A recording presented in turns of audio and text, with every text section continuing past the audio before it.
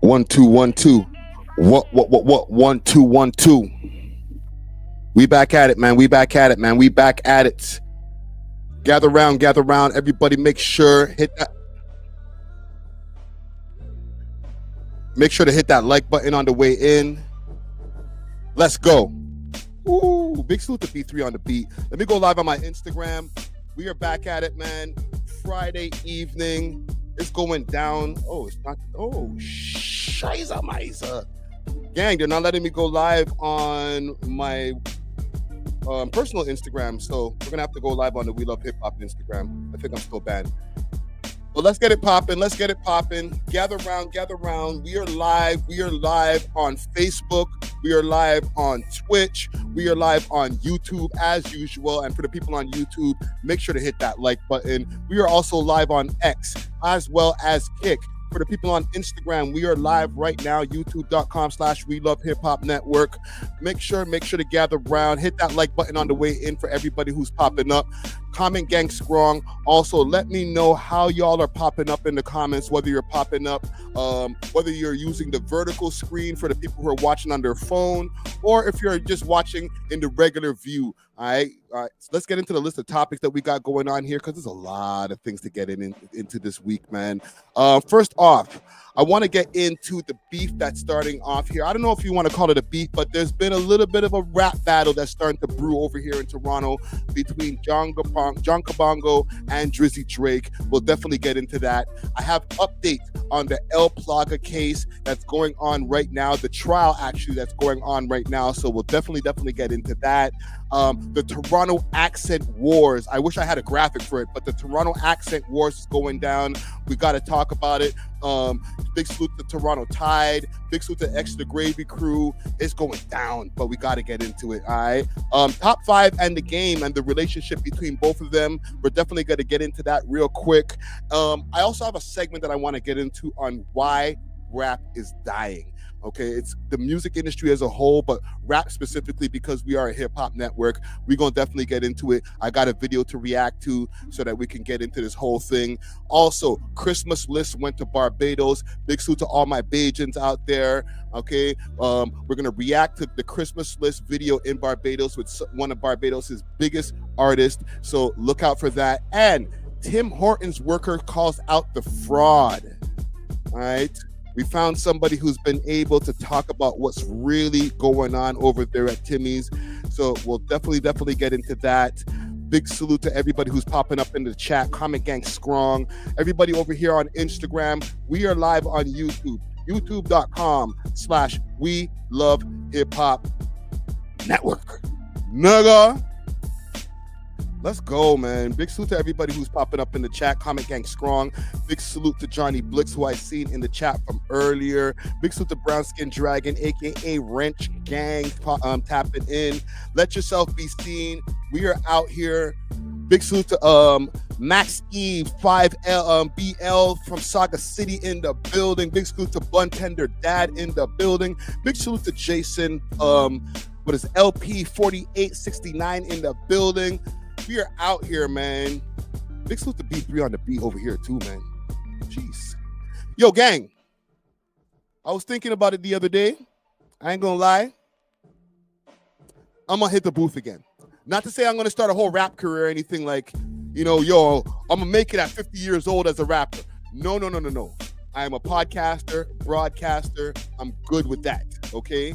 However, there's a little part of me that just wants to just do one more tune, maybe one more verse, and then just, not to show y'all niggas how it was done, because y'all don't care about bars, but just to bar up and just see how I could do it. You know what I'm saying? So, I don't know. You might hear a track coming soon, man. Let me turn off this beat courtesy of B3 in the building. Okay, y'all good with that? Am I good with that? Brown Skin Dragon says, what are you saying, a mixtape? I don't know about a mixtape. All right. But maybe like a 1-2 tunes, not just one, maybe two. Okay, because one, then it's like, if it's not like fire, it's gonna be like, bruh. But maybe a tune and then a freestyle at one of those freestyle places that you see people, you know, in front of the mic with the mic hanging down or some shit like that.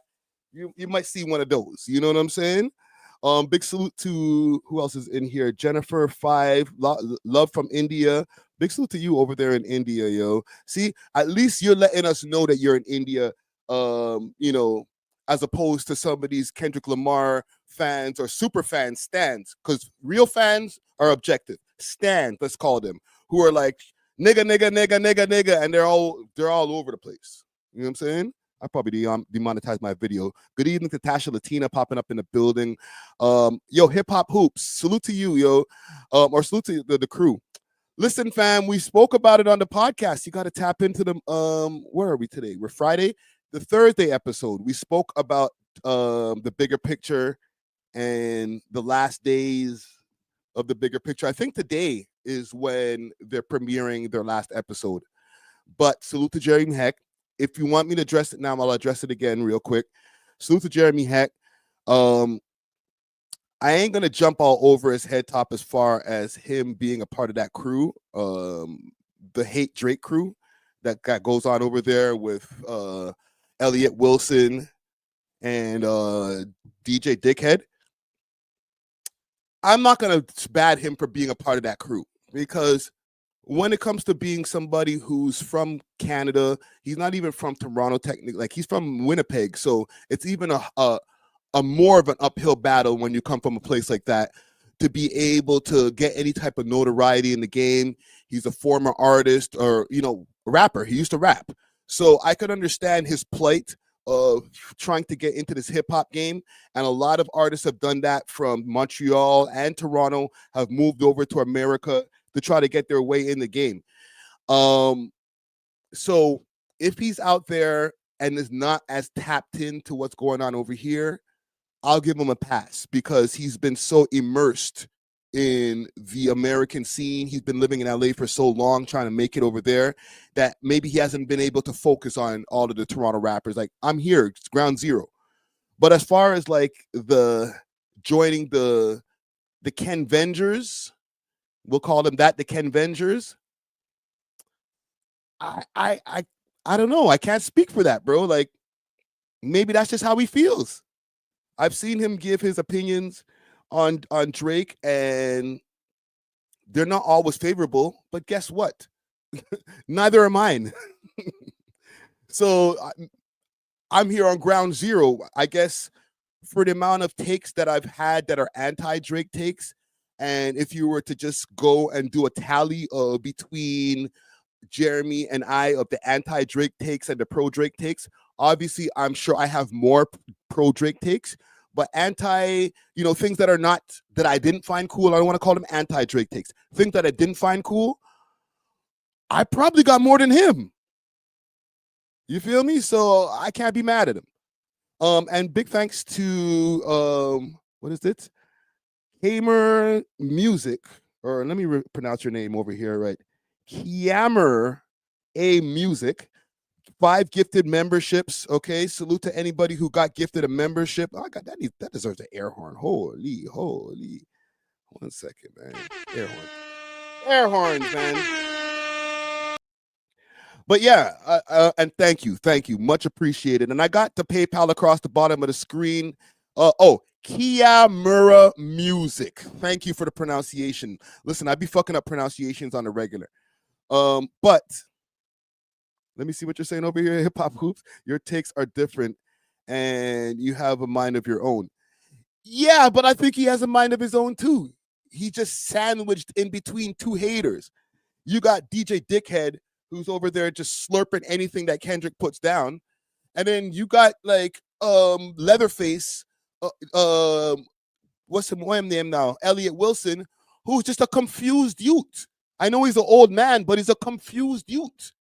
He doesn't know what he's doing. He doesn't know if he likes Drake. He don't know if he hates Drake. He's mad because Drake won't sit down and do another interview with him, even though, like, nigga, the nigga sat down with you, did a whole live interview, okay? And then he invited you and B-Dot to his house.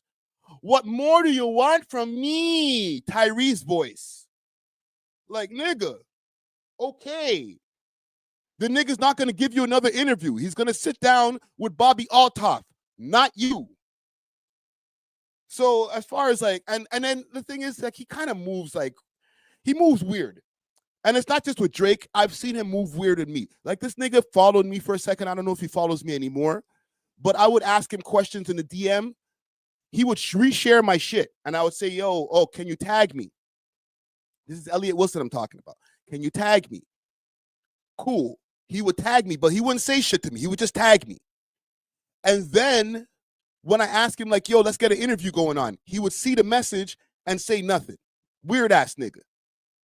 So I get it.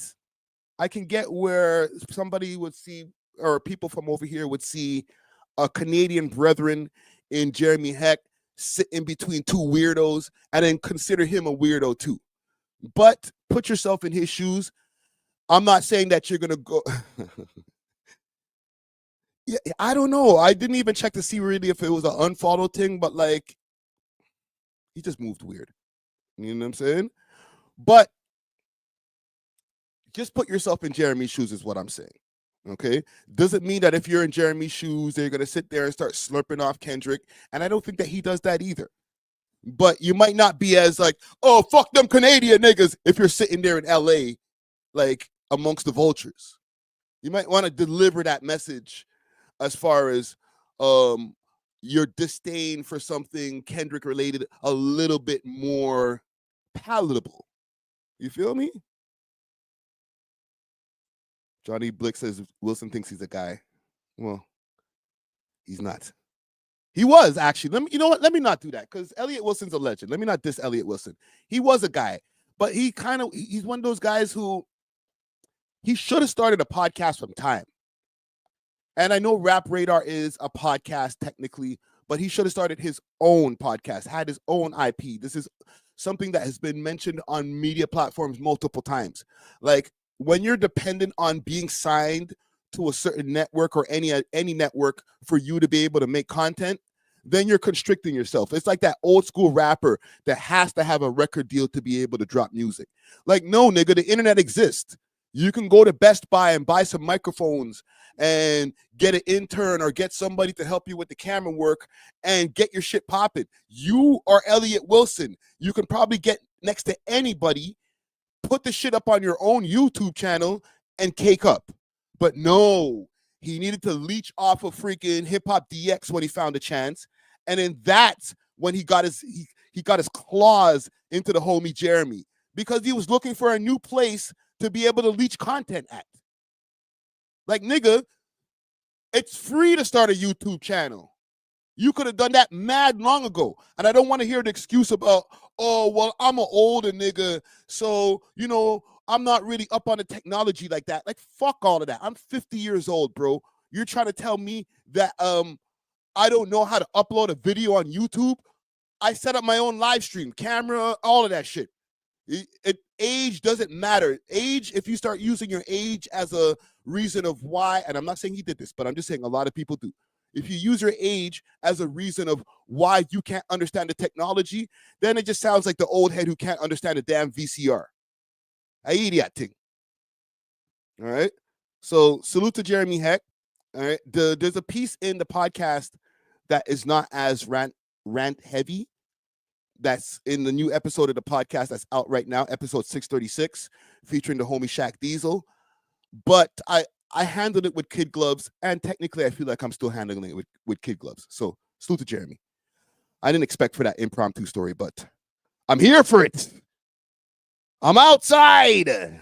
Let's run a couple of ads, and then let's get to the shits. Listen to this episode's sponsor, Exotic Hot Pots, with great strains and merch and delivery all across the GTA. You can hit them up on their Instagram page, Exotic Hot Pot CA, or subscribe to their Telegram at Exotic Hot Pot. Let them know that you heard about them through the We Love Hip Hop podcast. Salute to the sponsors. Cheer. I'm out here. One more. Ready for the road. Roll Ready Detailing, now open 7 days a week from 8 to 5 p.m. 750 Oakdale Road, Unit 66, specializing in ceramic coating perpetual with warranty, PPF, tints, wraps, vinyl wraps, and hand car washes. Remember, we clean anything on wheels. Roll ready, ready for the road. Oh, Ready for the road. Big salute to Road Ready. So listen, gang, before I get into any of my topics, I want to address something that's been going on, and it's been going on probably since we went viral a couple of weeks ago, okay? I'm not going to beat a dead horse as far as the going viral part. We went viral, cool, all right? Drake jumped in our comments. He addressed the T.I. pissing story. He said, no man ever piss on me ever in life. Is it, rude boy? Don't ever bring no scare business to me, the bomba clot. That's not what he said, but that's how it sounded to me. Okay? That's how it sounded to me. But from there, I started noticing things started getting a little weird on the channel. We had our rants. Big salute to DJ Natural Wave. You know, he had the crazy human centipede rant. We went crazy. We had a good time, right? A time was had. But I started noticing after that week, and that was like about 2 weeks ago, literally almost to the day, all of a sudden, a batch of dislikes started popping up on videos. Okay. I started seeing like maybe 6 at a time that were popping up. And then it went from 6 to 8. And this has like been frequent over the last 2 weeks. Now, at first, we addressed it over on one of the episodes of the We Love Hip Hop podcast. Like, shit, we be potted, so I don't even remember at this point. But we addressed it. I said, yo, there's a bunch of dislikes happening. I think that they're bots. And I went and did my inquiries. I hit up YouTube, and to be honest, they're not bots. YouTube responded to me. We did as much analyzing as we can do. And they came back to me after, and I escalated the matter because at first they were trying to be like, nah, bro, we'll help you. If it's bots, we'll just take them out after. And I'm like, nah, B, don't take them out after. Let's be proactive and not let the bots get into the video, period. Okay? I escalated the matter. They came back to me and said, no, this is not bots. This is behavior from maybe somebody who's targeting your YouTube channel. So I'll say this. I kind of had a couple of people in mind when it came to the source of where this is coming from, and I'm still not going to try to put anything on anybody's jacket. I will be honest. I did think that it was because we addressed it, keeps it solid in that rant. Okay, we didn't say any names. Actually, we did say some names, and I had a conversation with Keepsakes behind the scenes. There was definitely a misunderstanding between the two of us, and now we're good. That's my brother. Ain't nothing stopping that shit, okay? Anything that's happened, even when it came to like the misunderstanding, and if there's anything that I need to apologize for, I'm doing it. I'll do it publicly. That's my bad, okay? But it ain't Keepsakes solid. It ain't coming from there. So let's get that clear right here on this live right now. The dislike bots are not coming from Keepsakes solid. Now, I did address more than one major Toronto blog. And that would be Six Buzz. But to be honest, I don't think it's coming from there either. Okay? And let me see what y'all are saying in the comments over here. Because to be honest, it's some really stupid, petty shit. Because wherever it is coming from, and I've deduced it to maybe it coming from a series of maybe smaller blogs and stuff like that are trying to just dislike the videos. They might have not liked my rhetoric over the years. You know, I've been blamed for getting pages packed, all types of shit. Okay, public enemy number one, Sutga. But it's like,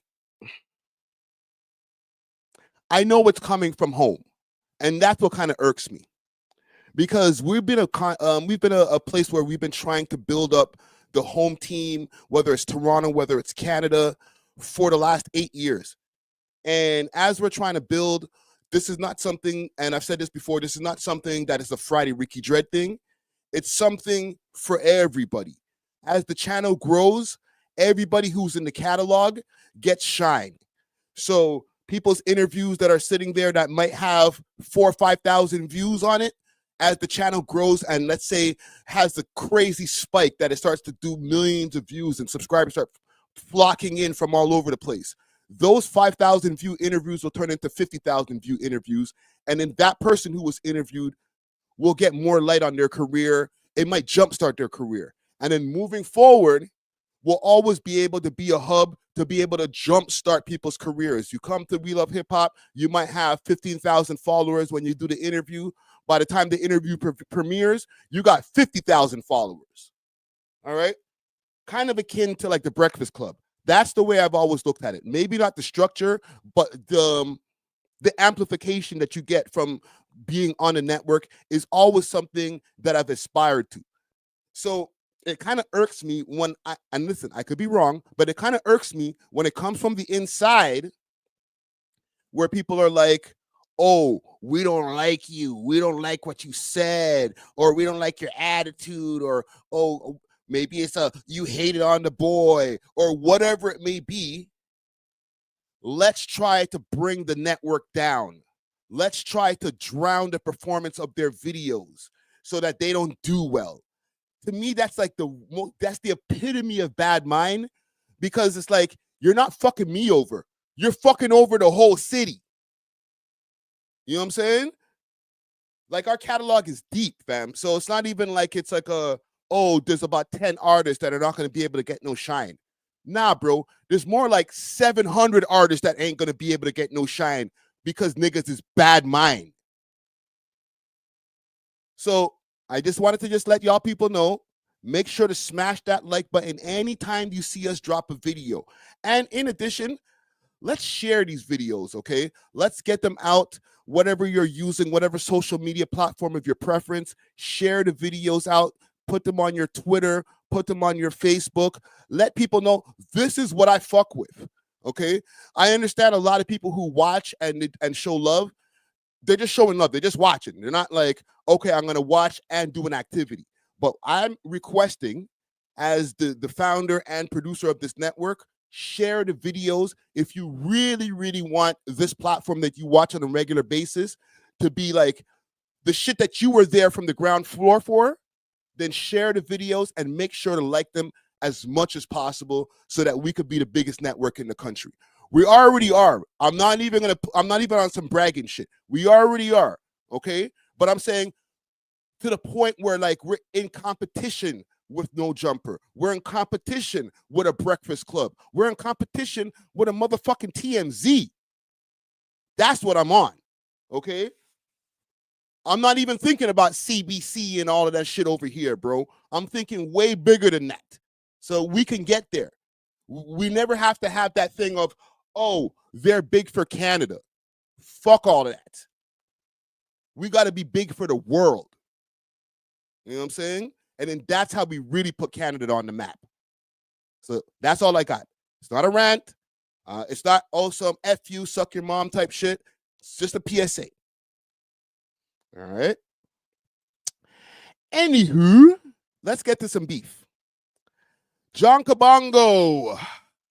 So John Kabongo has finally dropped his tune. He is ready to set it off on Champagne Poppy. Let me pull up the shit over here on Instagram and let's get to it, man, because I don't know, man. He's getting some mixed opinions on it, though. So let's go to my Instagram page and follow us on Instagram. We Love Hip Hop Network. He sent me the video this morning. We'll do a reverse after this. So I'll play a little bit of this and then we'll play it again at the end of the segment. Salute to John Kabongo. Yeah. I relate to kids going straight to the league. They recognize that you got what it takes to succeed. And that's around the time that your idols become your rivals. Let's go. You make friends with Mike and Yayo for your survival. The new wave for the city is here. I am so far gone, can't be living in fear. This is not a diss song, I'm just making it clear. The doc got a new star that I see in the mirror.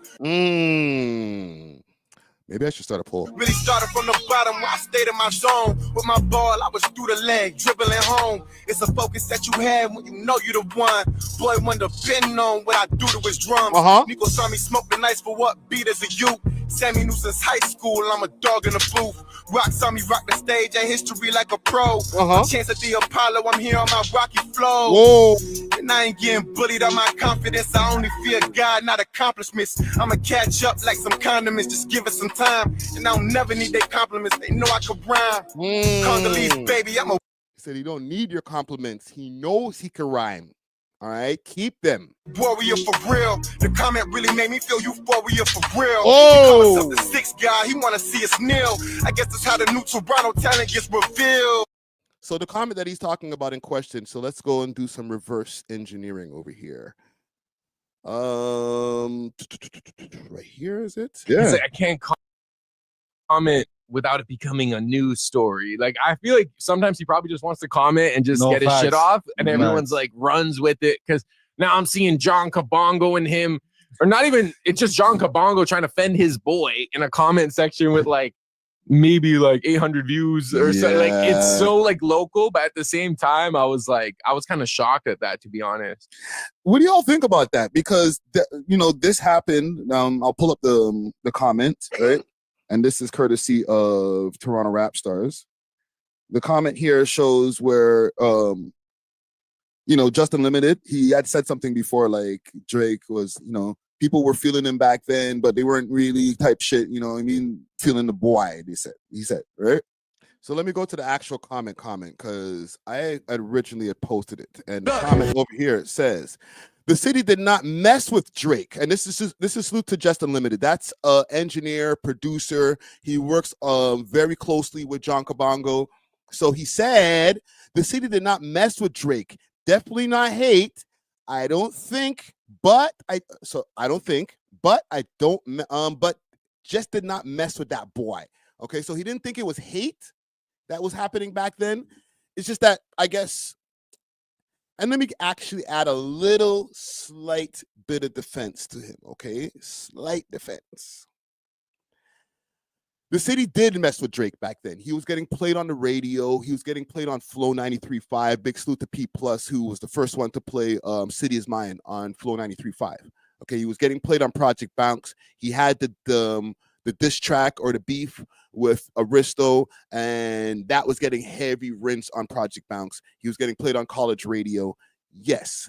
But everybody who was getting those flow opportunities back then were getting looked at a little bit sideways by some of the like more grungier artists in the scene.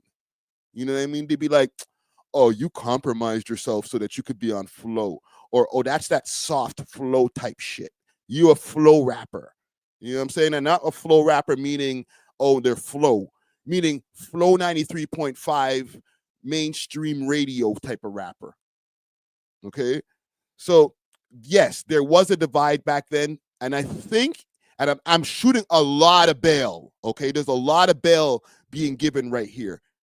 I'm thinking that that's what Justin Limited is talking about. Okay. And then he responded, and then he doubled up again and he said, Friday Ricky Facts. And do I have to go back to the original post in question? Jesus Christ. This rap beef shit, man. Let's go back. Let's go back. Back in time. To last week. Where is the post? Let's find the post. Is it this? No. Drake. Hold on, I'll find it. I'm trying to listen. I post so much shit that, but I know. Oh, it was this. Were That's you crazy. and your fellow rappers at the time viewing Drake during his come up? Was he accepted?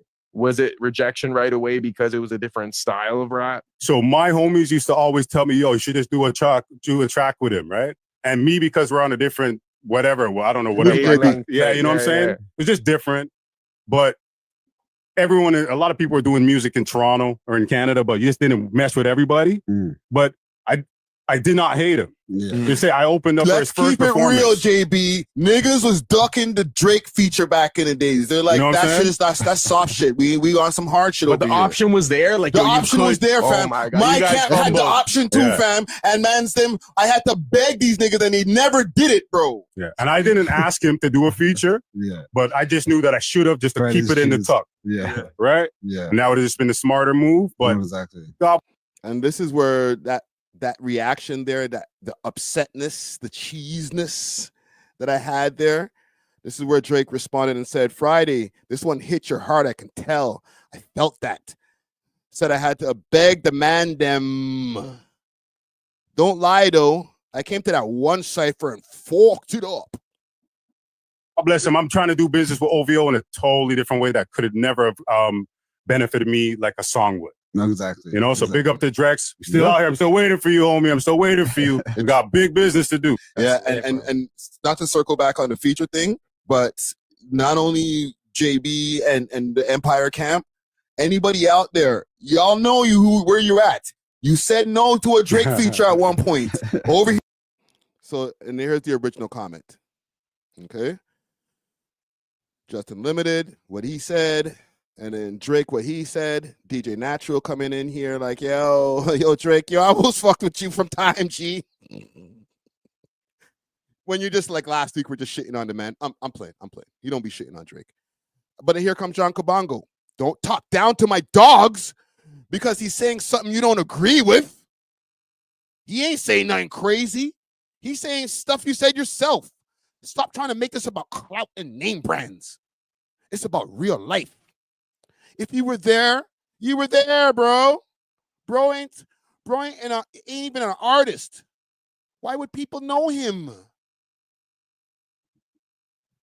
So yes, this is what prompted all of this shit. All right. So if I go back to the We Love Hip Hop network page and we go down a little bit because he hit me up behind the scenes and he was like, Brusky, what's up with your guy, man? You think he could just talk crazy to my friend? All right, and if I play this. Look, it's hard to make it out the city through the traffic jams. I felt like a label exec the way I would have. So this is the messages that him and I had between each other. It says, my dog ain't say nothing wrong Friday. He's a good guy. I'm not letting him try it and publicly humiliate him like that. Like, public humiliation is crazy. Yo, gang, was this public humiliation? One in the chat if that was a public humiliation from Drizzy Drake. Two in the chat if it wasn't that serious, bro. Okay? Let me know, man. Was that public humiliation? And John Kabongo, if you're watching this right now, salute to you. All right, brother? Hip Hop Hoop says no. Carol puts mad twos in the chat. Okay.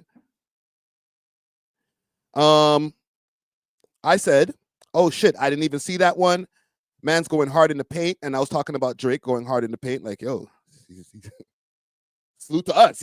We're getting a lot of traction. He's commenting on our shit. That's all I'm thinking about. Right? Then he responds, nah, I'm not having it. Justin is a good dude and said nothing wrong. And now he wants to disrespect him. I want him to disrespect me like that. And we can get into the booth about it. And I responded, damn, that's mud, but I'm here for it. And then he responded, I'm not a coward. No disrespect.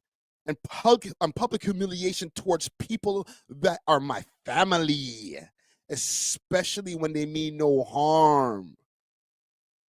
And I responded, hey, brother, do what you got to do.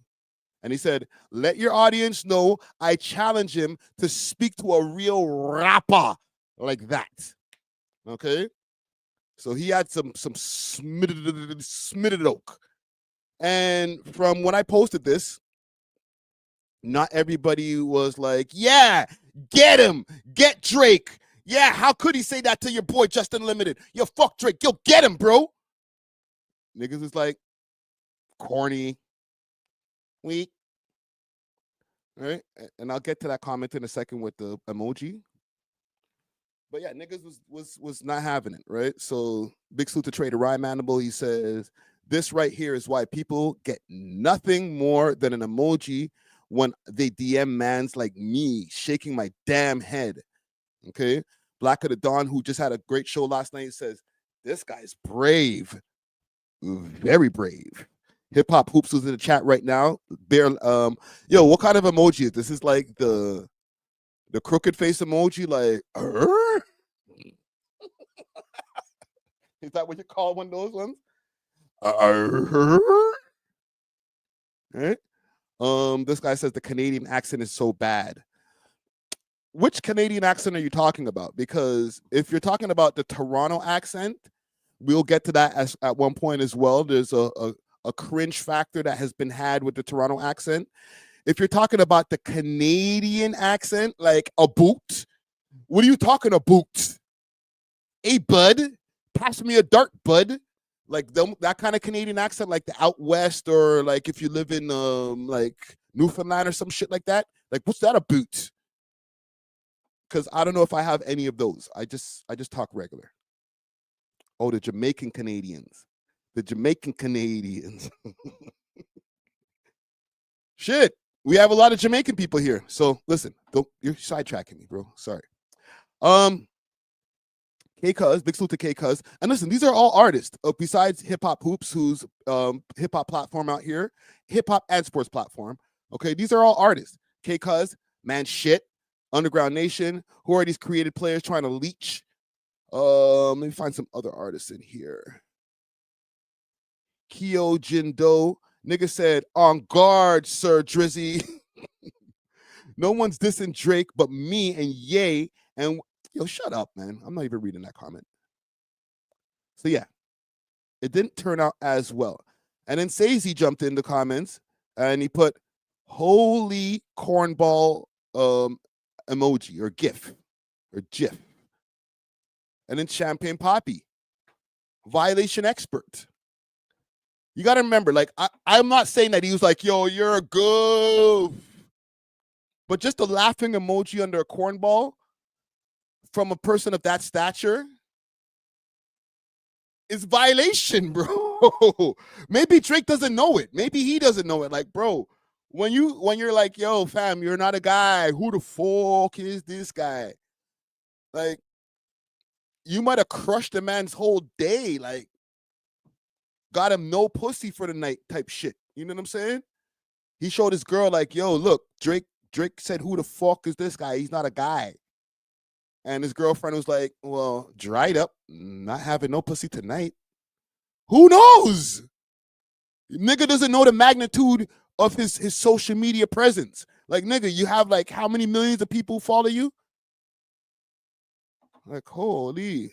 1 second. How many people follow this nigga? Champagne Papia. You got 142 million followers, bro. It's a lot, man. It's a lot, bro. You got to give the man them a chance, bro. Like, if the nigga want to diss, let him diss.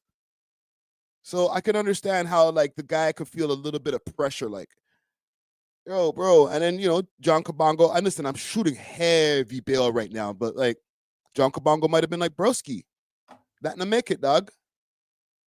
You crushed my homie's whole rest of the year. Christmas is over. You said he's not a guy.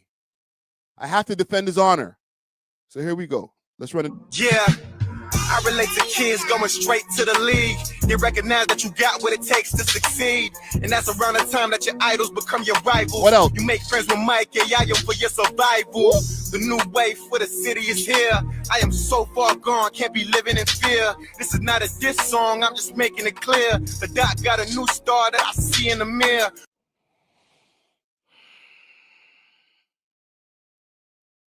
This is not a diss song. I'm just making it clear.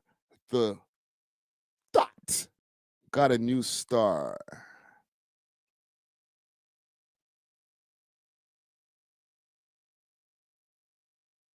Is that a double entendre, bro? Because we know, or I don't know if we know. I don't know if you guys know. And this is not an indictment on John Kabongo, right? Salute to John Kabongo. Great interview that we have on the channel. And he's representing Blake Street, okay? Doing his thing. Big salute to Blake Street. But there was a space of time. Palm trees flowing. It's outside in these LA streets. All right, he got to link up. You know, he got his Toronto Blue Jays cap over there. Careful, that might get you swiped over there. Toronto Blue Jays means something different over there in LA, brother. All right. This failed podcast, they talked about him. I want to shout out my guy from Toronto, John Kabongo, who has a very dope song with LA's Ray Vaughn, or TDE's Ray Vaughn. He's from where? From Toronto. And Raymond Vaughn is from West Coast. Wow. Salute to Leatherface. Thank you. It can work together. Yeah, look at it. I'm just trying to showcase the unity. He said he pulled up and he was in the studio with TD, and Ray heard the song, and he on the spot just gave him a crazy verse and said, "Let's go, drop it." And he said he was what, and he did what, and he said what, and left it what? Huh? What? He what? Hold on.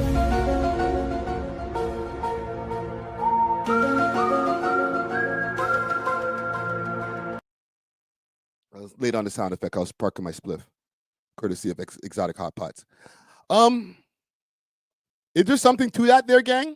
Am I reaching? Am I searching too deep into the pot for some bullshit? The TDE connection. So yo, don't worry, bro. And this is just a theory. Don't worry, bro. Get at that nigga. If anything goes down, you got the backing of us. Top Dog Entertainment. All right? Top Dog will hold you down. TDE Punch. They'll hold you down. All right? Just a theory. You know what I should do? Let's run it again. Let's delve a little bit deeper, but I'm gonna call this nigga. I'm gonna call this nigga. All right? He's out there. To live and die in LA. That's the place to be. Unfinished business, you know what I mean. Whoa, all black rain. You got to see it to know it. All of the pain for the nights on the floor, need a plane. Let's call him. Let's call Kabongo. Kabongo. We'll see if we can get him on the live.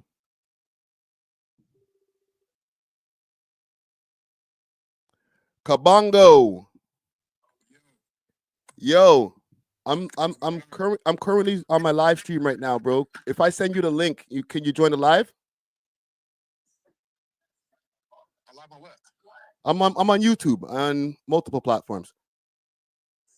Okay, so what do? I just I'm gonna DM you the link right now. You don't need to download the app.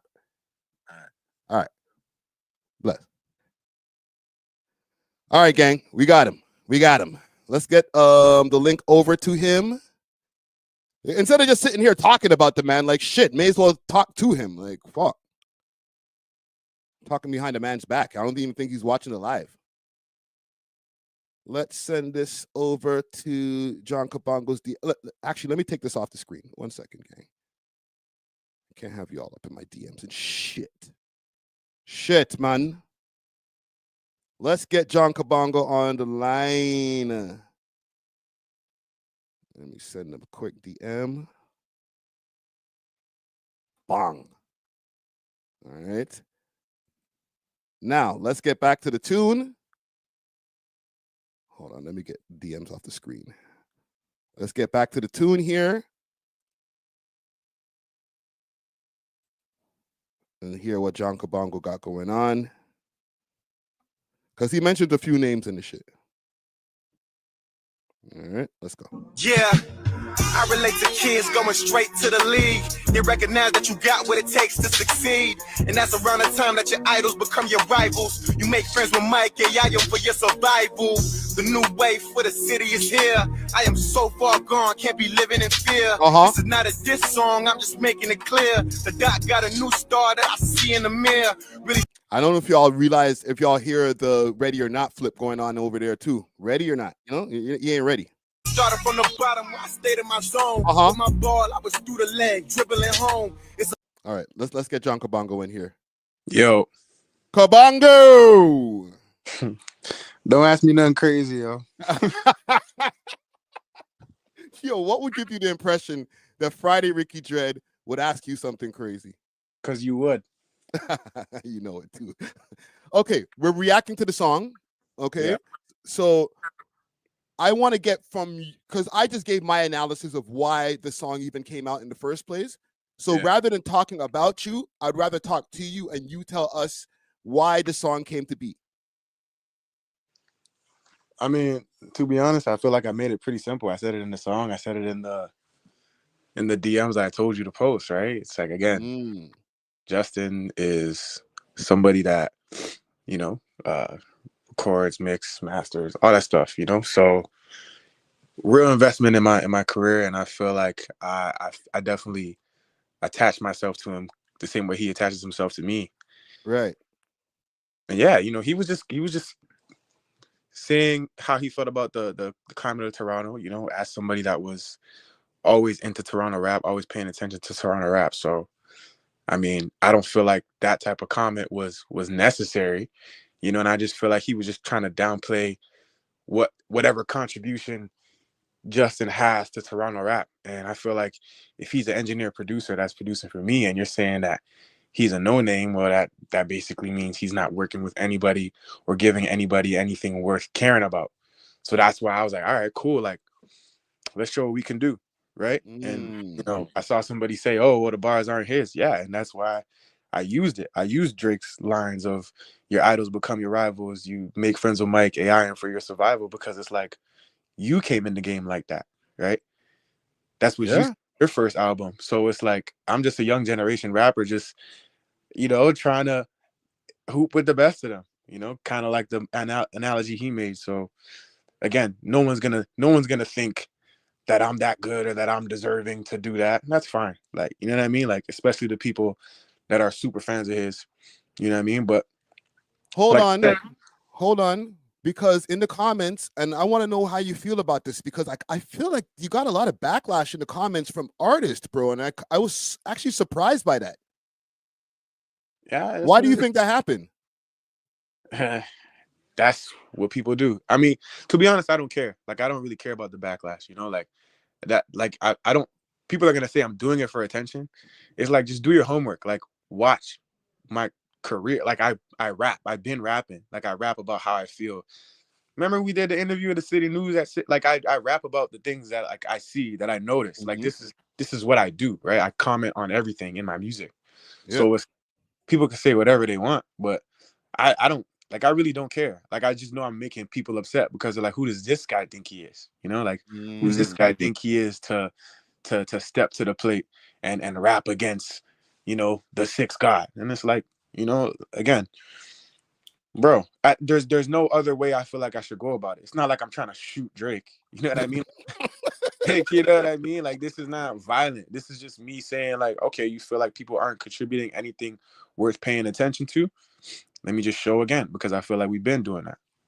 No, bro, I fuck with that, because like you felt a way about something, and a lot of guys would just go and just pick up their phone, talk a bunch of shit on live, and they're actual rappers. I'm like, why are you on the phone? Go in the goddamn studio and say how you're feeling there. So the fact that you did that, I fuck with it. You know what I'm saying?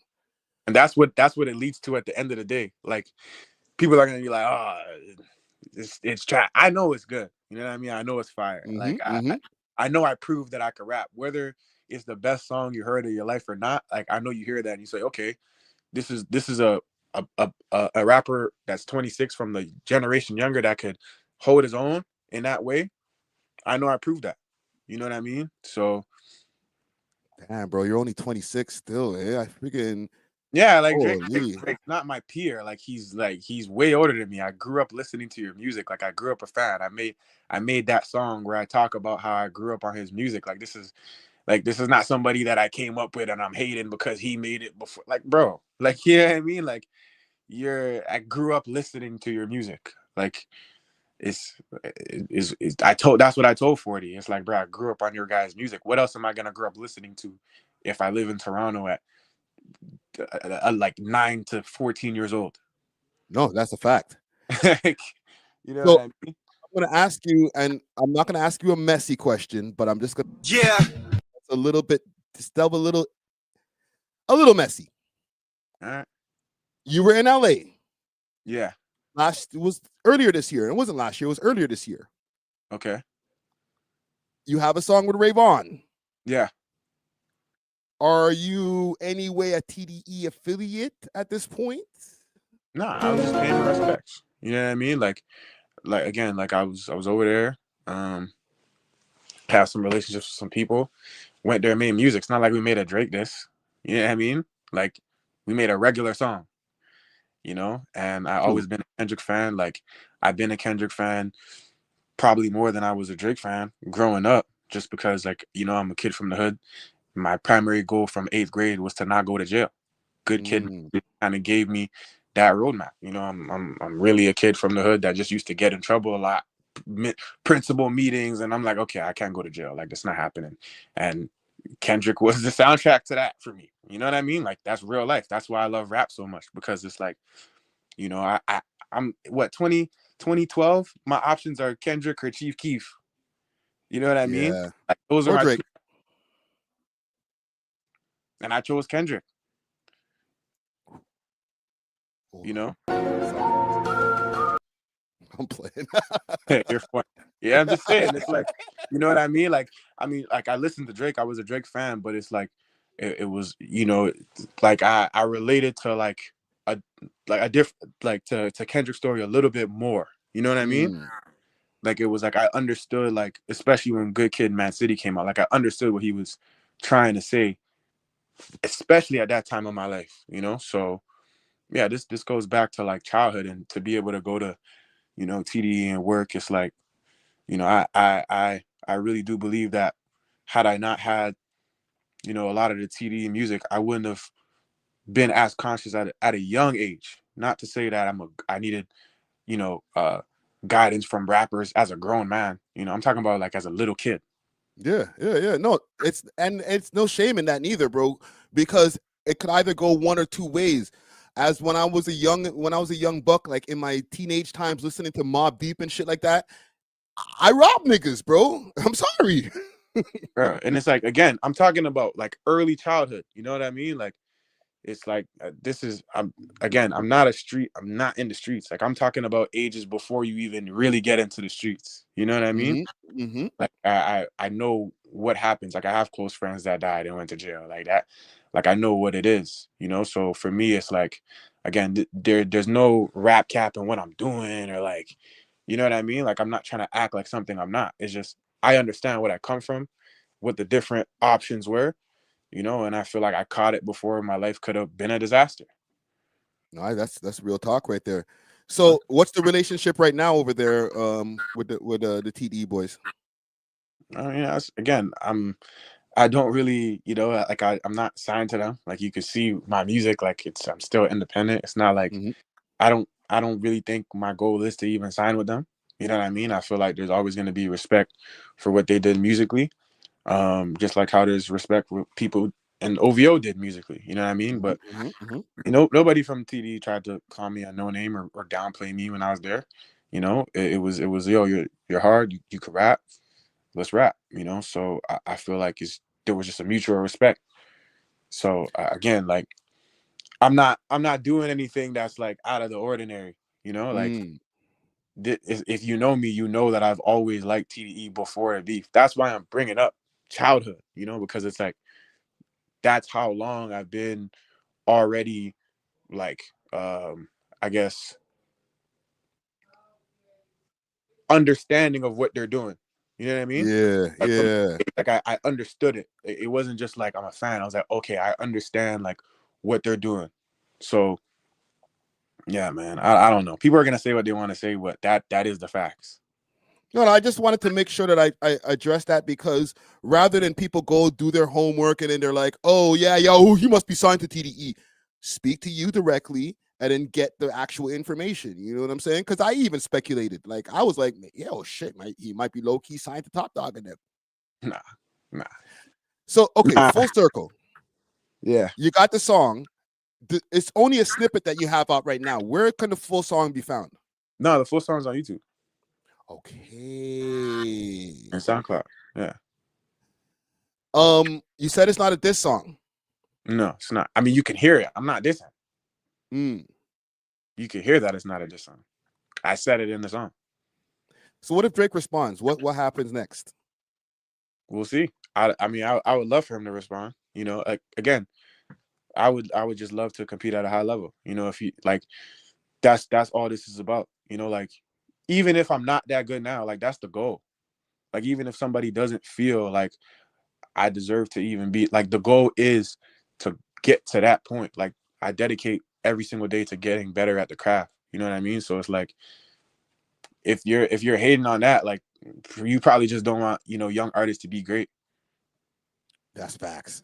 That is facts still. No, brother, listen, I wanted to, I'm glad that you came through and was able to clear this up. I'm going to run the tune as soon as I get you off of the live here so that we can get the full, and it's 4 minutes and 19 seconds from what I see here. So we're going to run through the full tune, and big up to you, bro. Keep doing your thing, fam. Nah, for sure. I might say John listened to Kendrick and she listened to Drake. That's funny. I feel like the comments are funny because it's like people don't even know my story. You know what I mean? And it's like, this is good though. I think it's good because, like, it's gonna give people an opportunity to dive in, you know? And I'm somebody that, like, I embrace both sides. I embrace the love and the hate. You know what I mean? Because I'm not naive. Like, I don't feel like everybody's gonna like me, but I know that I'm still gonna make myself known. So, and a little bit of hate is, I don't want to sound crazy, but a little bit of hate is always necessary. You know what I'm saying? It helps to drive the engagement. It's inevitable. You know, there's always gonna be people that look at me like, yo, who is this guy? Like, this guy sucks. Like, this guy's not nice. This guy can't rap. This guy's not that guy. Like, that's gonna happen forever. Like, I don't know what else I'm supposed to expect. Like, I'm not an idiot, you know? The greatest, nobody's ever satisfied with one artist universally. Like, the world's never satisfied with just one artist and everybody agrees. Like, there's always, like, polarization. You know, people like it, people don't like it. Yeah. Let the people know where to find you, where to find your music. And yeah, man. What else you got going on for the rest of the year? Yeah, man, it's just good music, bro. You know, John Kabongo, Instagram, Spotify, you know, all that. You know, I know you guys don't know me and I'm a no name, all that stuff, but I'm telling you that this is, you know, only a continuation of me continuing to rise. I think that's all I could say. You know, like, I'm just going to keep getting better at music. I'm just going to keep being the type of artist I am. I'm not the Drake type artist, as you can see. I'm a different type of artist. So I feel like I'm gonna continue to make the type of music I'm making, whether people like it or not. And, you know, we're doing that till my time's up. That's it. Listen, and I'm gonna keep on supporting it, brother. Nah, it's love Friday. Always love, man. Yo, salute to you, brother. All right, fam. Bless. Yep. Big salute to John Kabongo, man. Listen, gang, I had to, you know, go straight to the source. We can't just be here just chatting about the man over here on the live stream. All right, numbers are there accumulating and shit, and then, you know, he watches it later and he's like, Friday, you got something wrong. Like, nah. We get it straight from the horse's mouth. Pause. No pause. There's no pause on horse's mouth. Let's play the whole tune. This 7 I'm about to roll is for the 27 years Mandela spent in that prison and couldn't get no justice and took all that crap. That's why I ain't gonna crap out. No! I might have to cut this out later because this might get copyright, but fuck it. Let's go.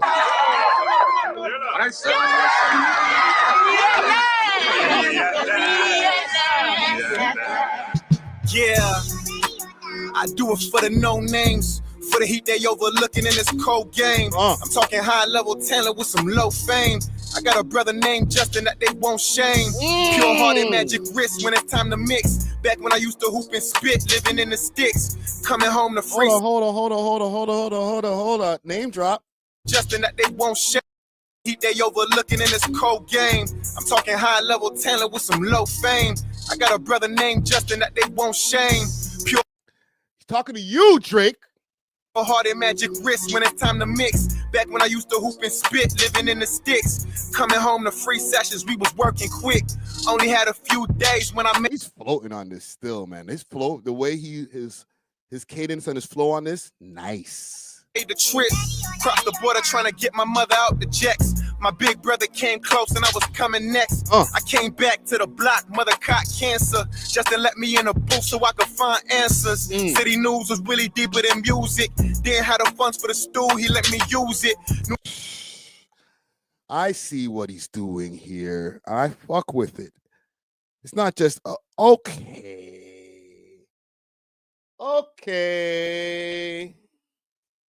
Stop this about bootleg stack bundles. Stop this. R.I.P. Stack, man. That's not a bootleg stack bundles, bro. Nigga's his own self, bro. Stop this. That I was one of the best. I really proved it. Had to get it off of my chest or I would lose it. Oh, my bad. I got sidetracked. Yeah. It's not just it's not a Drake diss, but it's not a song addressing Drake and all of that stuff. You know what I'm saying? Like, it's a song. He's talking about his life. Okay. The fact that, he had to, address a few people, chat to a boy. Salute to Drake. Don't get mad at me, bro. You have to chat to a boy, say, yo, listen, mind your speech, brethren. Watch how you talk to my friends. Just a little quick addressing. You know what I'm saying? But the song wasn't about Drake. Just mind your speech, brethren. A year later, Justin about to be a dad. Dealing with some pressure that he never had. Meanwhile, I'm working at O.W.O.L, helping out my moms with rent, selling their clothes. Oh!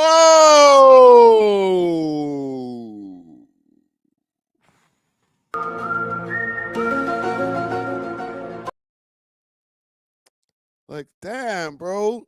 This nigga's friggin' John the Judas is crazy. He just worked at the store, dog. It's just a store, fam. You don't get the OVO chain for working at one of the retail outlets. Around that time, I had that meeting with Low. Looked him in the eyes and knew that I had to go. It wasn't what I wanted. I peeped it and chose my path. Showed him all my singles and doubled down on my craft. Who's low? Yo, who's low? Who's low, gang?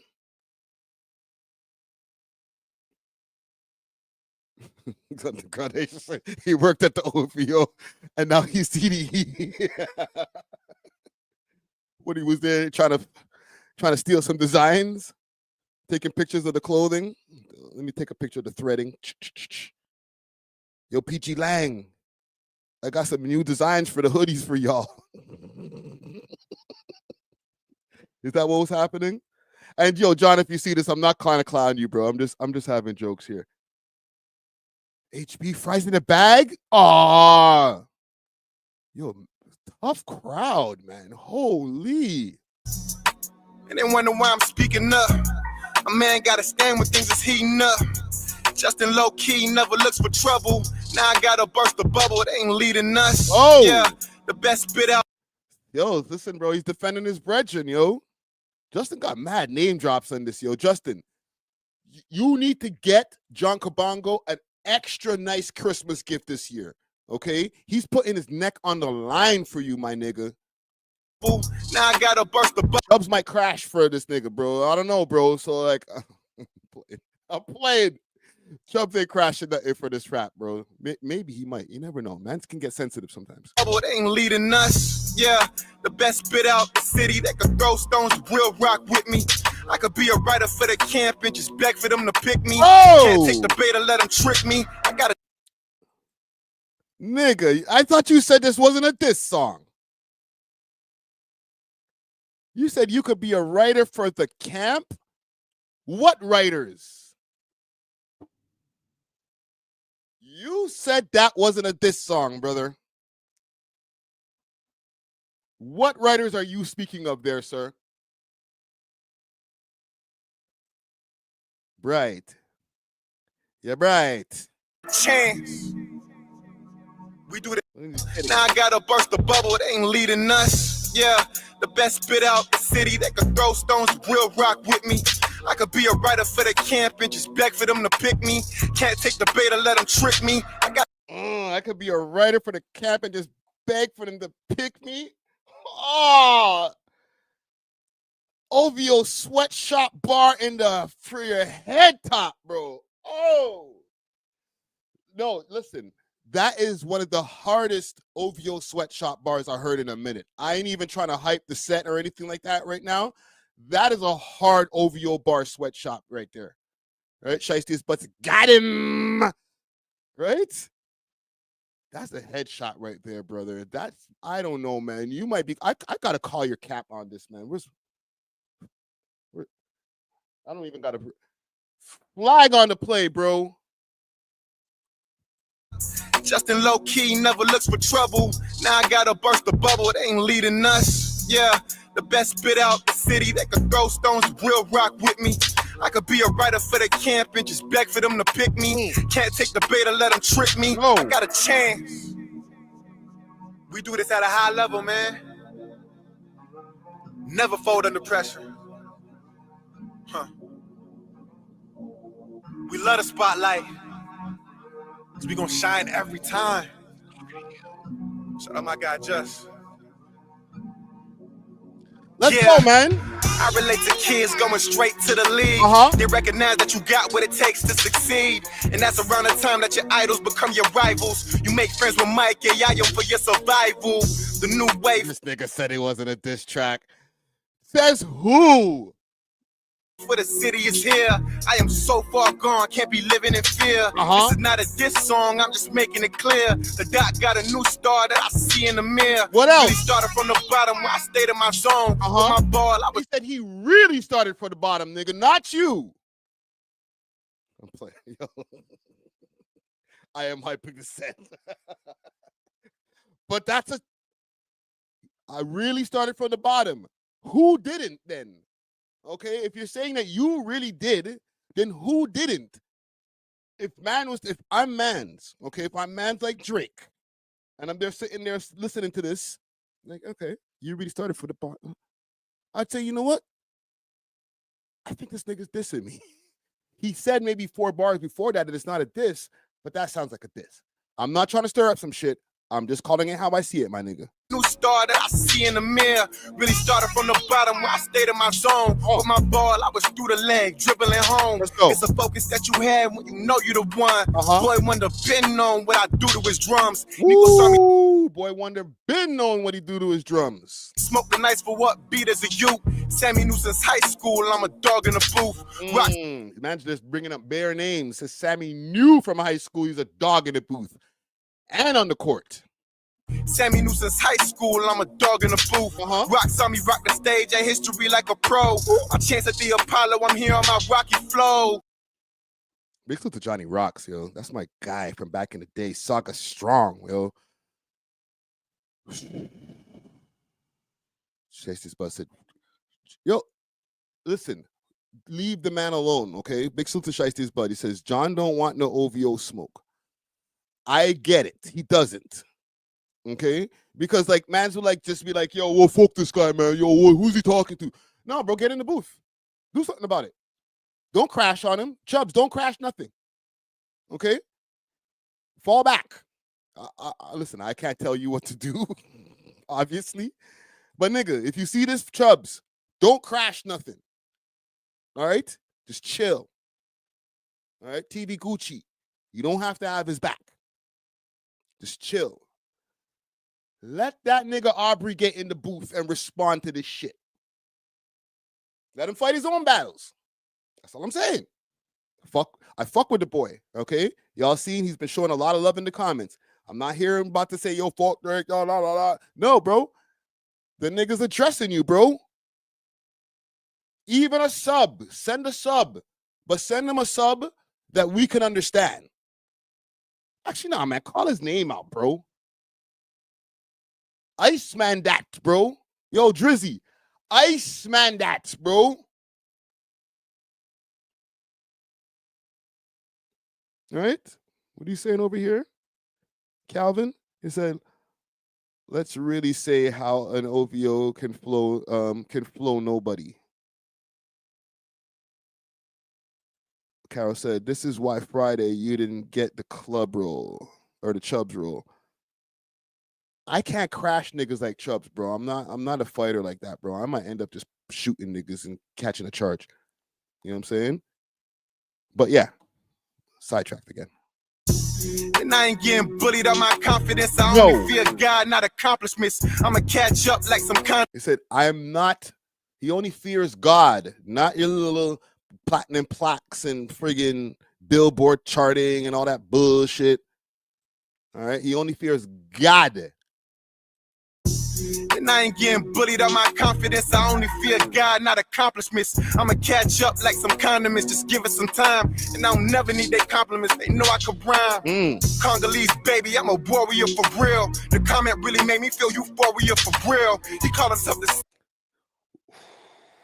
warrior for real. That comment really made me feel euphoria for real. Oh, nigga, somebody said something about Meek in this. Meek could never. Meek Millie could never. And especially in that short space of time. You didn't hear how he flipped the euphoria bar in there? This nigga's gifted. I'm not even like playing for the cameras or whatever. I'm really saying this. Like, if it was a trash rhyme, I wouldn't be able to break it down. Put it that way. Okay?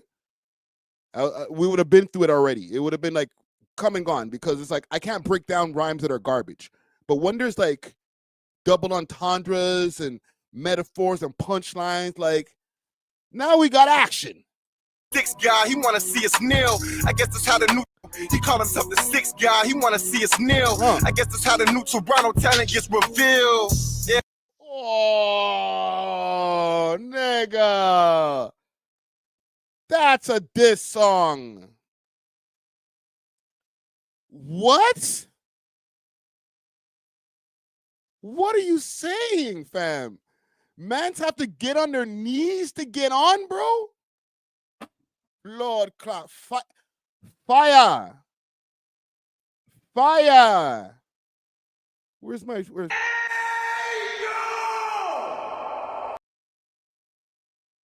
holy, dress up them talks there, Bridget. Let me hear that again. I'm a warrior for real. The comment really made me feel euphoria for real. He called himself the sixth guy. He wanna see us kneel. I guess that's how the new Toronto talent gets revealed. Yeah. Oh, you can.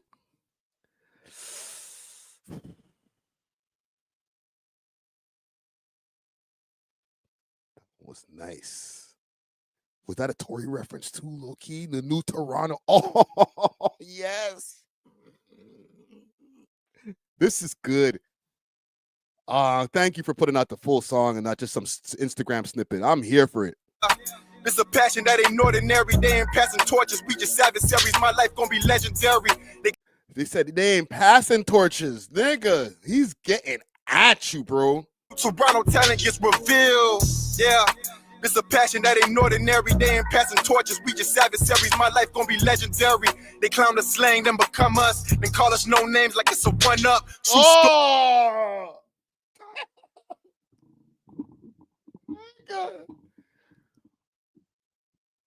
Drake, you gotta respond, bro. I know niggas is gonna be like, oh, it didn't even get any views or whatever. Well, guess what? It's on We Love Hip Hop now. It gonna get some views. Hit that like button, man. All right. Even if they don't see the music video or the song itself, they're gonna see the We Love Hip Hop reaction. It's getting some views. Drizzy, we need you now. All right. Let me put my Icy Springer on right now. Drizzy, we need you now. Let's go, man. Address this nigga. Glory. Gave the attention to the wrong dudes. We are from the 6, but we don't got the same views.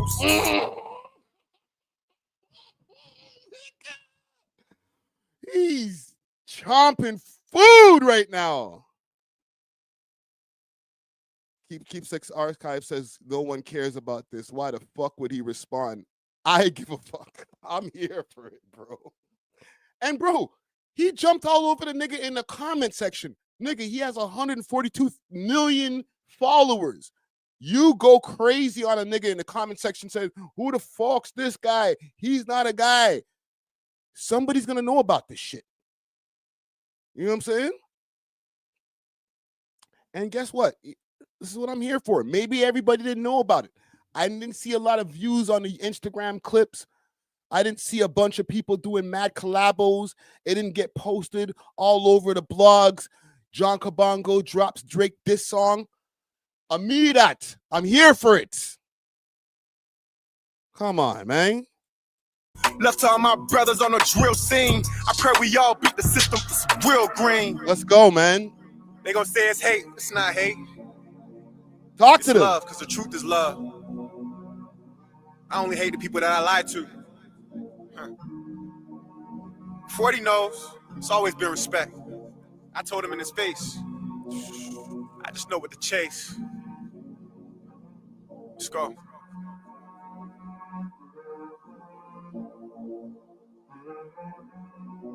Nigga said Friday's glazing this mid. Stop. Bro. You guys are so fucked up, man. Oh, Toronto's such a tough crowd, man. Holy shit, man. This nigga went in the booth. This is like 2 weeks later, maybe a week and a half later. So it's not like the man went in the booth, just said, yo, punch me in. Yo, it just took 2 seconds to write the thing. You know what I'm saying?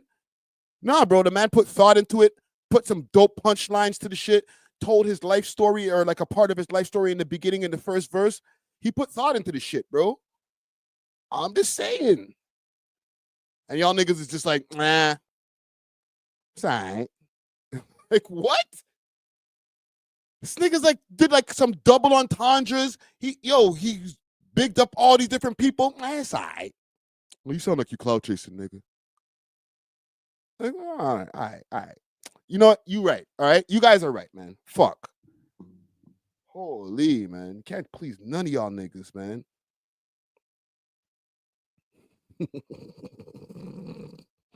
Says on God, I'm glazing, eh? Glazing hot hip hop over here. Big salute to David Torres. He says, big up from NYC Friday. Keep doing your thing. Big salute, bro. Big salute, man. But yeah, that's what's happening, okay? This is what's going on. Go check out the tune right now. It's available on his YouTube channel. Go run up the views. Let me go throw a like on this shit, man. Let me throw a like on this. Boom. Go run up the views, man. Because it'll be one of those things too, and we'll get it to later on in one of these other videos, all right? I almost had a freaking tongue twist over there. We'll get to it later on in one of these other videos where people see the perception of view counts and they're like, oh, that shit must be trash. That don't always be true. There's a lot of fire music that don't have 1 million views on it or doesn't have multiple hundreds of thousands of views on it. All right? There's a lot of fire content of people who got amazing podcasts, amazing production, great points of view, and it might got just a few hundred views on it. Might not even got 100 views on it. But it don't mean that the shit is whack. All right? Sometimes the algorithm doesn't pick it up. This is what we here for. We got to support the ting, bro. We have to support the ting. So yeah, salute to John Kabongo, man. Keep doing your thing, bro. And I'm glad he was able to jump on that call also. All right. What else do I got on my list here? Ooh, let's get to this Plaga case. So, I don't know. I was gonna say salute to Plaga, but he's currently dealing with an issue, a legal issue. He's on trial right now. There's about 2 more weeks left in the trial, they're saying, for the murder of 2 women in a Fort Erie home. There was a party that went down back in 2022, if I'm not mistaken. And in the December time, around these times here, party was going down, Airbnb rental home or something like that. Bunch of people in the house. Plaga attended. Plaga is a Toronto rapper via Scarborough. And he went to the party with a few other of his peoples.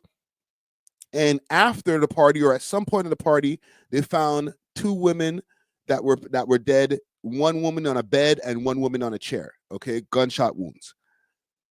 They said that after everybody left the party and stuff like that, that there was evidence that clued in that said that El Plaga was the trigger man of this. But to be honest, when I go through this trial and all the different times that I've been seeing different clips from the trial, it's still not adding up to me.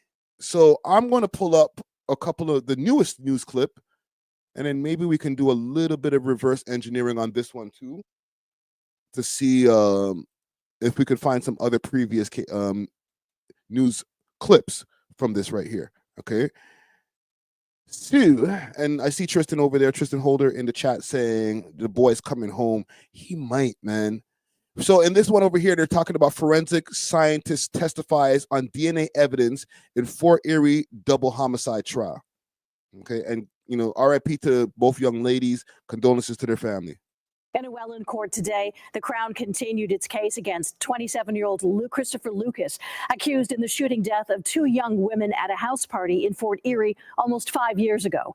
Today, the court heard how Lucas's DNA was found on marijuana joints at the scene. Emily Taylor was in court and has the details. Good evening. The court heard from a forensic scientist this afternoon who tested several pieces of evidence found at the short-term rental in Fort Erie where the alleged crime took place in 2021. 27-year-old Toronto rapper Christopher Lucas has pled not guilty in the shooting deaths of 18-year-old Christine Crooks and 20-year-old Juliana Panunzio. The two friends were killed at a birthday party at the Fort Erie rental in January 2021. Crooks had been invited by Lucas, while Crooks was Panunzio's only connection to the gathering. Today, the court heard about 13 different biology reports conducted on various pieces of evidence found at the crime scene, looking to see if DNA or blood was present. That includes a blood pattern analysis on the front foyer where Christine Crooks' blood was found. The forensic scientist testified that what he believed to be Lucas's DNA was found on several marijuana butts from the scene. In their opening remarks, the Crown had said a key piece of evidence in their case are the marijuana joints found next to the bodies of the two young women who were killed. The court has already heard testimony from the Niagara police detectives on the case, as well as from several partygoers. Two of them, the birthday boy and party host, have pleaded guilty to obstruction in this case. As the Crown expected, none of the people who attended the party said they saw the shooting take place or could identify the shooter. The Crown is expected to wrap up their case in the next couple of weeks before the defense can present their case. The entire trial is expected to last around 9 weeks, and the verdict will be decided by a jury. So, yeah, so from you can see right there, they're talking about how they found, and I'm putting up a poll right now. I'm asking, will El Plaga beat the case?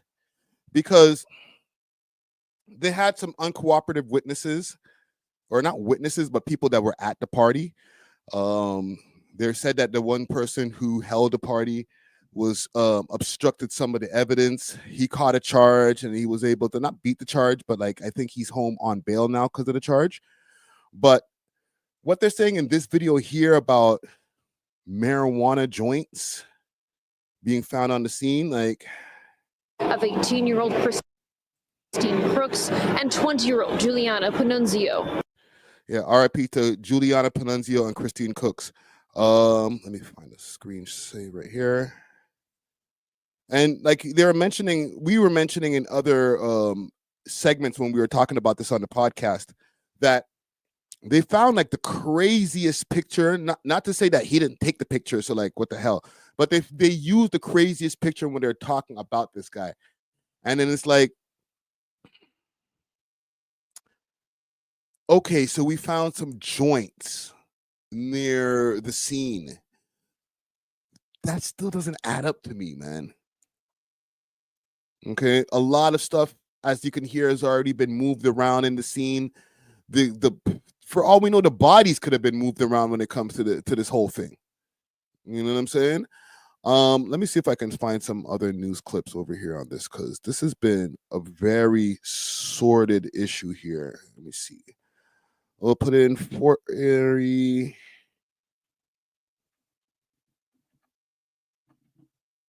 Homicide.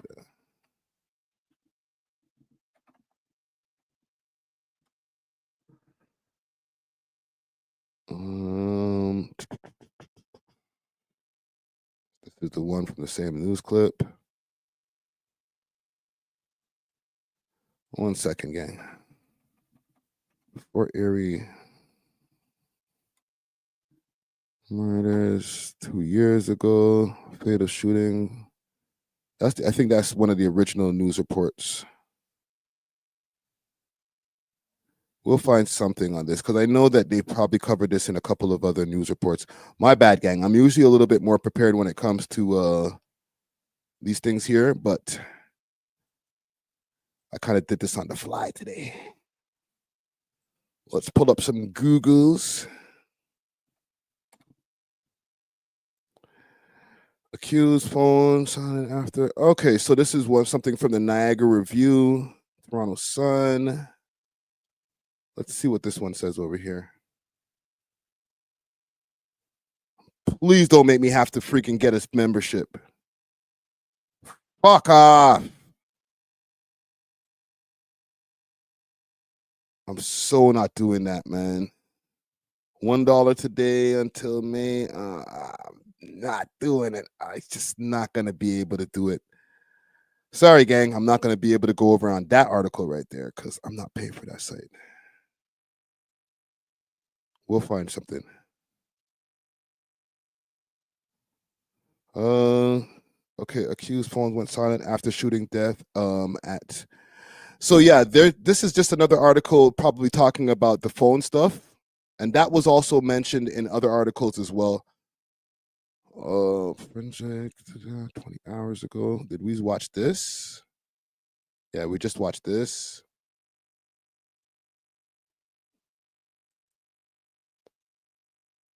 Fort Erie Radio. New testimony details phone data, clothing tied to homicide. Okay, so here we go. Phone records. Phone records and seized clothing linked to the accused in the 2021 Niagara Park Way double homicide formed the core. New testimony heard in this week's trial resumed in Superior Court in Welland. The new evidence focused on hours around the shooting and on items that police said were recovered months later. A jury heard the information from a Niagara Regional Police detective and the Crown outlined that the investigators found after the death of 18-year-old Christine Crooks and of Toronto and 20-year-old Juliana Pananzio of Windsor, a short-term rental property in Fort Erie on January 30. Okay, let me find something here.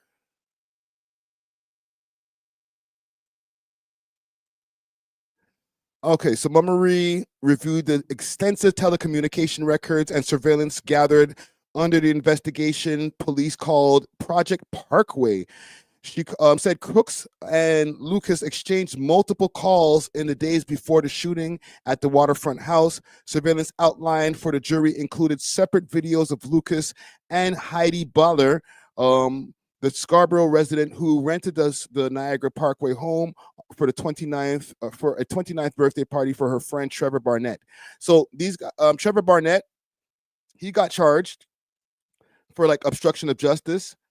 And what's her name? Heidi Baller, she got charged for obstruction of justice as well. Let's see here. And this is just from this week. What's the date on this? Yeah, this is literally from yesterday. So where are we? On Wednesday, Detective Jacob Braun described his role in the same investigation, telling the courts that he posed as the property's clerk at NRP headquarters on May 2021 and overseas items to Baller. According to the review, that steps taken to prompt monitored communication as investigators sought wiretap chatter. Braun said he was also monitoring surveillance taken by a drop van positioned at a Toronto housing complex where Lucas' mother and sister lived. Video collected from a Richmond Hill apartment complex showed that Lucas entered while wearing what appeared to be the same clothing seen in the Fort Erie party. On July 21st, Toronto and Horton police executed a warrant on the Oakdale apartment. Officers seized a Glock handgun, a cell phone, 3 pairs of shoes, and clothing, including a pair of pants, a sweater, and a sweater that matched the item that's seen at the party in the party video. Niagara police had earlier offered a reward of up to $50,000 for information. The amount increased to $100,000 in July of 2021. Around the time of the Oakdale search, Lucas was charged in connection with the homicide in the following month. Okay, so from what they have here, or from what I'm assessing from this here, they have a lot of phone tap records and stuff like that. They had a freaking van parked in front of his mom and his sister's crib, which is crazy.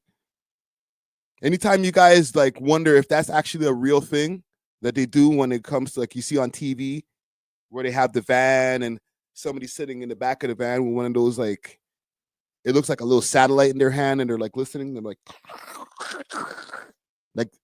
I don't know if they're actually doing it like that with the little satellite thing. Like, I'm sure they have better technology than that, but that shit really happens. Okay? Anytime if you look outside of your house, you start seeing the same van too many times and nobody in the neighborhood is getting anything fixed, electrician van, but ain't no electrical work going on, then they might not be surveilling you, but they're surveilling somebody in the neighborhood. That's a mad thing.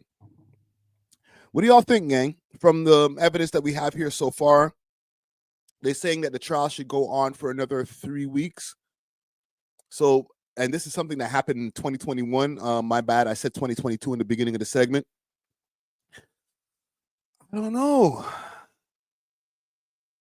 Do y'all think that Paul might be able to beat this case? From what I'm seeing over here in the poll, I asked, will Plaga beat the case? And right now it's saying 50-50. Yeah. And it just changed to 44% yes and 56% no. Listen, if he's innocent, then I hope that he does beat the case. But from the way it's looking right now, I know I did say that they didn't look like they really had much on him, because when they start saying like, okay, well, we found some joints that had your DNA near the body, like, that's not enough for me, bro. But they're going to choose that. They're going to use all of the phone taps and all of that type of shit, and they'll try to put everything, they'll throw everything they can to try to sink this nigga. They might even throw lyrics at him and stuff like that and see, like, this is he has a history of violence, or what it is, a case study, or what do they call it? Something that they do to build a character, like to show how the character of the person is. Y'all know what it is, man. Let me know in the comments what I'm talking about right there. Let me see if I can find some of Plaga's music just to put y'all on.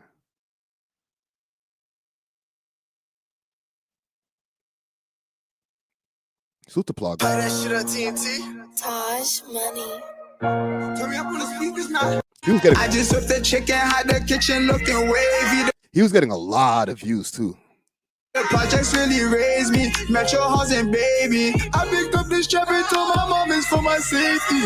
Liho, not defamation. It's like character building. Like, they're gonna use like his music videos and be like, see the type of stuff that he talks about in his music video. Well, of course he has the inclination to be violent. You know, he's talking about all this drugs and gangster stuff.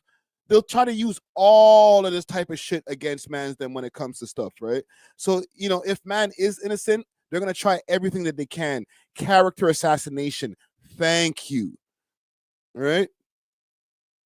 They'll try to assassinate his character through the music as well, because he doesn't have new music. So they're not going to be able to say, oh, these new songs can be used in court. But they'll take the old songs and be like, this is the type of person that we're dealing with. Trust me, it's a wild, it's a nasty system. We was in the field, shooting shit, let the Navy. Shop live, GG in the air, we smoke your Cody. You started for that dead, you can't be a body. Right, it's talking about dead ops and I'll smoke your crody and stuff like that. So we'll see what happens, man. We'll see what happens, man. Okay, I'll definitely keep y'all tuned into what's going on with this. Like I said, there's going to be another, and I don't know if it's another 2 weeks of the case exactly. I think it's just another 2 weeks of the Crown's testimony and then the defense is going to be able to give their response. So we might not be able to find out what the status of El Plaga's case is or his freedom until January, maybe February. Okay. But I'll definitely keep you guys posted if like something else like big happens in this case. All right. Nothing small like this anymore. I want to talk about the Toronto accent. All right. I've been speaking here for about how long now? About an hour and a half. I feel like as somebody who's come from Montreal, I can speak on the Toronto accent. But yeah, real shit, I can. Because I moved here back in 1997, and I noticed something that a lot of people noticed too when I first moved here. Okay, and somebody mentioned in the chat earlier, they're like, yo, why is everybody, all that Jamaican shit, why everybody sound like they're Jamaican? I said the same thing when I first moved to the city. I said, yo, why is the white girls all trying to talk patois? Like everybody had a heavy Jamaican influence. And then over time, I started to like learn about the amount of people that were actually here that are straight from Jamaica, or they're like first generation and their parents just came from Jamaica in the 90s. Besides the heavy migration that was happening in the 60s and 70s, like people have always been coming here from Jamaica, as well as other places like Somalia and all these different places. Okay. But a lot of people hate the Toronto accent. And I don't know if it's the one that I grew up on or the one that I came here and heard, where everybody had a little bit of, yo, walk, go on, or the, yo, watch the ting. I think that's okay. I think what people might have an issue with is the heavy, yo, tutus, Crowdy. Like that one right there. Like, that makes me cringe. That makes the hairs on the back of my head stand up like, tutus, Crowdy, don't make sure you'll get gurks. Like, I don't know what happens with the voice and the cadence if all of a sudden, like, you got to add extra treble to talk Toronto, man. Like, man, just don't talk like that, bro. That's why I had to just let you all know, like, for the last hour and a half I've been talking, nobody heard me said, yo, Crowdy, yo, Krowski, and nobody heard me say anything like that. Right? Or maybe I did and I just don't notice it. Let me know, okay? If I have a heavy Toronto man accent and I just don't realize it because I live amongst the man them, then let me know, okay? But like, I just don't think I think it's more of a troll than actual real life. Don't get me wrong. I do see people like in real life. I'll be in a corner store, in a school, like not a school, like you know, when I see people like coming from school and shit like that, and I hear them talking like, yo, brody, yo, broski, but like, that's not even as bad as what I think you guys might see online.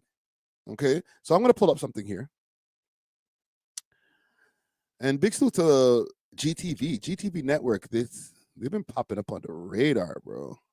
So they brought over Marlon and Duke from the Extra Gravy podcast. They had a conversation over there. Big salute to Burrow Sounds for this post over here, or Burrow Sound TV for this post. It says, while the new generation of content creators like Soraya the Flash have gone viral off of the exaggerated form of the Toronto accent, OG Toronto content creators like Marlon Palmer accuse them of cultural appropriation and negatively impacting the perception of the city. What do you think?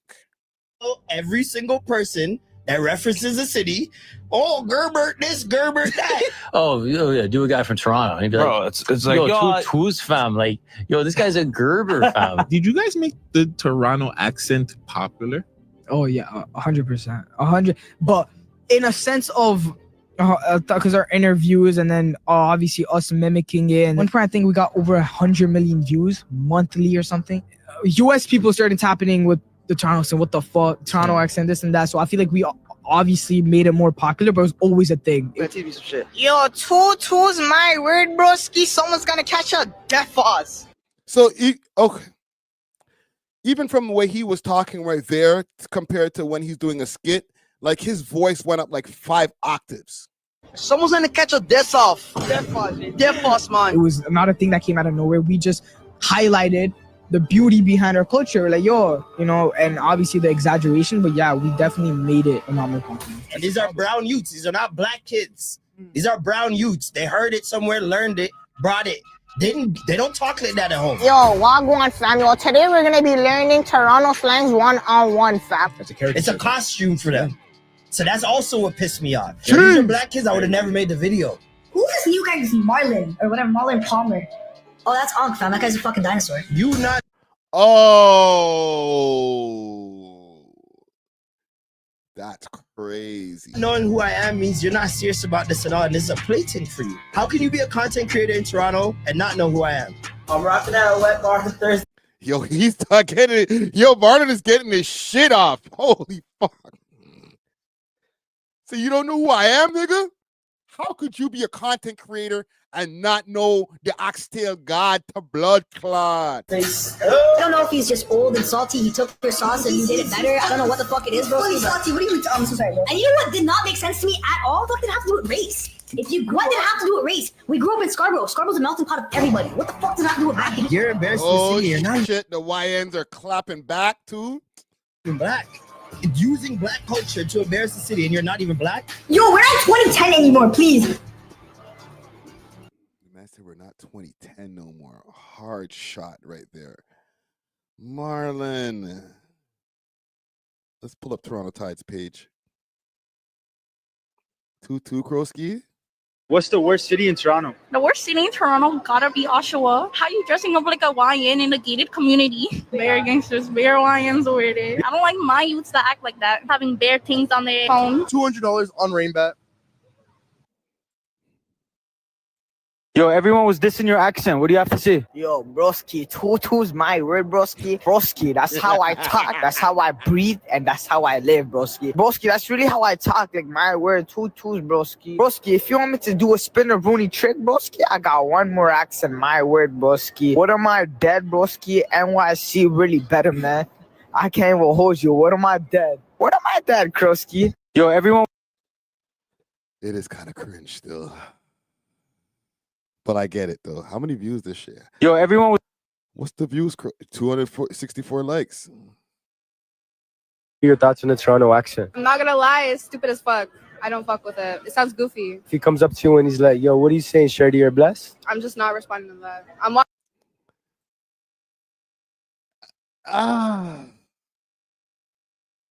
I'm trying to figure out whether I'm cringe, if I feel cringe or if I don't, because like, what are you saying, Shorty? You're blessed? That's kind of a whack pickup line. But like, if you go up to one of your homies and you're like, yo, what are you saying, fam? You're blessed? Like, I don't think that's like cringe.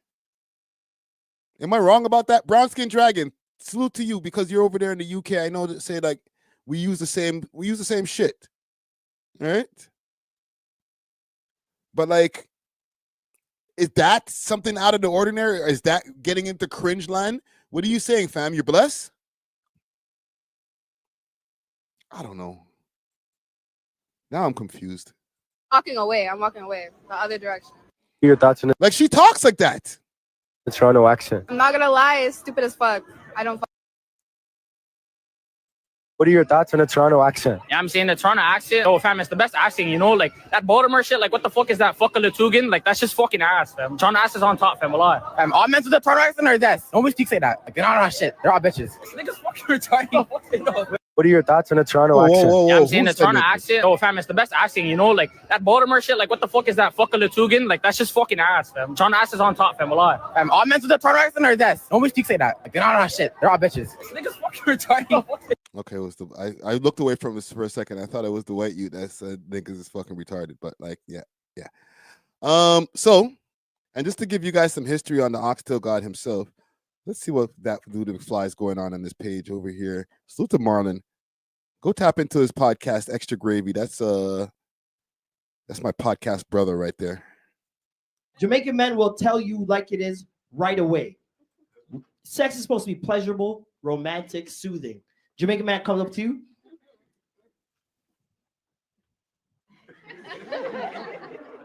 Your pussy fat, you know.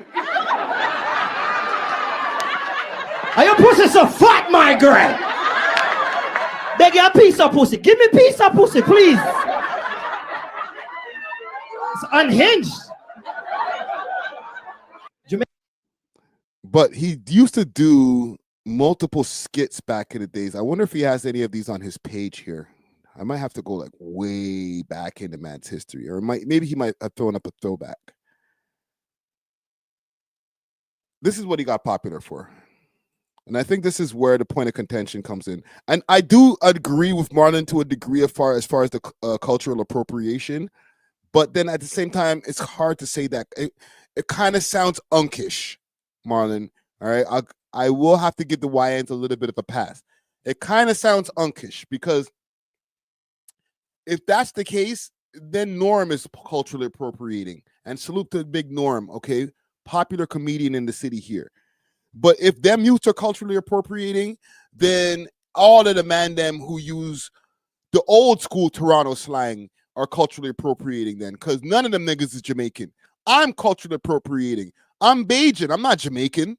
Or I have a Bajan descent. I'm not Jamaican. So when I'm like, yo, wagwan, brethren, what a blood clot. Like, I'm not Jamaican. I'm appropriating. Right? I'm just saying. Let's see things. I'm just trying to give you just different sides of the coin to look at. You feel me? Let's see if we can find one from back in the day. 14 things Jamaicans never say. Make the coffee expensive and take Victoria, tell nobody. Yeah, what do you mean? I just came back from the liquor store. I need food. I don't want no minute rice. We need real rice. You know, real rice you have to boil and cook and eat. Yeah, man, because last time when you boiled that other rice, I don't know what that's dealing with. Yo, Yo, he was hella young back in this video. Hold on there, Jesus It's like 14 years ago still. Christ. You really just step on my shoes? Oh, my bad, dog. I didn't really. It's all right. You have a good day here. All right. I didn't know you were going to take that so easy. All right, brother. So even like he just did a full Jamaican, but this guy's doing the Toronto man, right? Have a good day here. Last time when you boiled that other rice, I don't know what that's dealing with. Right? Last time you boiled the other rice, I don't know what that's dealing with, right? Like this is 14 years ago. Right? Let me see what you're saying over here. Alfia, she says, we let so much slide as people and culture, and now we want to be mad. Yeah, but you agree with Marlon. Yeah. Like, don't get me wrong. I have been asked in the past, are you Jamaican? And when I say no, nobody's like, so what, Mansky, you got to stop saying blood clot or bomba clot. Like, you can't say that no more. Like, no, nobody's ever checked me. And I understand I'm black, so I might get the pass because, okay, they'll just let me just say whatever because I'm black. But like I said, I'm not Jamaican. So go use your own Bajan slang there, flying fish, man. Right? But no, I'm here in Toronto. The slang that I've picked up over time of the 30 years plus of living in Toronto is bare Jamaican slang. Even just saying bear is part of my Jamaican slang. I'm just saying, we all might be appropriating a little bit. Yo, hold on there, Jesus Christ. You really just step on my shoes? Oh, my bad, dog. I didn't really. It's all right. You have a good day here. All right. I didn't know you were going to take that so easy. All right, brother. All right. Yeah, man. Step on my shoes. All right, come now. Keep ups. Come now. Jesus Christ. All right. Boy. See it now? Jesus Christ. So then, yo, explain this to me. I want to mash up yard then if cut. Okay, so you guys are just being straight Jamaican in these ones here. Let me see if I can find one other one. I have a couple more clips and we'll get off of this. Let's go to oldest, because this is like more of his older material. That's why they be unking the hell out of him. Oh, you old nigga, shut up. Whatever, unk. Relax, unk. They be unking the hell out of Marlon, and Marlon is younger than me, so I guess I must be granddaddy. Look at this. Should people Jamaicans say 838,000 views. Shit Toronto people say, 1.5 million views. So he is right. If you're a content creator, especially if you're a Toronto slang content creator and you don't know who the Oxtail God, aka Marlon Palmer is, the man he's on the radio, even though niggas don't care about the radio like that, but he's on the radio. The nigga put shit in his title. Like, bro, I love Marlon, but he pisses me off sometimes too, though. Why the fuck do you have shit in your title, bro, on a video that has 1.5 million views on it? Like, you don't like money, nigga? Oh, man. And you're playing copyrightable music in the beginning. Like, just cut it out the video, bro, and make your money. Niggas just be like, I don't care about YouTube. Like, bro, like, make your money for real. Out here, cold, bro. I'm rocking out a wet bar on Thursdays. Oh, this can go on a lie.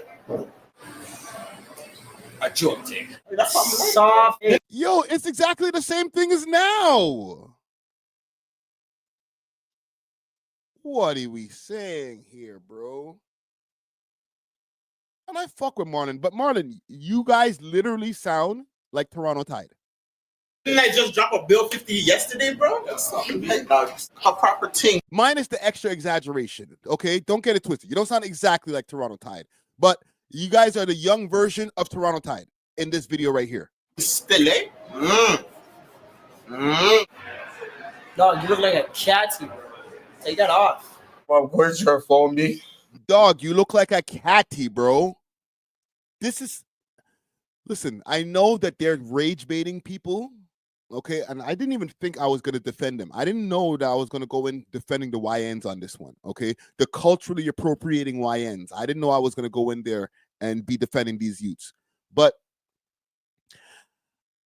low-key, man, them are doing the same thing. Just how many years ago was this? 13 years ago. With shit in the title. Yeah, eh? Yo, I go first, bro. I done drop my chain. I've been here, women. Yo, hold on. Spot. I even missed that one. The yeah, that's 13 years ago. Yeah, eh?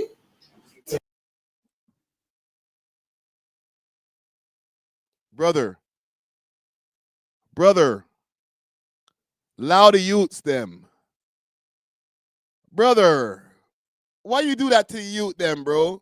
You jump all over the youth them, having them calling you unk, talking to you crazy.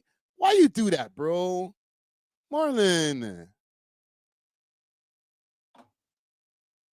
Let the youths live. Let them get their shit off, bro. They're the new generation. This is why they go be like, yo, oh, you know, shut up, unk. Shut up. You don't know about us. Because they go back into the history, they'll go find your old shit and be like, you guys are doing what we're doing. Wait a minute. You can't say us that we're cringe. You guys are doing cringe shit back then. What, because you're black? That's racist. Listen, they're both cringe. 2020, what is this year? And I think it was intentionally cringe. 2012 to 2025, 2012 to 2025, both cringe. Sorry. Yo, I go first, bro. I done drop my chain. I've been here, women. Yo, Spot. This is... Yo, bum. So, yo, say man can get a discount done? We did. The man did the... Holy. You have to be West Indian to know how to do that, okay? If you're not West Indian, you can't do that. I'm sorry. You learned that when you're a kid, when you're West Indian. All right, you heard that? You have to be West Indian to know how to do them thing there.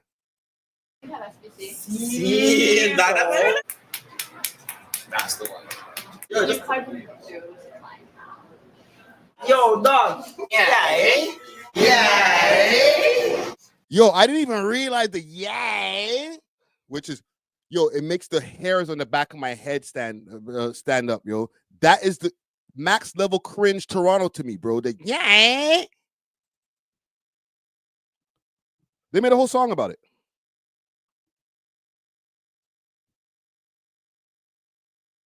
Yay. 7 years ago. Yeah, man. 60 X. 24K. Yeah. I ain't playing with a TTC, nigga. 2 bones, I'ma walk in for free, nigga. Let's go. Yeah, you wanna check my ID, nigga? Don't make me come and girk you in your knee, nigga. Hey, yeah, yeah. 2 shots to your dome, yeah, yeah, yeah. Got your shorty in my crib, yeah. It's 60. All right, Big Salute to 6 Reacts. Where you at, brother? We need 6 Reacts back on the scene. Y'all remember this oldie but goodie? Right, when he took over the TTC. Watch a man like Joseph. You wanna check my ID, nigga? Don't make me come and girk you in your knee, nigga. Hey. Don't make me come and girks you in your knee, nigga. Yeah. 2 shots to your dome, yeah. Got your shorty in my crib, yeah. Let's go. Yeah. Yo, she's kind of cute. Let me get your number. You're a waste, you. They don't know about the real Toronto slang lore right there. That was a bar. Again. Got your shorty in my crib, Yeah. Yo, she's kind of cute. Let me get your number. You're a waste, you. You're a waste. Get the Metro Pass for the law. Oh, wait, she got a Mac? That's a no. Big salute to a man like Joseph. But yeah, I don't know what everybody's so up in arms about when it comes to this Toronto slang thing, bro. Like, loud man them, bro. Let the youths live. There was a video that I was watching. We covered this like months back when it came to the whole origin to the Toronto slang and stuff, but we never really got deep into it. And I'll play a little bit of this before we end the segment here. Let me check on the poll. I'll check on the poll in a second, but it's I don't know. I think it's always been kind of cringe. It's not a new thing. So look, Toronto 2001. Let's be real. And this is the Toronto accent and dialect from 1980s to mid 2000s. Okay, people who know like this video got a lot of views, so people saw this video. I just want to bury it and let it go. Ask these kids here if they want to play 4-on-4 basketball. I don't think they want to. I don't know. I don't know. So you going up to play ball? Yeah. Kidnap is very quiet. He's very, very quiet.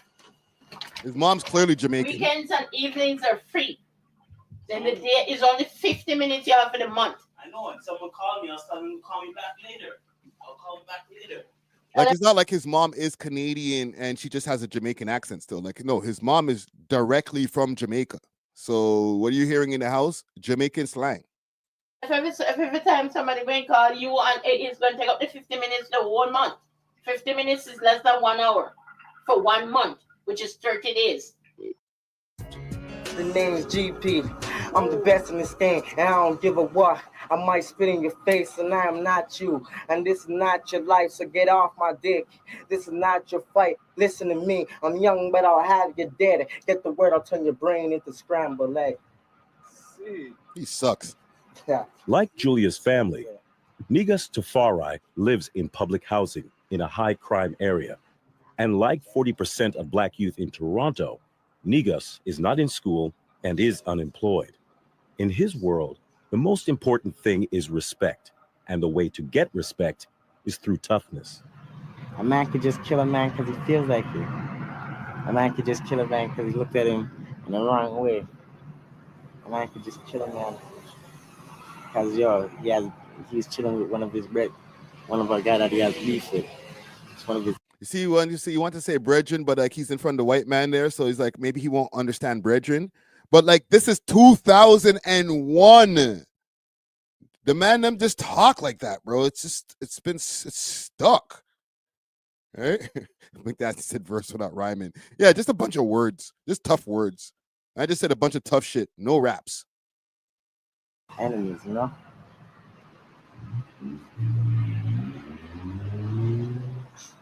I don't think about hope. And broski, if you see this with your 40-something-year-old ass, just chill. All right. Yes, I said your raps are crap. You know they were crap back then too. I never did think about hope. Yeah.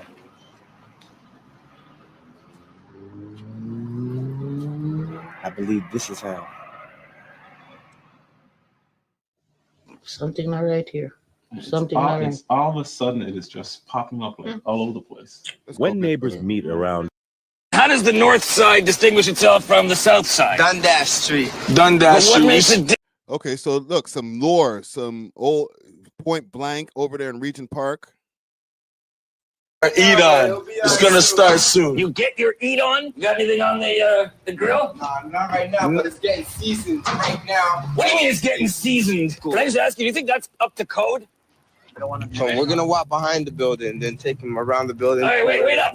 Don't leave me behind. No, come on, You'll man. find my corpse. So this is a time, still cringe times, but we were trying to get off of the Toronto accent, right? Man, them still had it because it's like ingrained in our DNA, or like just the way the man them talk. Like you're around Toronto, you're around Jamaicans, you're going to say yo wagwan da da da, right? Right? Like a waddy ras b, right? You gotta know how to read Toronto, man, or read patois to read that even.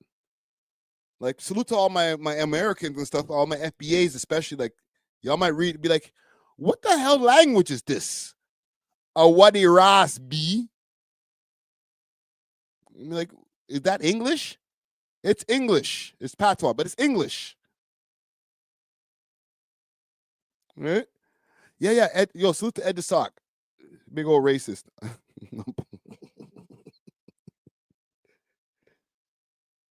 Yeah, they tried that for a second. It worked. The Ed the Sock thing worked for a while, but that's back in the days. Like it could only work in the TV times. Now Ed the Sock ain't popping like that. I'm gonna show you what we did all our video shoot stuff. You know what I'm saying? Can one of you talk in a time? I can't keep track. So this person here has some trust issues. Who's that? I'm guessing here by the windows. Oh, this? There's some trust issues. This is where the old age people, all the people that we grew up, they helped us grow up and help us be, the people that we are today. They come out here and they play bingo. Why do they have like? So what?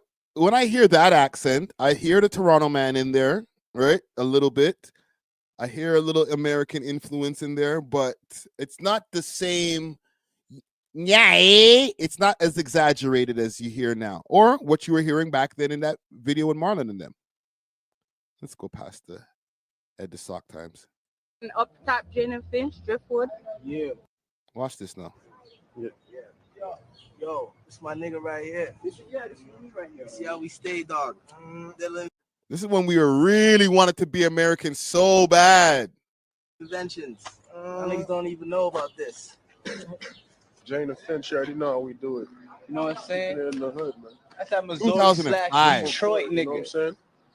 Yeah. Just balling in Detroit right now. About to go Wayne State, see what I could do. 1 year and out. This term, bitch, you see the fake in these dogs from. Oh, it's making my freaking face cringe, bro. Oh, because like I'd rather have mans just speak in a Toronto accent than do the fake American accent. And in 2005, we were on that crazy, like when Dipset and friggin' 50 Cent and everybody was hella popular. Niggas like, yo, what up, son? Like everybody was trying to act like they were New York niggas, and it just was. Like even myself, if you go back to the real Toronto and hear me speaking in the beginning of the real Toronto, it's cringe as hell.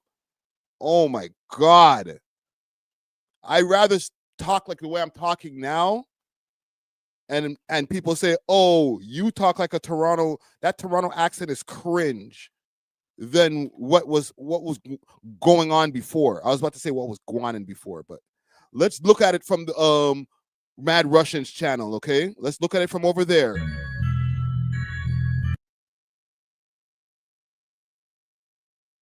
So he don't get cheesed.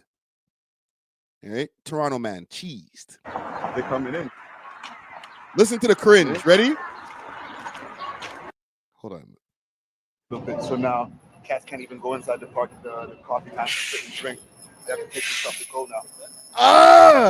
After 12 o'clock. It's fucked stuff. Yeah. Because man's just sitting there and fucking chopping fucking custody in front of that place all day, all night. Listen, Carol, spending time in NYC, checking the fam, and I used to use the excuse, oh, yo, I used to be in New York like 3-4 times a year. That's why I talk like this. Yo, shut the fuck up, Friday. You lying ass nigga. Yes, I was in New York doesn't matter if I went to New York 10 times a year, bro. I'm from Montreal. That shit just sounds nasty. I'd rather talk like a Toronto man than a Toronto man trying to sound like a New York nigga. Nasty.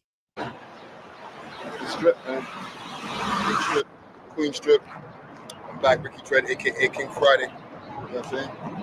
We used to have an ill 7-Eleven over here, but it was have the ill 7-Eleven. Yo, let me stop watching this before I freaking have to bust my own TV, brethren. Oh. That's why I use myself as the example, because I'm self-aware like that, bro. I don't give a fuck, okay? I'm self-aware like that, bro. I'm gonna use my own self as the cringe example. All right? I would rather speak the way I'm speaking now, be called a square Toronto man, cringe nigga, whatever you want to call me, than this shit. Yo, what up, son? This was the ill shit. Like, no, bro, you're not from Queens, bro. You're not from Brooklyn, bro. Stop, man. American girls ain't going to give you pussy if they just think you're from America. Or Canadian girls ain't going to give you pussy if you just try to fake like you're from America but actually live down the street. Nasty work. And you know you niggas did that shit at one point in time, okay? Listen, don't even try to cap, bro. You know some of the man them in this live chat right now did that at one Caravana. Try to flex like, yo, what up, baby? Yo, what up, shorty? What up, shorty? What you saying? I'm from Brooklyn. Rexdale, New York. It's crazy. Right? Just making up shit. Oh. It worked during Caravana, right? Right? I know I'm not crazy, bro. Niggas did that shit, bro. I did that shit. I can admit it now. Right? Mad Russian he ain't gonna hit me with a goddamn thing, bro. I will cut that out the video immediately and not give him no fucking promo. You better not. You know what I mean? So it's like a real family-oriented community. Yeah, son. What else, son? It's not as hood as a lot of people think, even though it is hood. You know what I'm saying? You know what I'm saying? From. Yeah, the black beard when no hair dye, black beard. There's little youngins out here, a lot of little kids and parents. You know what I mean? So it's like a real family-oriented community. It's not as hood as a lot of people think, even though it is hood. You know what I'm saying? You know what I'm saying? You know what I'm saying, son? You know what I'm saying? Kick hole. Oh, man. We will never do that again, okay? All right? We will never, ever do that again. Never. Bad Ricky. I would rather be the Toronto man now. All right? Anyhow, let's get off of this topic here, man. Salute to Marlon. All right, bro? Allow the youths them, bro. Let the youths them do whatever they want, bro. They're going viral off of this shit. I fuck with you. All right, Marlon? Don't take this offensive. Don't take offense to this, okay? You sound kind of bitter, my nigga. Just let the youths them live. All right? I didn't expect to spend so long on the Toronto accent, but yeah, I enjoyed that.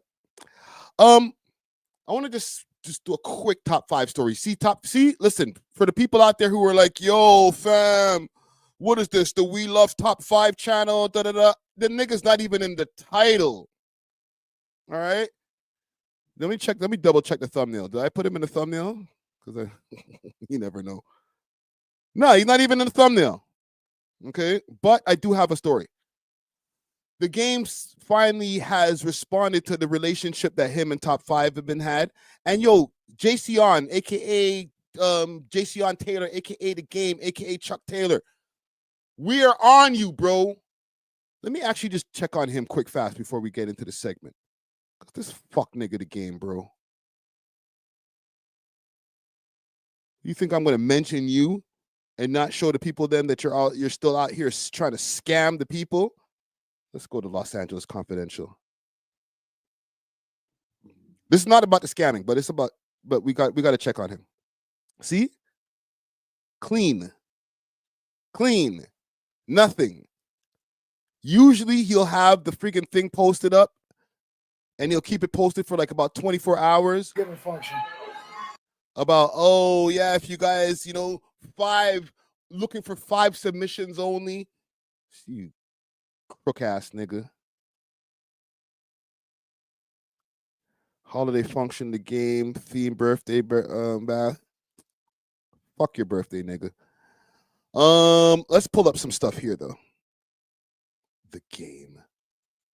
What a clown. What a clown. Okay, so on Toronto Rappers page. So he talks about his relationship with Top 5. He kind of cleans up something here because once upon a time, the relationship between Ye and Top 5 wasn't always there. Okay. At first, when Ye first heard of Top 5, I think Top 5 low-key threatened him or allegedly threatened him, digitally threatened him. Let's do that. Okay. Said, yo, I'm Drake Shooter, watch your mouth, blah, blah, blah, that type shit. Okay. And then from there, it kind of made Kanye go on like a spiral where he was like, yo, tell your shooters to get away from me. He tried to expose Top 5. I think Top 5 was like DMing him or he got his phone number and was text messaging him. And he released the text messages. This is way back. This is maybe about a year ago now when I think about it. He released the text messages saying, yo, this guy's threatening me. Okay. And then from there, they got cool. But when they got cool, somewhere along the way, the Game got involved in making them get cool before the infamous going over to Spain and hanging out with Neon and putting on the swash chain and whatever. Like somewhere in between the brokering of the beef to coolness, the Game had something to do with this. So I'm going to play exactly what the Game had to do with this because I was kind of confused myself when I first heard the story about the made backs and some kind of weird shit that happened with Kanye. But let's play this here. And this is courtesy of Toronto Rappers, salute to Toronto Rappers. They said, thoughts, Los Angeles Confidential, aka fuck nigga named The Game, breaks down how his problems with Ye began after he followed Top 5 on Instagram during their beef, which they eventually squashed. Okay, and salute the Big Boys neighborhood. What happened with you and Ye? What was the crash out from him? Was it after the event? Maybe no. So Ye asked me to reach out to Top 5. I do remember this a little bit, and so I reached out to Top 5. He said, "Yo, Game, I need this dude to stop bringing me up on the internet." So I reached out to Top 5, and I'm like, "Yo." Top 5 was like, "Big bro, you know what's up?" I'm like, "Yo, I need this to stop." And he like, I got love, I respect you. I won't say his name no more. I hit Ye. I'm like, yo, I talked to Top 5, it's gonna stop. Then Top 5 followed me. So I followed him back, come like as an olive branch, on behalf of what, Ye and what he asked me to do. Ye said, "Oh, Game following the ops." I said, "Yeah, my boy, it's one of White Rose, red ceiling. Them slapped the mans off the table day or something." Mm-hmm. But yeah, he what crashed did you out. Say? Huh? What did you say? In return? You said slap the meds? Yeah. Okay. All right. Yeah, man. What happened with you and Ye? What was the crash out from him? Hey, that's my boy. Hey man, there's new Game and there's still some old game. Hey, yo, look. Yeah, is my brother, man. Yeah, man. And so he knows that to be his best self, he just gotta, make sure that he pop his meds. It's like we all get, and by the way, he's he's diagnosed with a bipolar disorder. I'm probably bipolar, but I haven't one got diagnosed. If I go get diagnosed, No, JC, you're not diagnosed with bipolar disorder. You're diagnosed with bipolar disorder. Okay, we found out what was wrong with you. then I'll probably have to pop a med or two to control it. Because sometimes I'll be 50, Why you won't go check? I'll be 40, 49, 49. Right. Why you won't go check? Or I'm getting to that point. He can't. He lies so much he can't even tell you what his real age is in the interview. He's like, I'll be 40. White rose, red ceiling. Where time. I'm getting up there, so it's time for Therapy. colonoscopy, and all of that. Like R.I.P. to Chadwick Boseman. When that happened, it got serious. I was like, wait, he 40? How old? And, hey, that's my boy. Hey man, there's new game and it's still some old. So yeah, he cleared it up. I kind of basically what I told you right here. Top 5. He got, Kanye got him on the phone, said, yo, get the guy off of me, bro. Get him off of me. And then when the game followed him, the story goes on, and he doesn't tell this part over here, that Kanye went and took back 2 Bentleys from his crib. My bad, gang. Brownskin Dragon says he's actually diagnosed with white rose, red ceiling. Facts. Yeah, he took back the 2 Bentleys that were parked outside the Game's house. Now, there's the question of, I don't know how the Game got these 2 Bentleys from Kanye West. He said that Kanye just left them at his crib. He never gave him no Bentleys. At one point in time, he was like, yo, Kanye did more for me than Dr. Dre. Just wild shit, bro. So I don't know. It's not even really a top 5 story. It's more of a Game story. I don't even know if I believe him when in this story here. The nigga lies so much. This bipolar disorder that he has is just, it makes it hard to believe anything he's saying. Let me see what they're saying in the comments over here. Embarrassing. Thought Ye and top 5 are cool. I think they are cool. If I'm not mistaken, I feel like Ye and top 5 are cool because and there's not a lot of comments in here, but from the last comment, last time that I spoke to top 5, and I'll give you guys a little bit of behind the scenes type shit. He said he's gonna link with Ye soon. I don't know. I forgot what country that Ye's in right now. I think he might be in Japan or one of the places, but it's not gonna be Japan. It's not gonna be one of them Asian countries. But they might link up again soon. I'm not guaranteeing that they're gonna link up again soon, but from the last conversation I had with 5, he said that he spoke with Ye and he might fly out again. So who knows? Who knows? Salute to top 5. No salute for the Game. I will keep you guys posted every time that the Game posts on his Instagram. Another like ad for like looking for artists. I'm on you, bro. I'm reposting it in my stories. I'm calling you a liar. I'm in the comments calling you a scammer. You're not going to get away with this shit, bro. There's not going to be an artist that if you see the comments and you still give the Game some money, then you're an idiot. That's on you. But I'm warning, anytime anybody talks, anytime I say the Game's name, just know that he's out here scamming artists. Okay? So besides the whole top 5 story or whatever, that's all gravy. Just know the Game is a scammer. That's all I'm going to say. Anyhow. Big salute to Gets the Main. That's my guy right there. No, it's not just a Canada thing, Jason. And yo, salute, same way, right? But it's not even just a Canada thing. This nigga is an international scammer. He just likes to double back on Canada because I think Canadians keep on falling for the shit. So he doubles back. No matter how much I scream from the rooftops, he's a scammer. A couple of niggas give him a 5 bills. They might even get the verse. But he's giving you recycled verses. Scarborough 85 says Game squashed it before Ye and 5 met up. Yeah, they were cool. But then after, as soon as like he linked up top or he squashed the beef with Ye in top 5, Ye crashed out. Okay, he took away the Bentleys. We're just not sure whether the Bentleys were gifted to the game or what the game said. Oh, he just left them at the crib. Okay, again, the man is bipolar, so we never know. Anywho, salute to nobody in this actually. A couple more things I want to address over here. Yo, low key, I had a story about the homie Pillar B in here, but I'm gonna leave it alone. Okay, I had it on the list and then I pushed it to the back of the list for just a maybe. But salute to Pillar B. I see you out here, brother, and I'm not gonna do the story on the girl trying to mash up your shit. Okay, if you guys want to go and do your own homework and see this, go to 6 Trench, and there's a post on there. But a lot of times people will say, yo, Friday, you're a fuckery guy, you're a big shit disturber, blah, blah, blah, blah, blah. I don't cover every story, okay? So y'all can go to 6 Trench.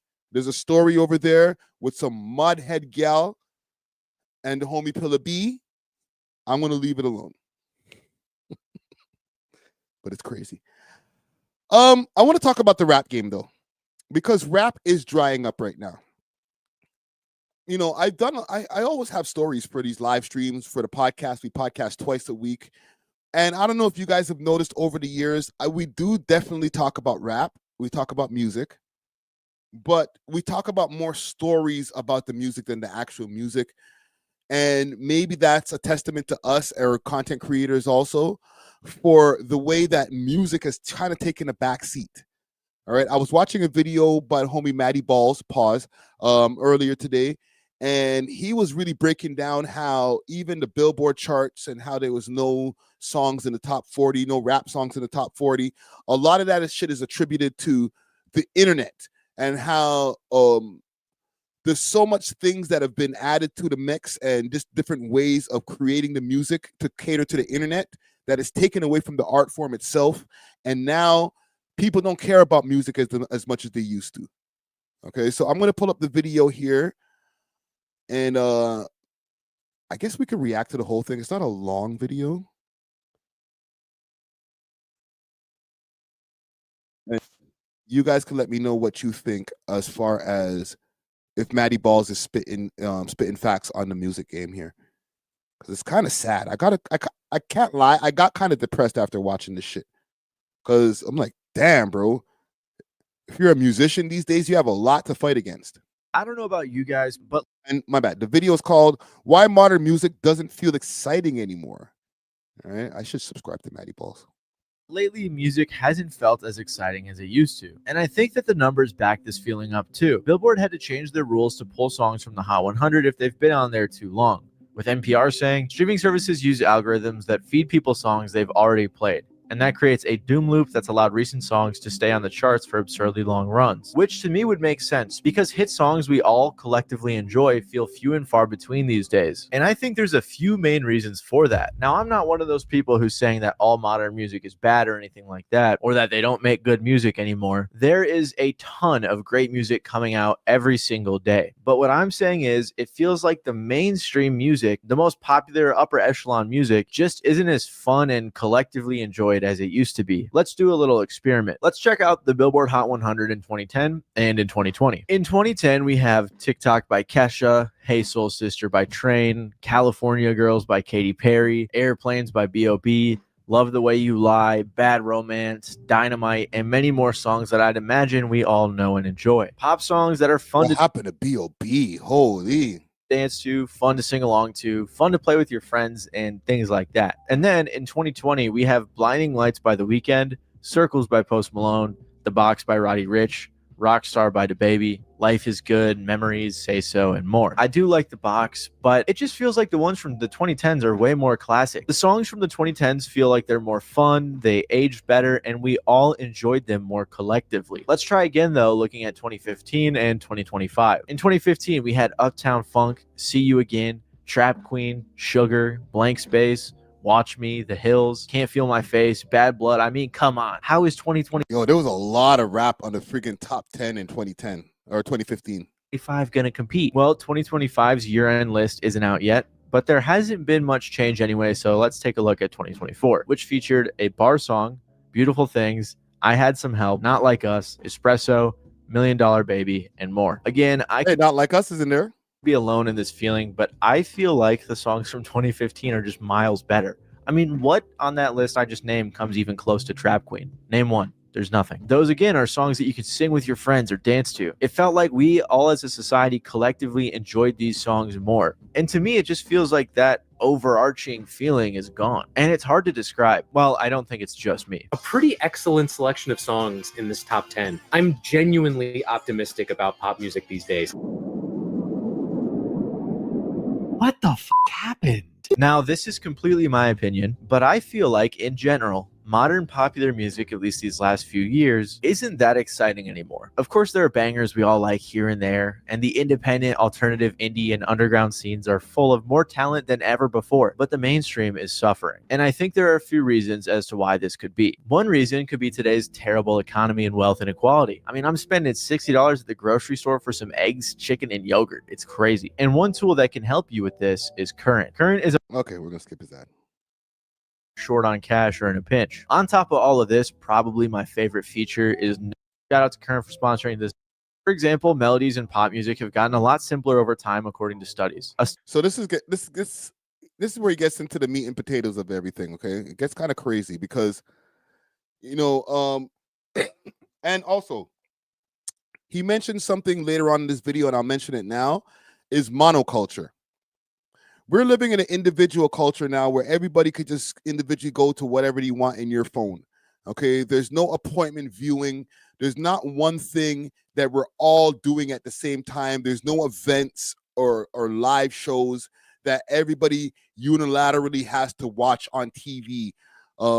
Maybe the Super Bowl, and not even everybody watches the Super Bowl all at once. Like it doesn't take over your television. When the president has to address something, it's not like a State of the Union, for example, where they take over all the television channels and stuff like that.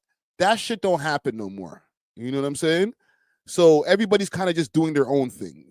Monoculture has definitely helped to destroy the excitement of music. Music is getting simplified. For example, melodies in pop music have gotten a lot simpler over time, according to studies. A study looked at the top 5 Billboard songs from 1950 to 2023 and found that both rhythm and pitch became steadily less complex over that period. Conservatively, they have both decreased by 30%. This isn't inherently a bad thing, but it's just one of many studies that goes to show that pop music has been getting simpler. A study in 2012 showed that diversity of note combinations has consistently diminished in the last 50 years. Melodies are becoming more and more similar, and songs are relying on a smaller range of timbres than before. And I think the biggest driver of this is the streaming era and record labels. First of all, think about platforms like Spotify or TikTok. When Spotify took off, their unique playlist system was the standard for finding new music. To make it to the top Spotify playlist, your song has to work its way through the lower and mid-tier playlists first. And if your song is skipped a lot, it won't graduate, making it so artists might not be inclined to have a slow intro or too crazy of an intro. And when people are listening to playlists in the background, they don't want super crazy songs. So the focus isn't on giving people reasons to listen to your music, but avoiding giving them reasons to turn it off, which is why that one hit me in the chest right there. Okay, so it's not even about getting people to like having a song that stands out. You want a song that blends in. And I'm not saying that that's the right thing. I'm saying this is what's happening now. Like, they don't want a song that has a super long intro on it, and the intro is crazy with all of these chord progressions and wild things of songs that we used to listen to back in the days. Sometimes, like, it took like a minute before the singing started because, like, the band is getting their shit off. Guitar solo? Oh, hell no. You want a guitar solo? Wrap it up, bro. We only got about 90 seconds to 2 minutes to do this song. A guitar solo is going to take a whole 30 seconds, maybe a minute. You feel me? What about the poll? I asked in the poll here, will there be a replacement for the big three? And this is going to be a part that comes up in the video eventually when they start talking about rap a little bit more. Because right now, we got J. Cole, we got Drake, and we got Kendrick, biggest rappers in the world. You know, they had their battle, but besides that, all three of them are lyrical rappers. Okay, no matter what you say about Drake, he's a melody guy, but he's also a lyrical guy. Same thing with Kendrick, same thing with Cole. Now, the big three of the future, no pun intended, might not be lyrical. So are you guys ready for that? It's going to be a different type of big three. It might be a combination of Young Boy and Big X the Plug and Rod Wave. That's the new big three.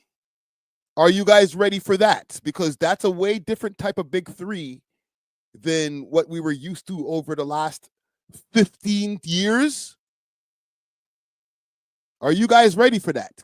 Because for us to be able to actually have a big three, and I'll get back to this video in a second, for us to really be able to have a big three, we have to be open and our ears have to be open to hearing rap in a different way. You feel me? So just some food for thought. Why a lot of pop songs may feel a little bit more bland or less offensive than they may have in the past. In a similar way, the TikTok era of music has artists hyper-focused on a 10-second clip of their song, usually the chorus, hoping that that one part goes viral, whereas the rest of the track may be a little boring or repetitive or just brushed off. Another reason pop music all sounds kind of simpler and similar is likely because of how easy it is to make music now. Objectively, I think that making music more accessible has been a huge net positive and it has led to way more innovation, but it can also cause a couple problems. I saw a YouTuber named Lachlan Frazier made a similar video on this topic and brought up a great point. Talking about how the tape sound that everyone strives for and loves isn't actually the saturation or compression that you get from tape. Instead, the tape sound that everyone wants but doesn't quite realize they want is the imperfections. Tape was expensive and difficult to work with. You really needed to be good at what you were doing, and if you were distortion when the audio is too high for the system to handle, so it just cuts off, and usually it sounds terrible. Basically, this is what clipping is: me talking really loud into the mic, see the audio clipped. And okay, let's get past all of this technical shit here. And I think there's more diversity in rap than ever before, but I do think that rap right here, same flows, the same beats, the same subject matter, the same styles, everything is the same. And even though I disagree with that take, it's sort of an old head argument, and I think there's more diversity in rap than ever before. But I do think that rap is a big component of this dry spout we've been seeing lately. In fact, I just saw a headline that said, for the first time since February 1990, there are no rap songs charting inside the top 40 of the Billboard Hot 100. And apart from the Kendrick-Drake beef, there hasn't really been much exciting music in the mainstream rap. Remember, is that facts? Besides the Kendrick and Drake beef, has there not been exciting music? Name me some albums in the chat that you guys have been listening to like this year for 2025. Only 2025 albums. Give me a list of 2025 albums that you've been listening to this year. This video is about upper echelon mainstream. For a long time, rap hasn't had an artist break out into the mainstream, and most of the artists carrying the genre these days are the older artists. This is important because for a very long time, rap has been the biggest genre by market share in the mainstream. As of 2023, it still was, but I'm not quite sure where it's at today. Regardless, in 2025, the best-selling albums were Kendrick's GNX, Lil Baby's Wham, Tyler's Chromacopia and Don't Tap the Glass, Cardi's Music, Drake's Some Sexy Songs for You, and Big X the Plug's Take Care. Aside from half of these being released in 2024, the only new artist on this list was Big X. It really feels like rap hasn't had any big newcomers in the last 3 years. And most of its newcomers who break through the mainstream have no staying power. Like Ice Spice, Roddy Ricch, Polo G, and a lot of these other artists. It's like, what are they doing today? Like they're the grim reality right there. You know what I'm saying? Yo, Polo Sport, my bad, man. It's not murder, kill for this segment. I'm going to get back to that in a second, all right? Just stay tuned, all right? But This is educational. I gotta go through this, man. I gotta let the people know, because this game is kind of fucked up right now, bro. There's a lot of artists who watch these videos and they might need some encouragement, or they might need to just pack it up. You know what I'm saying? You Scooty, that ain't nobody even cares about that album anymore. You know what I'm saying? Like, that album came and went. And that's another problem too with a lot of this stuff. It just comes and goes. It's to the point where mans don't even want to release their album because they know that the lifespan of their album is really gonna last like maybe 2 weeks tops. Two weeks is even being exaggerated as far as the lifespan that it will last as far as the social media cycle. Niggas stop caring after a week, and then they're like, yo, when's your next album dropping? It's like, bro, I just dropped an album. Right?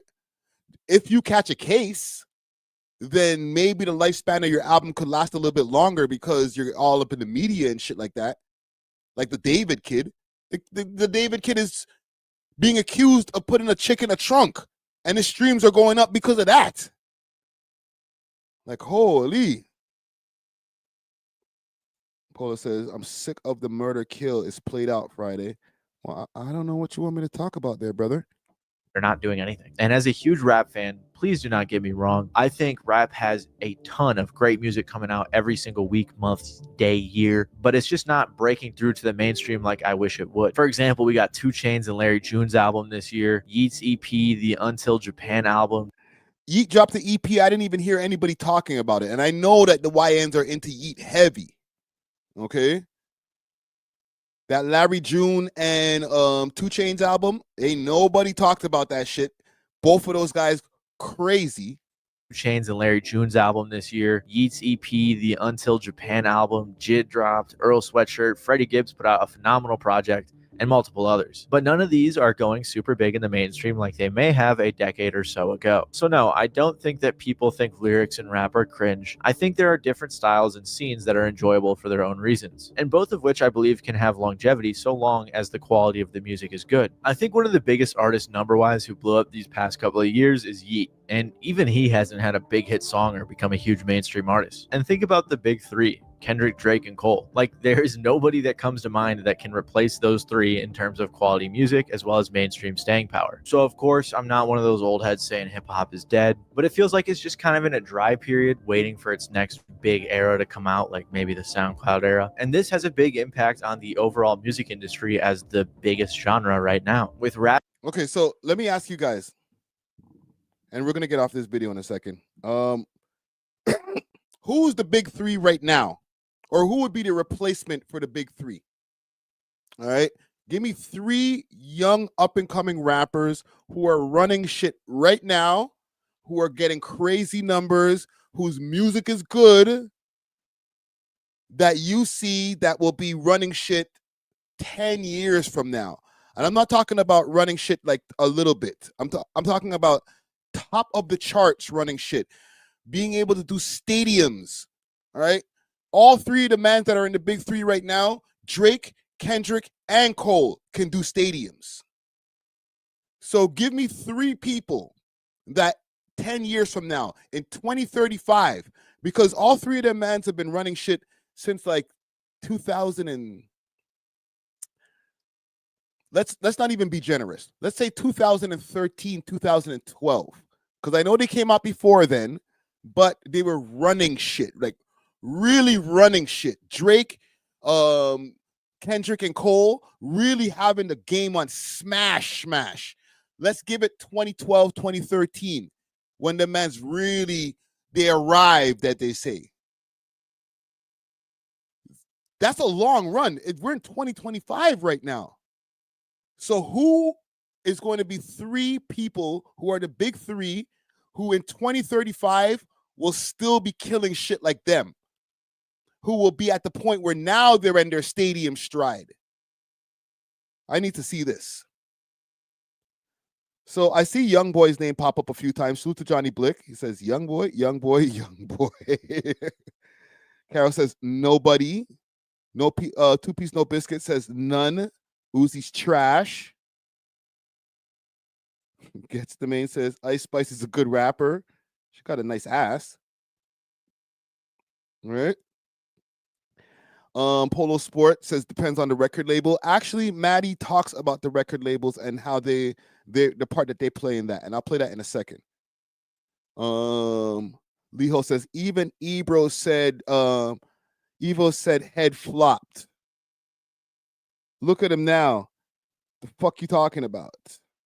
Oh, and AI. Yes, somebody has to we have to mention AI as well. Because AI, some of them songs right now, bro, they're better than some of the real shits. And if those things continue to get mixed into the playlist, there's a percentage of songs that are on playlists right now that if you're just running a playlist on Spotify, YouTube, or whatever, there might be a percentage of those songs, let's say even 5%, that are AI. So stay woke. Being in a dry spell, it feels like a lot of the music game is as well. However, that own pretty much every other record label. Those labels are Warner, Sony, and Universal. Also, by the way, I kind of want to make a video on how they create like a bit of a monopoly in the music industry. So if that's interesting, let me know. If you want to see that. But unless you're listening to a pretty small artist or a big artist that is explicitly independent or on an indie label, they are at the thumb of these major labels. And major labels, especially when they have a large artist or an artist they're developing, they know how to make a hit. I made a video a while ago called Why Every Popular Song Sounds the Same. And of course, that was an overgeneralization, but I'm going to play you a clip of that video to show you what I mean. Scientists have studied 464,000 songs and found that both melodies and sounds of instruments are becoming much more similar. Songs are also becoming shorter because of this, and streaming platforms are prioritizing those shorter songs, mainly because shorter songs are less likely to be skipped. In the past 2 decades, labels have even acquired technology that they can use to analyze music and predict what songs will be hits. They can use services such as Hit Predictor or Shazam to see what songs will blow up. Apparently, Hit Predictor was able to predict 48 out of the top 50 radio hits in 2013. That is nasty work, bro. Hit Predictor, fam? Oh my God. And I was wondering over time, like I felt like an old head and I kept on repeating it over and over again. Like, yo, why are these songs so short? Yo, you young niggas. And this is not like 2020 something. I'm talking about 2017 when I started the podcast. I always used to be like, yo, the song's like 90 seconds, bro. Why is the song like 90 seconds, fam? Like, what's wrong with you guys? You guys can't add a second verse? I get it. Why would I add a second verse so now that you can skip my song and it won't end up on a playlist? No, I'm going to make a 90-second song. Hopefully, people don't skip it. I won't make the intro too long because you might skip the intro because the attention span done turn to like this. Holy, bro. We're doomed, bro. God damn. Actually, even entire. And then we got hit predictors. So now mans are not even doing the songs with their own intention just to, this is what I feel like. No, I can use an app, and this is not even a new app. This is an old app. I can use an app to predict what a hit would be or what a hit sounds like, and then make my music based off of that. No wonder everything is trash, or a big percentage of shit is trash. Companies such as Next Big Sound, which are dedicated to analyzing music and finding the next big sound. And you're probably thinking that if labels keep pumping out this generic music, people will eventually get tired of it. And while that may be true for some people, science says it actually isn't for the majority. In a study done by Columbia University in 2006, they showed some people music websites with a bunch of songs and told them to download their favorites. Some sites had rankings of the most popular songs and some didn't. It showed that people who saw the rankings were more likely to download the popular songs. They then did a second experiment where they did the same thing, but this time they sent out websites with the actual download statistics and then some websites with fake download statistics. The experiment proved again that believing that a song is more popular made people more likely to download it. Another study done in 2011 shows that the brain produces dopamine when people hear songs that they have played and heard before. This video is almost 3 years. That's nasty work right there. And that's also attributes to these YouTube videos and stuff like that. It's not just music, but it's definitely with music. I see it on Reddit all the time. Oh, this guy's death. Man only has like 5,000 views. They dissed the nigga that I was talking to earlier, John Kabongo. oh, why is this John Kabongo kid even trying to diss Drake? Oh, you only get 300 views. Salute to Underground Nation. He might be in the chat still, but I seen his video and he was like, yo, why are you dissing Drake? You only get 300 views. What the fuck does that have to do with the way he feels about Drake? It has nothing to do with that. The man could have 20 views and have a way and feel a way about Drake. Does it mean that he can't go to the booth because the view count on his music videos or his Spotify doesn't have 10 million streams on it? Does that take away from the quality of the music that he's making? And that's the thing. Now we're listening to music with our eyes. And then not looking at the music video. I'm talking about looking at the view counts, looking at the engagement in the comments. We're doing all of these different things instead of just pressing play, closing our eyes, and listening to the fucking song. And I've heard, I think it might have been Rory from the Rory and Maul podcast talk about how the fact, and or it could have been Joe Budden, I don't remember, it doesn't matter. The fact that we're listening to a lot of our music via our phones doesn't make things any better. So the reason being is that we're listening on the phone, and then while we're listening to the songs, we might have this phone, our playlist playing in the car from the phone. A phone call comes in. Now you're interrupting the song that you were listening to listen to this, to talk to on the phone. All right, boom, boom, put it onto the Bluetooth. By the time you get off of that, you might not even care about the songs you're listening to anymore, right? Or you're listening to the music, you might not be driving. You're listening to the music in the train while you're on Instagram or on the bus, while you're on Instagram, while you're on Snapchat. You're doing all these other things to distract you rather than taking in the song. And the songs are not even that important anymore because they're not trying to grab your attention. Musicians are trying to be in the background so you don't skip the fucking song. We are doomed, bro. Holy. Years old now, and it's more true than ever before. Also, by the way, I've been doing YouTube full-time for 3 years, so I just want to say thank you guys, because that's dope. But yeah, what I mentioned in that video I think explicitly speaks to what I'm talking about here. Record labels are intentionally, scientifically, carefully crafting the most cookie-cutter songs with elements from every hit to create new hits. And I think this shows in a lot of popular songs today. If we look at the biggest songs of the year so far, we have songs such as Ordinary by Alex Warren, Beautiful Things by Benson Boone, Espresso by Sabrina Carpenter, and more. And these songs aren't bad by any means, but there's just nothing special about them. They're just pretty ordinary. Also, I'm excluding Pink Pony Club and Birds of a Feather because industry people get a bunch of songwriters together, maybe looking to... Okay, here, right here.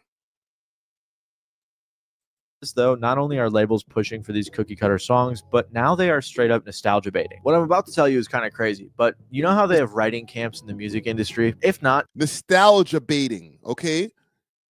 Take this in. Nostalgia baiting, all right?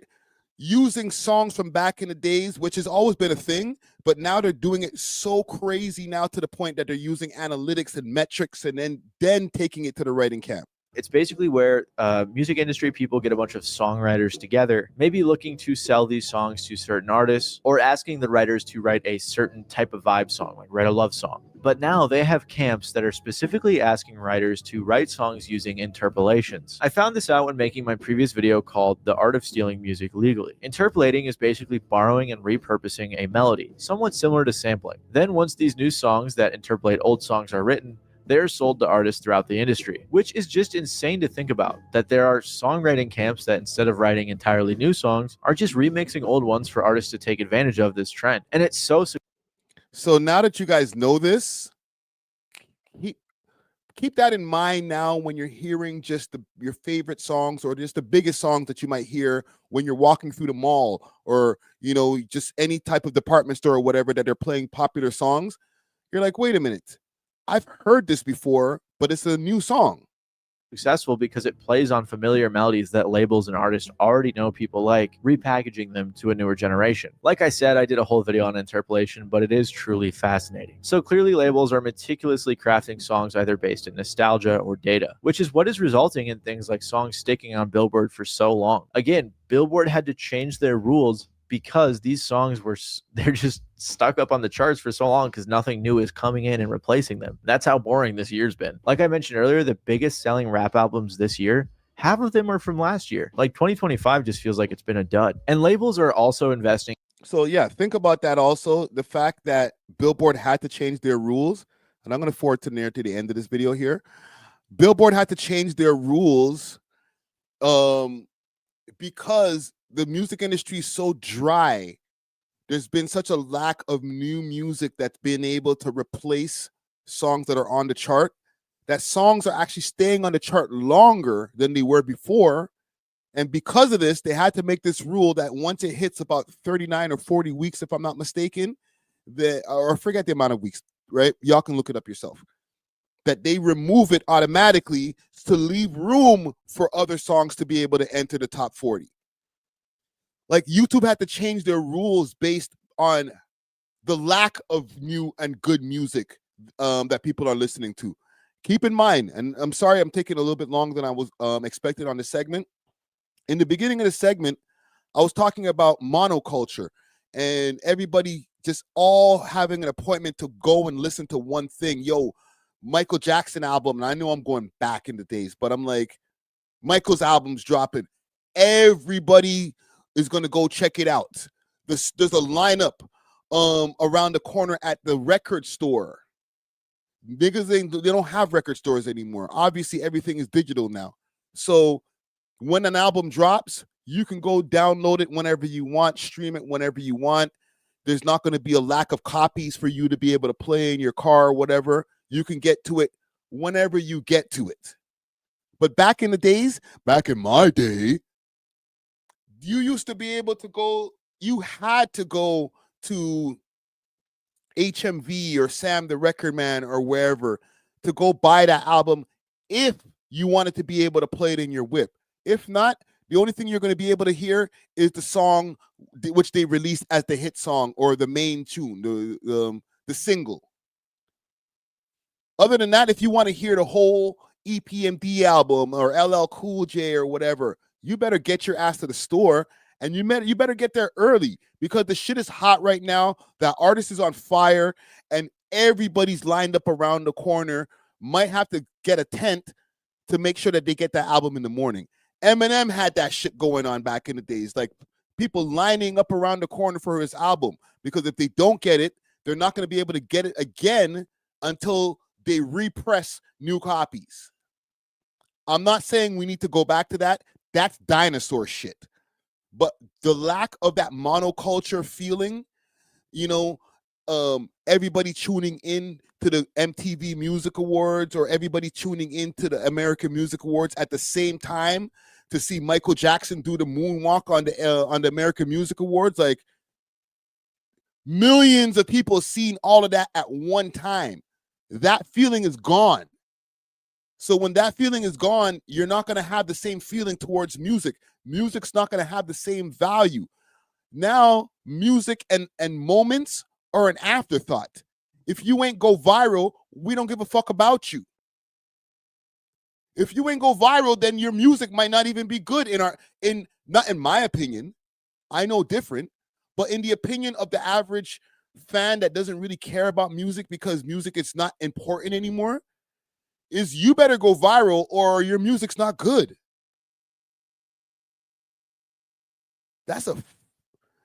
Just keep that in mind. Just think that there's people who think that way right now. I know in the chat, we're a lot of intelligent people out here. We don't feel that way. But there's a lot of people who are like, if you ain't lit on the gram, or if your videos don't have at least 50,000 views on it, you must be trash. And that's not the case. All right. But yeah, we'll leave this alone. I won't belabor you guys with any more of this dry music industry talk. Okay. But I just feel like it's important shit sometimes that we cover some of this stuff here, man. Couple more things I wanted to react to here. I seen they released a behind the scenes video of Casper TNG and 100 Band Plan's The Market song. Salute to those guys right now. They're doing crazy. I shouldn't have closed my YouTube. I should reopen my YouTube. Let's see. Let's take a look at their music video, see where it's at right now. Casper TNG. Yeah, market as, oh shit. I can't play it too much because more times I'll probably get a copyright. They're trying to tell me stop it. I'm just fucking up the market. All right. The last time I checked, which was earlier today, it had 374,000 views on it. Now it has, what, 416,000 views? See? No pun intended. Got 416 views on it. 416,000 views on it. Song's hot, okay? The view count doesn't make it hotter, but the people are speaking. And I don't give a fuck if anybody says this shit is bots or whatever. Cap. Look at these comments. Right? Crook even there. Toronto heavyweights. Yeah, the Crook's in there. There's a behind the scenes video I didn't even know. And salute to King B, aka Reading the Streets on this video right here. Dope video. I haven't witnessed this type of motion my whole career. Okay, and this nigga shot a lot of videos, bro. Yo, these comments are real as fuck. Yo, I can't lie. This is some of the most organic shit I've ever seen in a while. I'm trying to find a bot comment in here. All right, look at it. Produced by me. Still to what is it? Heatstone. This is a classic. The video makes the song even better. Yeah, none of these are botted. Sorry, guys. For any of the haters out there that were like, yo, there's no way these mans could have 416,000 views in 8 days. Sorry to bust your bubble. Them niggas is popular. Let me pull up a video over here. Here's the behind the scenes. They actually linked up with, and I'll pull it up on the screen so y'all can see. They actually linked up with K Showtime. I don't know who I am. Get familiar. I bet you Real too often this year. I'll be right back.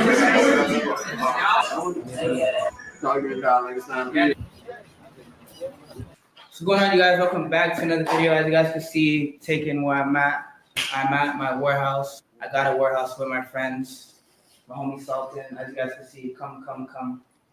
His ass is sleeping.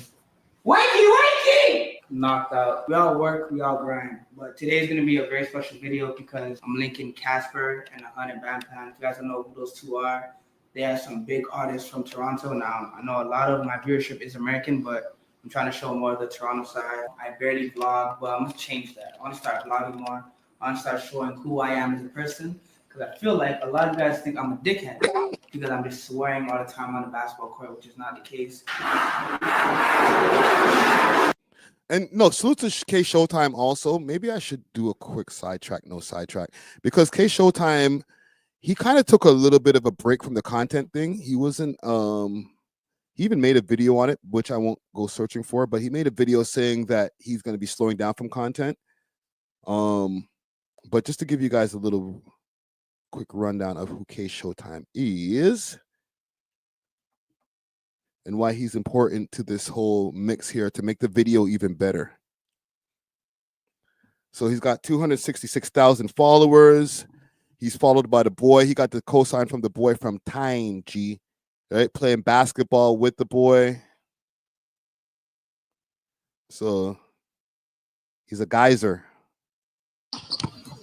Yo! Tired of fat people, bro. Leave me one-on-one! I shut the fuck up! Fat fuck! Oh! Fat piece of shit. Right, you got Boy Wonder in the comments.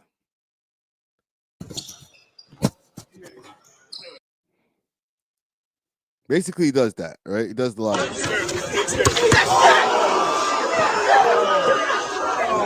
I feel like they're almost like they play so rough that they almost get into a fight every single game.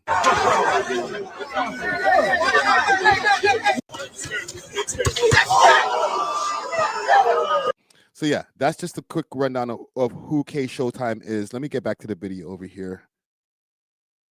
All right, he's not a professional basketball player, but like he's like I guess he had a chance to go to the league, but like he does it more for entertainment and stuff, and he does videos. I'm sure you guys can drip, man. All right, boom. No U-turns. Those guys don't have a clothing brand. No U-turns. Rhinestone, corduroy. I don't know how to pronounce it. Corduroy, whatever the material is. On the hat, no turning back. You feel me? Rhinestone all over. Boom. As you guys know, I already dropped these jackets. My first ever drop, varsity jacket. I would never restock this ever again in my life. I know a lot of you guys want this jacket, but unfortunately it'll never come out again. And then boom, this is the real drip right here. Unreleased. No U-turns, winter coats. Just look at the details. Corduroy, by the way. Goes with the hat. You know what I'm saying? Look at them. Put it on for you guys so you guys can see what's really going on behind the scenes, man. You feel me? Nah, you get closer. Show me the details. Let's see the details. Show me the details. Look at that, like. Okay, I don't care about the drip stuff. I'm not trying to be divisive, but I'm asking a question over here in the chat. The bigger rapper. Who's the bigger rapper right now? Sav 4 Times or Casper TNG? Okay, so one thing I will give K Showtime also, he's got his own studio here, his own warehouse. He explains it here. So let me just let him cook over here. Looks, let me just correct myself. Look how warm it looks, all right? Give you guys a 360. Feel me? Now look. Pause. Some cool additions, all right? You zip it all the way up. I got the best brand in Toronto. I just don't drop clothes. It's all about, quality. You know what I'm saying? It's great quality, keeps you warm. This is not gonna be a cheap jacket. You know what I'm saying? I don't know how much I'm gonna charge for this. Just to make one single step. Well, it's expensive as fuck. It's like over $100 just to make one. So to sell it realistically, with shipping, minimum $400. There you have it. Minimum. There you have it. CAD. This jacket is more warm than a Canada Goose, than a Moose Knuckle, than a Montclair. And people be spending $2,000 on the jackets for what? The name, of course. You know what I'm saying? But I'm gonna make sure people are drippy, warm. So I guess he got his own gear. Okay, let's get to the video part. Body and looks that nice for that price. So you gotta shop with the best. What are you doing? Come on, Rusty.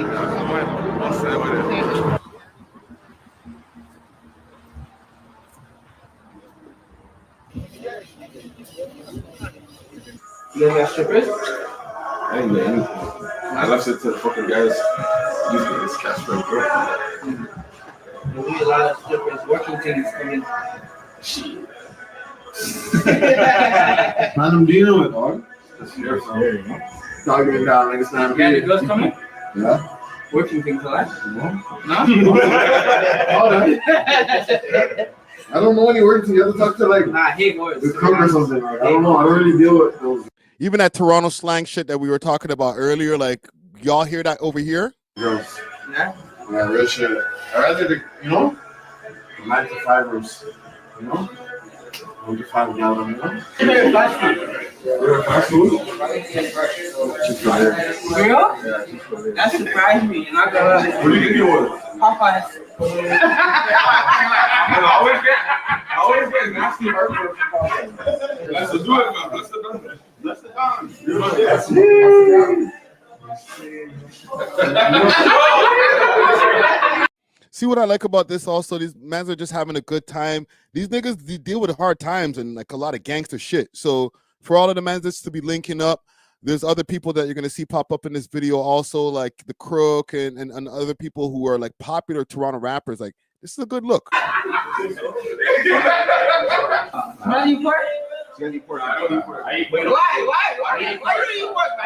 So for the gentleman who just popped in, Rubio Season wants to know, I'm from LA, he wants to know what's going on here. So this is behind the scenes of the Casper TNG and 100 Band Plan music video Market. Okay, I don't know if you got a chance to see that music video. Music video is hard, song is crazy. All right, and yeah, this is just the behind the scenes. with K Showtime. K Showtime, big time streamer, basketball player, content creator. Sometimes, bro. I want to like sometimes. So I shouldn't. No, but why should it? Why not? Because I'm a Rasta. You know what I'm saying? Like I shouldn't. I really shouldn't. I'm not a Rasta. I am. Let's have drugs. These fucking shit. That's kind of like just know me. We're see behind the scenes of seeing the Toronto Goons. Them.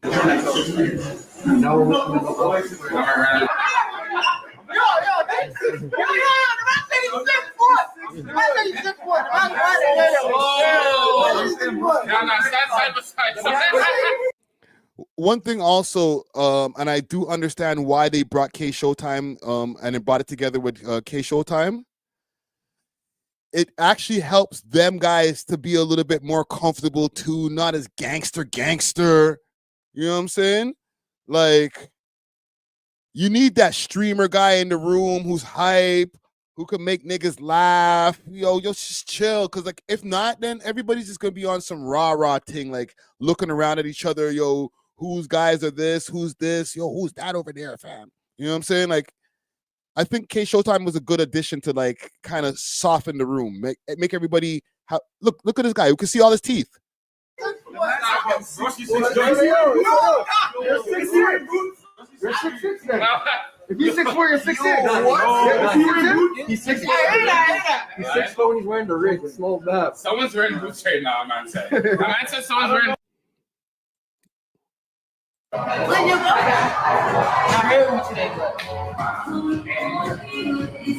K Showtime vlog. This K Showtime vlog. No, it's not. If you guys don't know who I am, get familiar. I bet you Real take you off the dick, your head's on off. I'm the real Showtime. I'm the real fucking Showtime. They don't want me. Yeah. Salute to the crook. You know what I'm saying? Doing his thing. Holy, this guy's neck is crazy icy. Look at all this. Big crook pendant right there. There's another 2 pendants that he got underneath there, like blood clot. Yo, I'm surprised niggas never get a top when you on the park. With Marlo, my bed, lit. I'm surprised niggas don't get it. That you shaking me on the court. Chatting on that. I know, like, why you not even?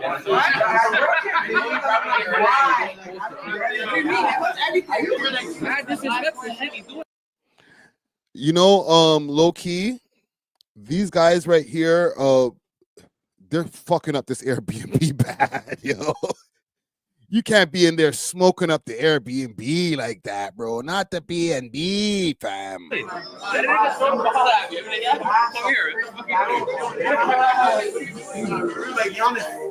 just fucking at the market. Who made this at the market?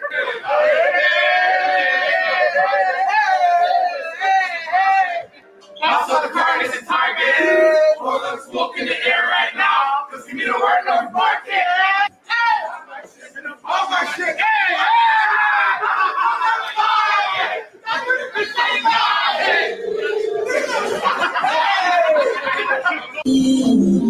See, the man them are not gonna do that. Like, only the streamer guy is gonna take off his shirt and go crazy.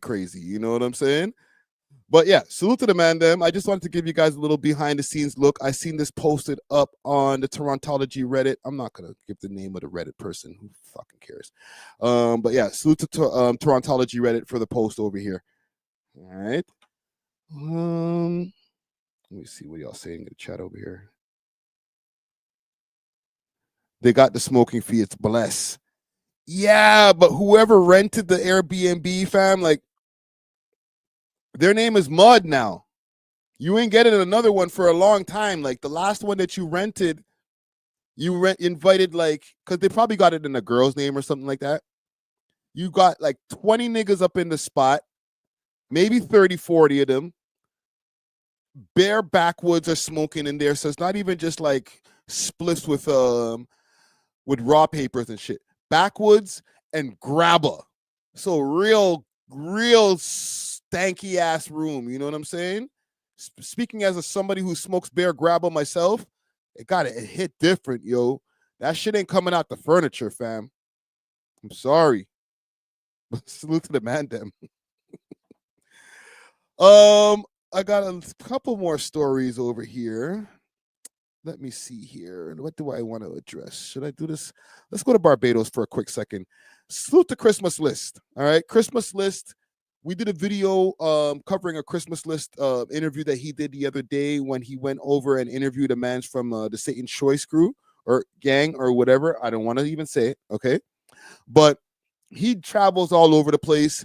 He's been to Haiti to interview Barbecue. He's been to mad different places. I think he went to Afghanistan too. He's been all over. But one thing I saw, which hit close to home for me, is that he went back to Barbados. Not the first time he went to Barbados, but he went back to Barbados to go see what's going on. And he went to one of the hoods over there with an artist from over there.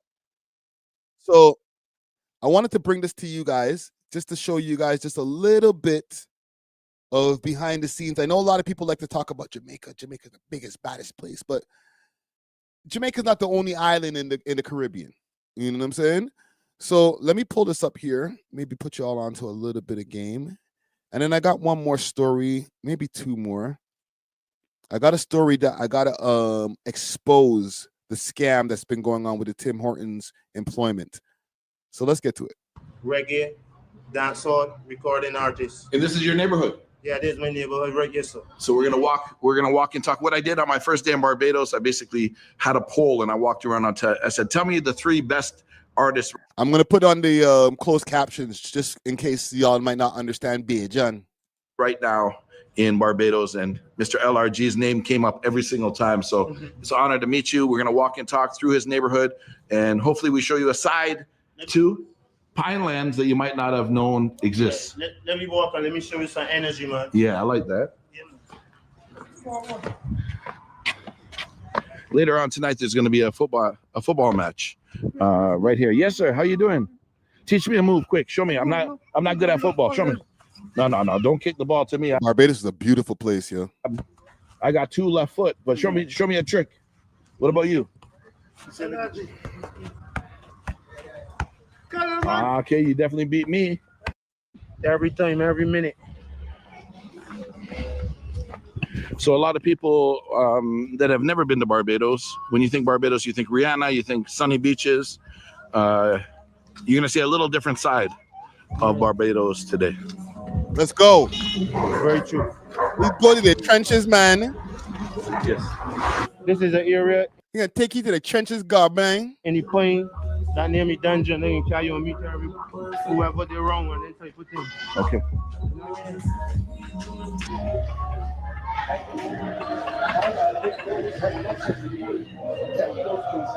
This is one of the realest man I know. See this man all over the world, and the cat was a Barbados. This is, in the world, this man a big man. Yeah. We love this man shows, man. Tell me, for the people that have never seen this side of Barbados, what do you say about your community? My community is one of the most airy communities in Barbados. The best community in Barbados. Be a community minded, community love from top to bottom. Yeah. All around. But why do you think it has such? This nigga got no bottom teeth. Holy shit. Yes, Carol, he's fresh as hell, fresh to death, fresh as I mean is, but he ain't got no bottom teeth. I don't know if y'all caught that, B. Like, the dental care in Barbados is mosh up. Season says I'll be in Barbados in 1 week. Yo, you know, have some flying fish for me, yo. A bad stigma. I'm trying to think of some other Bajan dishes. I don't like cuckoo. I'm not a big fan of that cuckoo. That shit is nasty to me. But no disrespect, but that shit is nasty to me.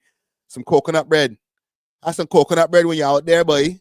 If I went to a different community and said your community, they're scared. Outsiders don't know the love. They don't know the love. It's like wherever you go in the world, you know, people say, man, that area is a bad area, but the area is a loving area. Yeah. Because if you come in the area and looking for trouble, you're going to find trouble. You're going to find trouble. You're going to But find if you come with peace and love, you want to get peace and love. That's how I feel in most places in the world. They ask me, they say, Chris, how do you go in these crazy communities? I said, I'm not coming with a gun. I'm not coming to harm anybody. Right. There's no reason for people to get negative energy. Real thing, brother. Enough love, brother. Enough love. Any message for the world? For the world, you must come to Barbados. Yes. And when you come to Barbados, come into the Pine and Wildy area and see the love that Chris getting. Yes. Hit up the Pine and see the love that Chris getting in the Pine. Yeah. Check this out. He didn't know I was coming. He's got, look at this. Look at that clean in Barbados. Holy. Man, yo, fresh out the box shit. We don't play. We keep it real. What's your name? I didn't even ask My you. name is Shelly. Shelly. Always keeping it chill. Hot or cold, just chilly. Just chilly. Chili. You gotta watch out for Chili on the corner. Say what's up. Yeah, hi, Foster. I mean, it's the theory. Yeah. And your family all the time. Man, there's something good. K.O. Sports Bar. You gotta let them know which bar it is. This is it right here. K.O. Sports Bar. Yeah, K.O. Sports Bar. Which one of these guys are holding the thing, though? That's what I want to know. Which one of these guys are holding the machine? Go. K.O. Sports Bar. So which guy looks like no one? Yeah. You know what I mean? So you think you want to how many times can you show me? This is the biggest artist in Barbados. That's why I'm Don't here. care what I tell you about. LR is the Lion is the biggest artist in Barbados. They not bigger than him. I like that. My number one artist. Yeah. Show it in my work, show it in my performance, show it in my songs, you know what I mean? Yeah. We might not be the most rated artist at this time, but what we do is keep consistent and keep good music going out there so every time. You know what I mean? So that's the best thing. Yeah, LR is the voice of the streets for sure. Yeah. LR is the Well, that's how I found him. I asked the streets, and the streets told me LRG. Easy, right? man. So Easy, man, for sure. that's why I'm here. Yeah. This is K.O. Boss here. This is K.O. Boss. This is K.O. Boss. Yeah, this is Sports Bar Boss. And also keep in mind, Barbados is a small island. It's not like the population of Jamaica. What is the population of Barbados? Hold on. The Don with no teeth. Yo, listen, a lot of people, and I don't think it's just a Barbados thing. I think it just might be an island thing. Dental care is not up like that, It's like living in England or something. I feel like in England, you see people with a lot of people with fucked up teeth, but like missing teeth and shit over there in Barbados is what you see a lot of people there. Like when I used to go back in the days to check my family over there, I had a lot of family that were like rocking dentures from like in their 40s and shit. It's crazy. Let me look something up here quick fast. Barbados population 2025. So, right. Oh, shit. This is the population of Barbados, 286,623. So not even 300,000 people live in Barbados. That's crazy. Listen. I ain't even trying to diss because that's my own island. That's the island where my mom came from. RIP to her. All right. But you know when y'all Jamaicans and different islanders be like, yo, y'all small island people. Oh, you people, who are you from Barbados? You a small island Bajan, like 280 something thousand people. Shit. We is hell. It is kind of small still. Yes, sir. Yeah, he's got a burst. He's got a burst on the evening, on the night, and everything. So yeah, you know what I mean. Yes, sir. Nice to meet you. I know it's the boss with all this gold flashy. You didn't know I was coming. Nah, no, you're just ready all the time. Normal day. Yeah, private sex. Every girl come and say they like it. Come on. It's a sample. Giving us a sample. Recall.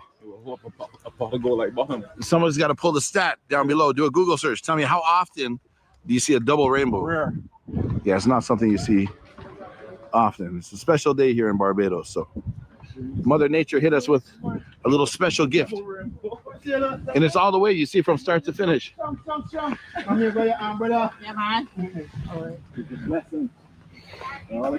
Yeah, it looks like it's going to rain. It's a beautiful place. I want to find some hood shit. Let me see if we can find the hood. On board and them like these things that you don't even reason, but you can reason. The man that will step forward and deal with it. Real dread. They didn't know where you always. I know why. That is just used to be a drawing to me. I know that he wasn't a good person because he always used to help and thing. I just used to like the rough crowd. You know what I mean? All my life, it is a man that did a shooter all my life. You know what I mean?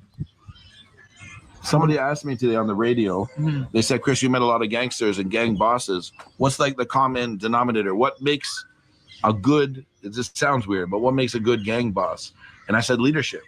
Yeah. You have to be a leader. Yeah, you go be a leader. Right? Because people are not going to follow you if you're not a leader. It's unfortunate that they're using that skill in the wrong, but the truth is a gang leader does have certain qualities. Because, let me say this here, Chris, when they did actually connected real hard in crime and on front page and middle page, and I can't limp on my block, or I can't go home, or you can't go nowhere because the police gonna turn in. We always used to have be put up and stuff like I had a lefty island on boat and them like these things that you don't even reason, but you can reason right now because these things need to be reasoned still.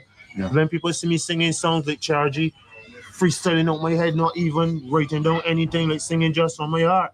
You know what I mean? And songs like Serial and all them, why people in the pine and think we relate to that real easy, and people from ghetto because they know we been there. You know what I mean?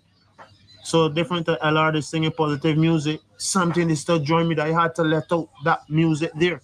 But I didn't let that type of music stand there. Still got songs like from myself, say me a leader. Tell them say we rumble, yeah. Tell them say we rumble. Yo, without the subtitles also, y'all understand what he's saying, right? Because I understand that like sometimes people will say, the Bajan accent could be a little hard to understand. It's a little sing-songy, whatever y'all people be saying about my people's accent. But I understand clearly. I'm just taking it for granted. You know what I'm saying?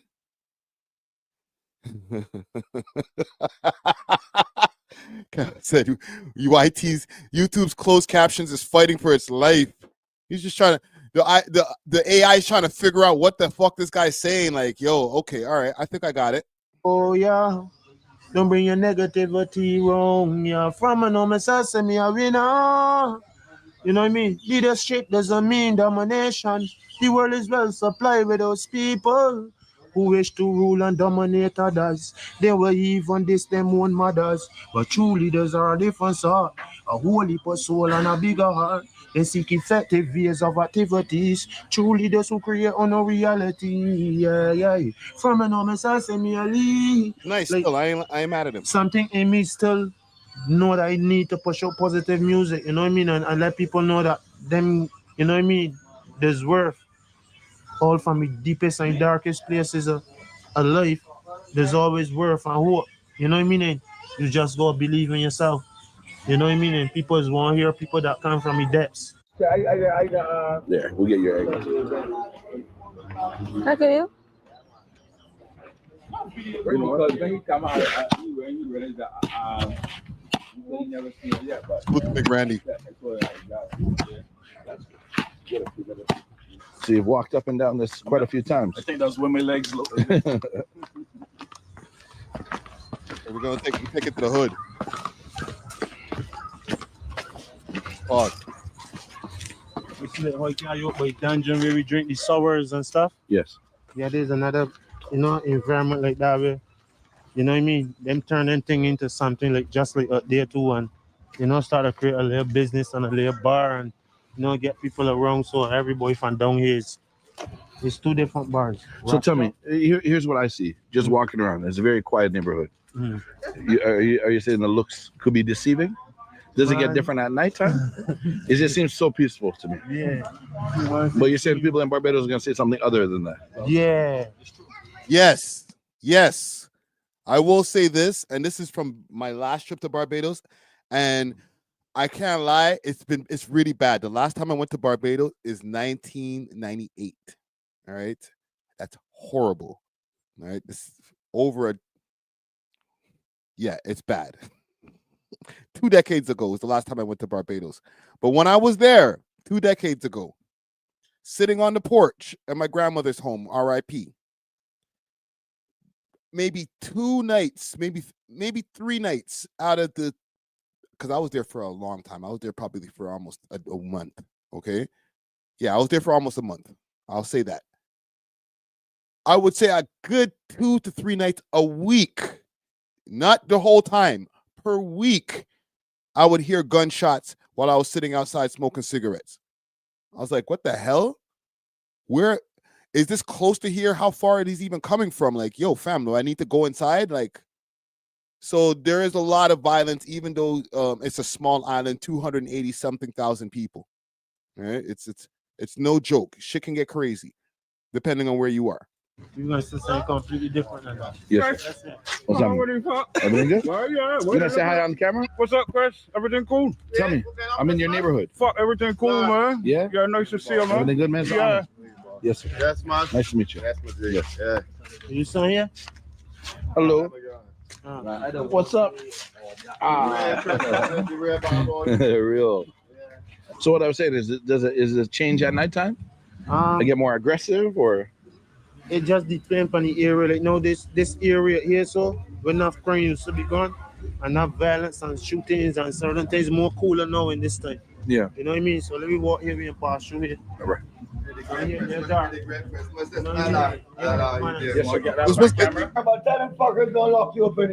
gets a lot of love, and it's because I'll mention again, because it's a small island. A lot of people are probably like, "Alai, you're back." That's real love, man. I appreciate it. I appreciate that. Love, man. Love, man. Good to see you, man. Yeah, feels good, watching your shit. We think you need to get a little bit more promoted, man. Yeah, I'm doing it. I'm here. I'm in your community. It's not our fault they can't get your shit done, man. I got you. The whole world watching Christmas this same Barbados and the point you don't know about remittance place, you don't know our journey, our life, and all we doing it this year in the Caribbean, Barbados 246 LRG. You don't know that the big one, you know? So this is what the average house looks like. Average house in our community. God damn. But the bathrooms downstairs. They got some that got bathrooms upstairs, but what about like hot water? Hot water, no. You have to install hot water if you want hot water, though. So you will have to get the electrical hot water or the solar system hot water. Either or, yeah. So that's so the best one is basically the solar, which is sun generated. But yeah, but a lot of people don't have hot water systems, but at night times around this time, December to January, it gets a bit leaky and cold like this here. It's not cold, but for you, a a little chilly, yeah. It's chilly, trust me. Like I said, it's cold while he's wearing a t-shirt. You're gonna see a lot of people out in hoodies tonight and long. You can see that. Yeah. Cold for a lot of people. Yeah. Yeah, man. So how many people live here? Well, there's only me. Bachelor pad. Okay. Bachelor pad. So basically, the bathroom is in this direction. Yeah. And upstairs is one bedroom above here, one bedroom above. So yeah, this is basically all the houses in the housing schemes look like.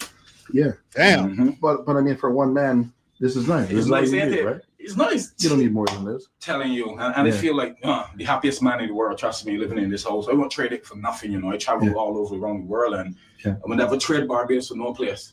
Home sweet home, like they said. See steps that are bedrooms upstairs. Yeah, but the house is, to me, outside it looked bigger. There's no basement. No basement. No, so it's just upstairs and no here. Basement. No, looks good. Congratulations. Thank you. It's not bad still. I've seen worse cribs in New York City. This real time right now? No, it's there. It's 8 o'clock? That's it. Oh, it just doesn't move. Yeah. Oh yeah, I saw the second. So the time right now is I've seen worse cribs in Toronto, to be honest. 6:09. And the football starts at what time? Football start.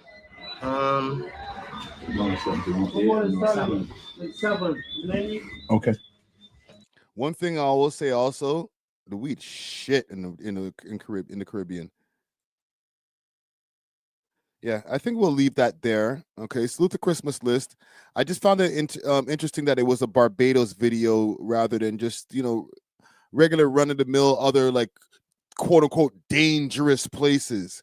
Okay, I'm gonna keep on reviewing or reacting to Christmas list videos because he drops some of the best videos and he's from here, so we always got to support the home team. But yeah, big salute to Christmas list. Where are we at right now? 3:27. Okay. I think I got one more story in me, and then we could touch the road. I seen something on Rebel TV. Salute to Rebel TV. There's an expose. They have an ex-employee, white woman actually, ex-employee of Tim Hortons, and the reasons of why she got fired. Now, apparently, there's a big conspiracy. It wasn't just her being a shitty employee. There's a little bit of a fraud that she's exposing in this video right here. So we're going to go over the video. I don't think we need to go through the whole thing. We'll go through parts of it. to see the fraud that's been going on with Tim Hortons. Obviously, we're going to get into an immigration conversation as well. So let's pull this up. Courtesy of Rebel News. And hopefully, we don't get demonetized, because I know their channel's not monetized, because they go for it. You know what I'm saying? They're real.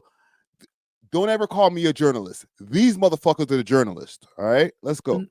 There's a report, a 2021 report on temporary foreign workers and the influx of immigration from the federal government that says essentially racism is a problem, because people will come in, the managers will, and then they'll hire only their preferred nationality. And you say you saw that firsthand. Well, yeah, I asked them, why you always sit? One of the managers, she explained to me, because they are cheaper to hire.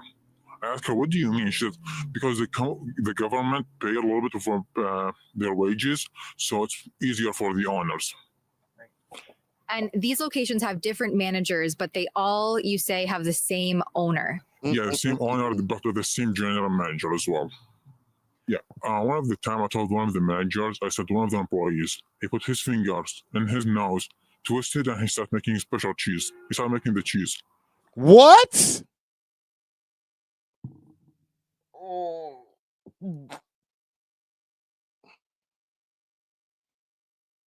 Say that again? One of the time I told one of the managers, I said to one of the employees, he put his fingers in his nose, twisted, and he started making special cheese. He started making the cheese. So congrats to all the 100 customers. You are eating the special cheese. Oh! Cheesy. Cheesy. For Rebel News, I'm Tamara Ugolini here in Cobourg, Ontario, in front of one of the Tim Hortons locations on the east end of town. And I'm joined by I would call you a disgruntled former Tim Hortons employee who wishes to remain anonymous for this report.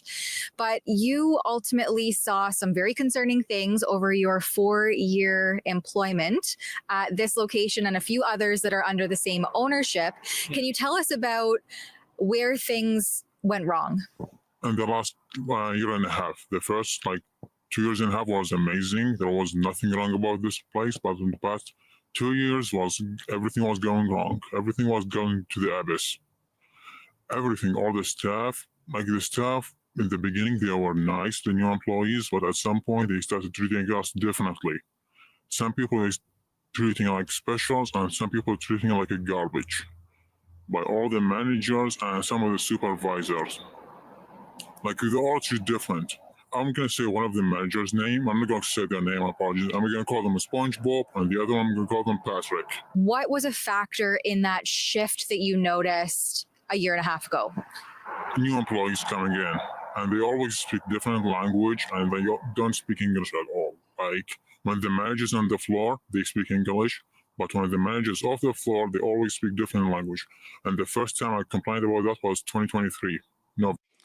Damn, this guy's spilling the beans right here. So these guys over here running a major scam over here too, because multiple locations being owned by one owner. It sounds like obviously it's entrepreneurship, but it could cause for a conflict of interest when it comes to hiring practices, right? November. And I complained about that my last month, but there is nothing going on. And they're the same staff, not the new staff. I'm not the only one. There's different staff. They don't like working with them anymore because they always speak different language. What would you say is the main language spoken? Hindi. They always speak it. English was second option. And not they don't speak it, they just don't want to. They told her you have to stop it, so she makes sure that all the other stuff, they don't do it anymore, but just for a while. She doesn't speak it anymore, but all this stuff, they always speak it. As soon as the manager off the floor, they always different language. And we always hear our names in different language and have no idea what they are saying about us. That's the worst. Oh, man, I'm sorry. I don't want to sound racist. The way I say this right now, but it'll be like ticky Friday, ticky Ricky, ticky Friday, ha ha ha ha ha, ticky ha ha ha ha, nigga. What? Excuse me? Are y'all talking about me? I know those ones. When I used to go get the manis, the mani pedis and shit at the nail shop, the Asian ladies used to do the same thing. And they kind of look, they'll give you a kind of look too. It's the worst, bro. You better go learn some Punjabi, brother. Yeah, like that's not respectful. Even and one time I asked them to speak English. They yelled in my face. They told me it's none of your business. So I didn't feel safe. So I went to the other side of the store. They start speaking. They said, "Shut up, Whitey. We ain't speaking English for you." Louder. So just I'm making sure I can hear them. And I was the only one who did not speak their language. And that was at the small store, the one beside the gas station. And when I told the general manager, she said she would talk with the other manager. She did, but nothing happened. And What did they say? When did they speak Hindi? It's a small store. They always speak it there, and they're not supposed to. I'm not scheduling you there to punish you. I'm trying to give you a full-time out. I'm trying to give you the full-time hours you wanted. And Bar booked those days off for her birthday, and you used to do those shifts before. So I knew that you would. So I knew that you know what's going on, what you were doing. I don't have favorite people, KD. I just have to make sure that the full-time staff have their hours. I will give you shifts at the big store next schedule. I just need you at the small store. Sean doesn't want to be up there either. Oh shit. Ain't nobody want to be over there. Sean neither? Damn, Sean. You don't want to be over there neither? What's up with that spot? Yo, thank you for the membership. Gets Maine, Judah Israel. He says, money coming. I deal in cash. Some down for now. All right. Salute, man. Salute. Thank you. Thank you. All right. Welcome to Quebec. Listen, in Quebec, they'll hit you with the French for that type shit. But yeah, these guys ain't playing over here. I texted one of the manager. She admitted they always speak different language. Now, out of all the employees at the locations that you've worked, how many would you say are either Canadian born or English as their first language employees? Like it depends on the shift, but sometimes you can't find any. Like sometimes only one or two, except the managers. But the regular employees or supervisors, none. Like only one or two, three, like 4 at best, 4 of 10. There's not necessarily anything wrong with that. That just might be a choice thing. Hey, we found a better worker, the better man for the job, or the better woman for the job. They just happen to be from the same country as me.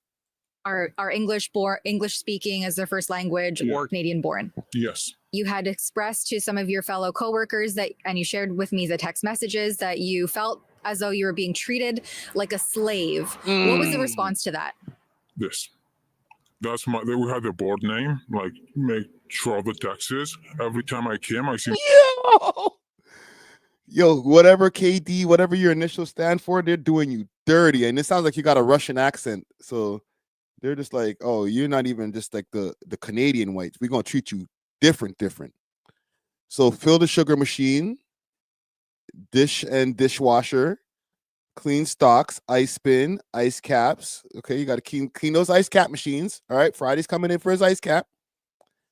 Hot caps, sinks, garbage, bathroom and back alley. Damn, Katie. All of that for you? None for Sarah Pritt, eh? My name like that. And all the none for anybody else in the restaurant. That's all you, Katie. That's all you, white man. other supervisors, like it's me and other 3 of the employees. Every time one of us work, the other supervisor, they feel like they're on vacation on the afternoon shift. They don't do anything else except customer serving, but cleaning, serving, anything else? No, all of us. Only me and other 3 of my previous co-workers. And another thing that you mentioned to me when we spoke off camera was about kind of the scheming and the scams and the fraud that seems to be happening at these locations. What was one instance specifically that you thought, this isn't right? So the Google reviews, they start like paying us free meals, not money, free meals to make a fake Google reviews. It's not just me, like for all the employees. And for every, like, even if your friend made a such Google review, you will get like free meal. And some employees did it. One of them, like, he asked 4 or 7 of his friends to do it, and they did it. And one of the new managers, she made 2 fake accounts, one her own personal account and the second one, just to make fake Google reviews. Now, one of these locations, one second, I think it was That is nasty work. Do the Google reviews and we'll give you a free meal. In this economy too, bro, and yo, fam, a free meal us? Oh, shit.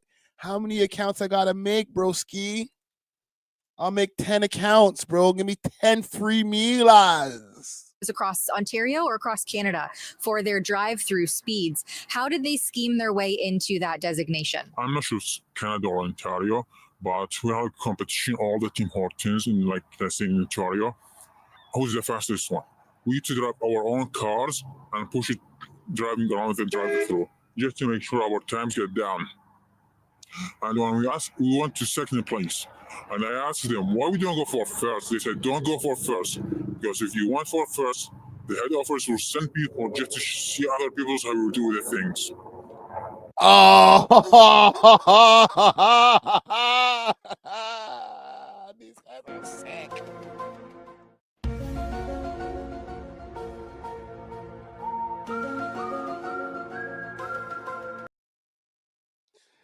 Don't make yourself first, because if you are first, if you are number one, fastest Tim Hortons, that's going to alert the peoples over there at the head office of Tim Hortons.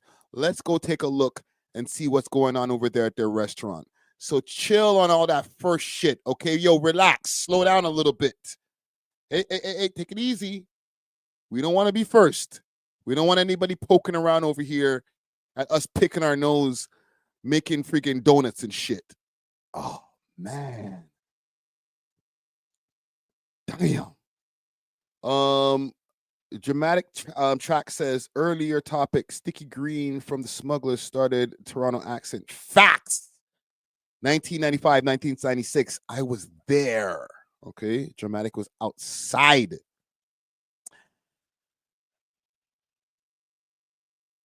Let me put that back up on the screen. Let me think about that for a second. Sidetrack, no sidetrack, gang. 95, 96, the Toronto accent. I kind of feel like it existed before that. I do understand how they would have made it popular because they were actually, and salute to the Smugglers, all right? They were actually a group that when you would hear their music, they sounded like Toronto niggas. They wasn't trying to sound like, and correct me if I'm wrong, I haven't listened to their the old tunes in a while, but they wasn't trying to sound like American niggas, all right? Guess who's coming with that 4/5 bumping? Big tune. But yeah, salute to the Smugglers. It's a good sidetrack though. And then they won because they were sending their own employees through the drive-through to push those speeds and get those times down. And one of the customers got us, that's why she stopped it. He did a Google review about it. I think she did it. She did a Google review about us, and she did a very big one. And who's replied to her? The manager husband. He's the one who replied to her. Like he said, this place is perfect and there is nothing happening out. And no, they attacked her. Damn. They told her, son. if you don't like it here, don't come here. And you say that the managers, they don't care. No, they only care about the specific people. And everyone else they don't care about. Like I've been requesting to work for one location only, and they never gave me that. And if I did schedule in one location, they always put me on the same thing on the front, customer service. When I ask why you don't put someone else, I don't mind doing it, but I don't want to do it every day. They told me, oh, they don't like doing it. They just don't know how to do it. And every time we meet the job done, one day I told my managers, I'm not supervisor. He said, I know you're not, but it depends on you to get the jobs done. So wait a minute. And let me know if y'all think, or maybe thinking some of the same things, okay? Because I want to give the benefit of the doubt to everybody in the situation. This gentleman here, KD, who's complaining about the job, as well as maybe the management. I know there's a conflict of interest that he's explained here, and Rebel News, they do their thing. But is it a possibility that KD might just be a disgruntled worker? All right. One in the chat, let me know. Is KD just a disgruntled worker who is getting the same duties as everybody else, but because he white, he's complaining? Like, what are you making me do all these things? Or does he have a leg to stand on? Like, is he really in the right? Okay. One in the chat, if KD is a disgruntled worker, he's just capping on that Tim Hortons location. Or two in the chat, if he's doing his thing, he's being marginalized. Right? They're making him take out the garbage because he's not one of the South Asian people in the store. Just let me know.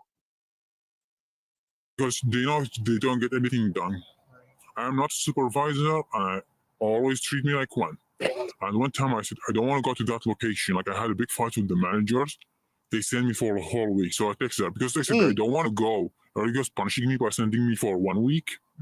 They told me, yeah, no, we just wanted to show the other stuff and how to do the things right. I'm not even with all due respect, I understand like a job is a job, and the man's gonna be like, yo, well, I don't want to go to that location. I want to go to this location. Again, with all due respect, I'll say this before I say what I'm gonna say. Nigga, you work at Tim Hortons. I don't know how much choices you have right now in life if you're working at Tim Hortons. You ain't the boss, nigga. You can't tell them, I don't want to work at this location. I want to work over here. Brother, do you want to work? Period.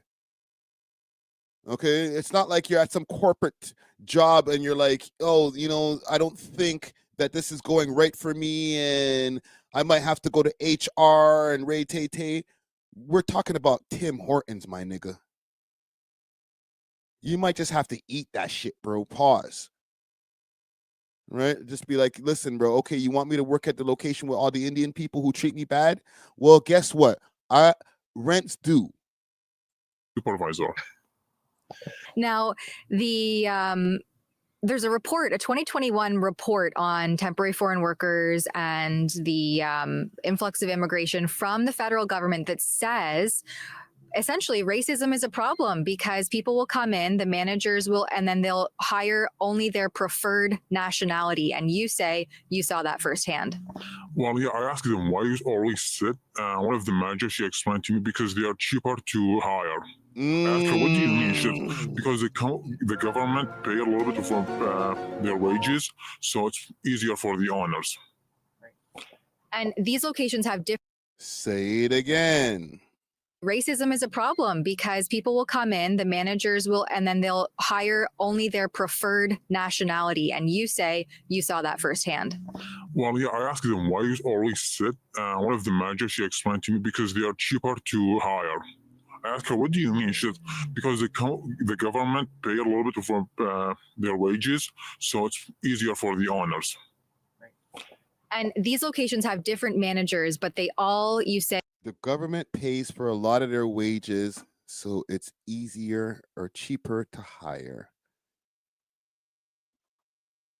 The government is paying for a lot of the wages. Okay, so it's easier and cheaper to hire. Got it. Got it. They have the same owner. Yeah, the same owner, but with the same general manager as well. And what have you ever escalated your concerns up to the owner themselves? About the new hiring, no.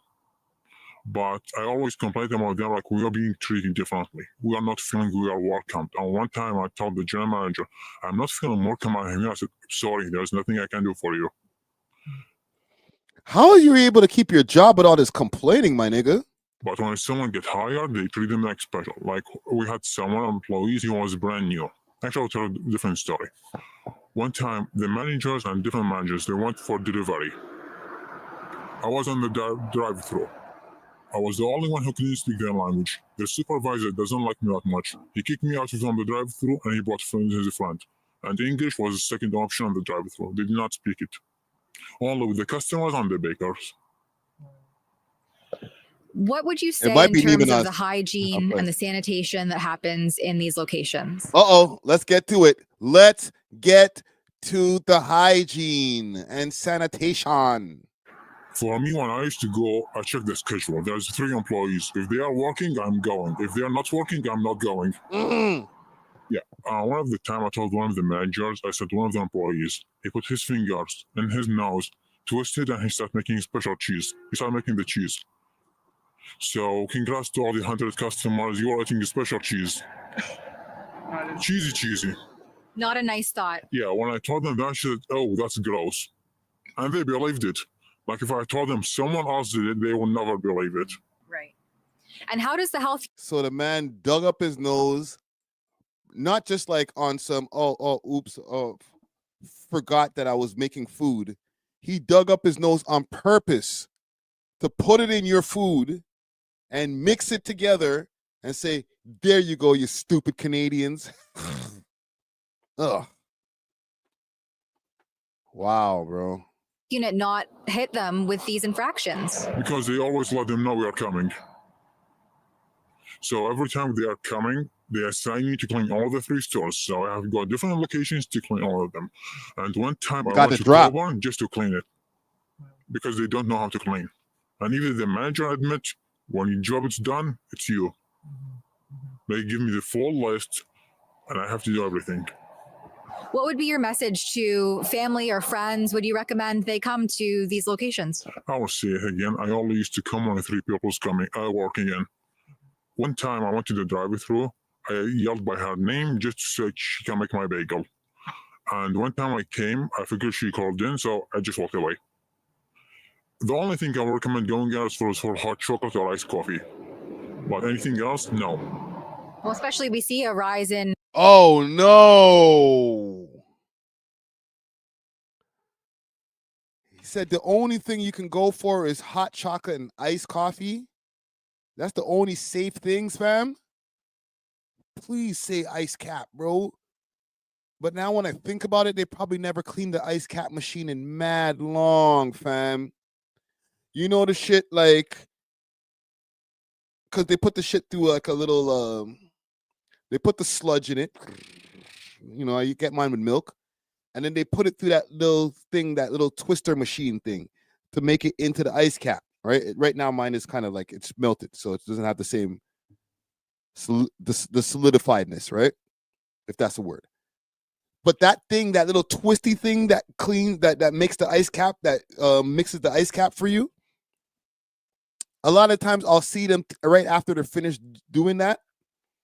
They'll take the ice cap out.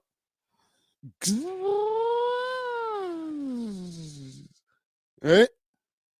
And then they'll take like a cup and then put the cup in friggin' where like a water cup or something, like where the little spinny thing is.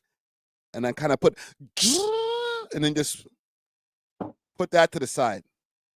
Or sometimes they'll take the cup with a little bit of water in it and just put it underneath the little spinny thing and just leave it there after your ice cap, because the drops of the whatever from the ice cap is coming out of that shit. I'm sorry, I'm getting very technical and stuff like that, but we're talking about sanitary things right now.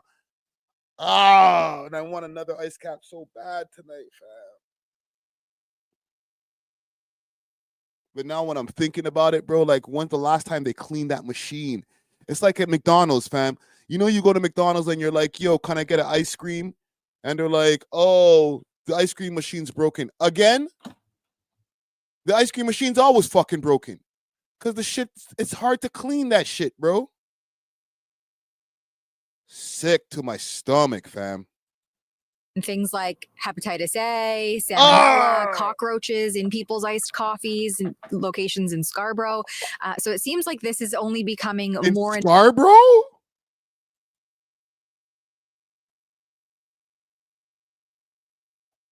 Like I wouldn't have said it was better if it was at the West End, but like, bro, I'm in the boroughs, fam. Like, what are we doing over here, fam? I didn't see this part of the video, bro. Oh man.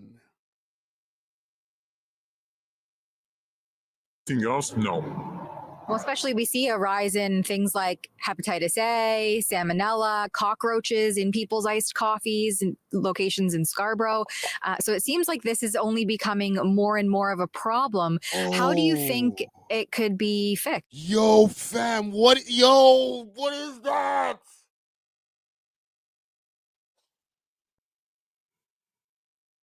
Come here, Randy. Come here, bro. I need you, bro. Holy shit, man.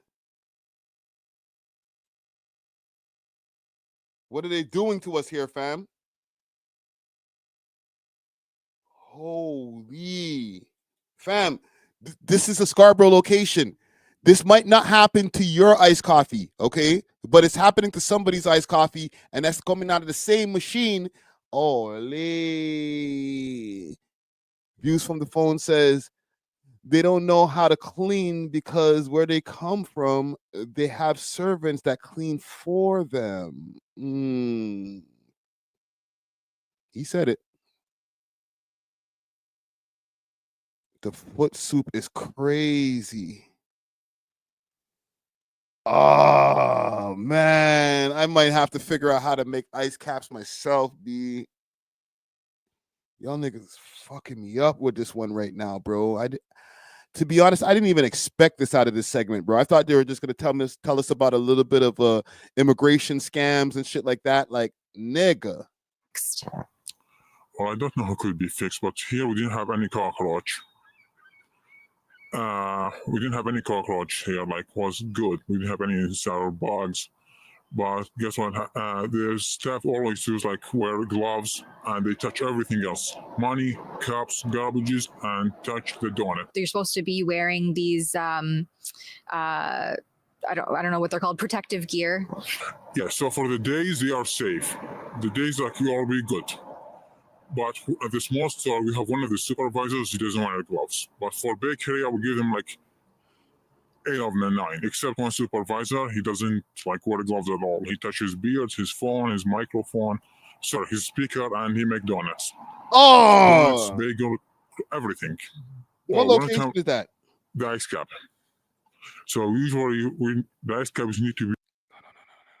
No. Don't do it, bro. Please don't do it. Stiff's ice cap.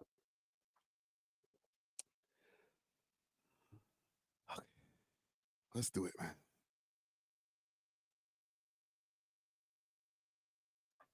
Let's do it. He touches beards, his phone, his microphone, his speaker, and he make donuts.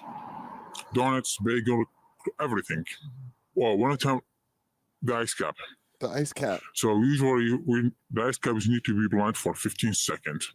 We don't blend that for this much, only 5 seconds. And if the one of the manager caught you doing it for more than 15 seconds, they will start yelling at your face. What? Don't do it because our time will go up. Yo, they're chinsing the spinning on the ice cap, bro. Spin it for 15 seconds, fam. What did a 5-second spin, brethren? You remember I just explained to you guys the whole 5 seconds. Hurry up. Did it once, one of the new managers, she kicked me out of the driver's line, she bought her friends. And the ice cap, one of the customers called them on Google reviews. They always put the ice cap and the cream outside, they don't put it in the fridge, so it just can be mixed ready. And all that, the cream, the milk, they will stay like there for like 20 an hour. That actually reminds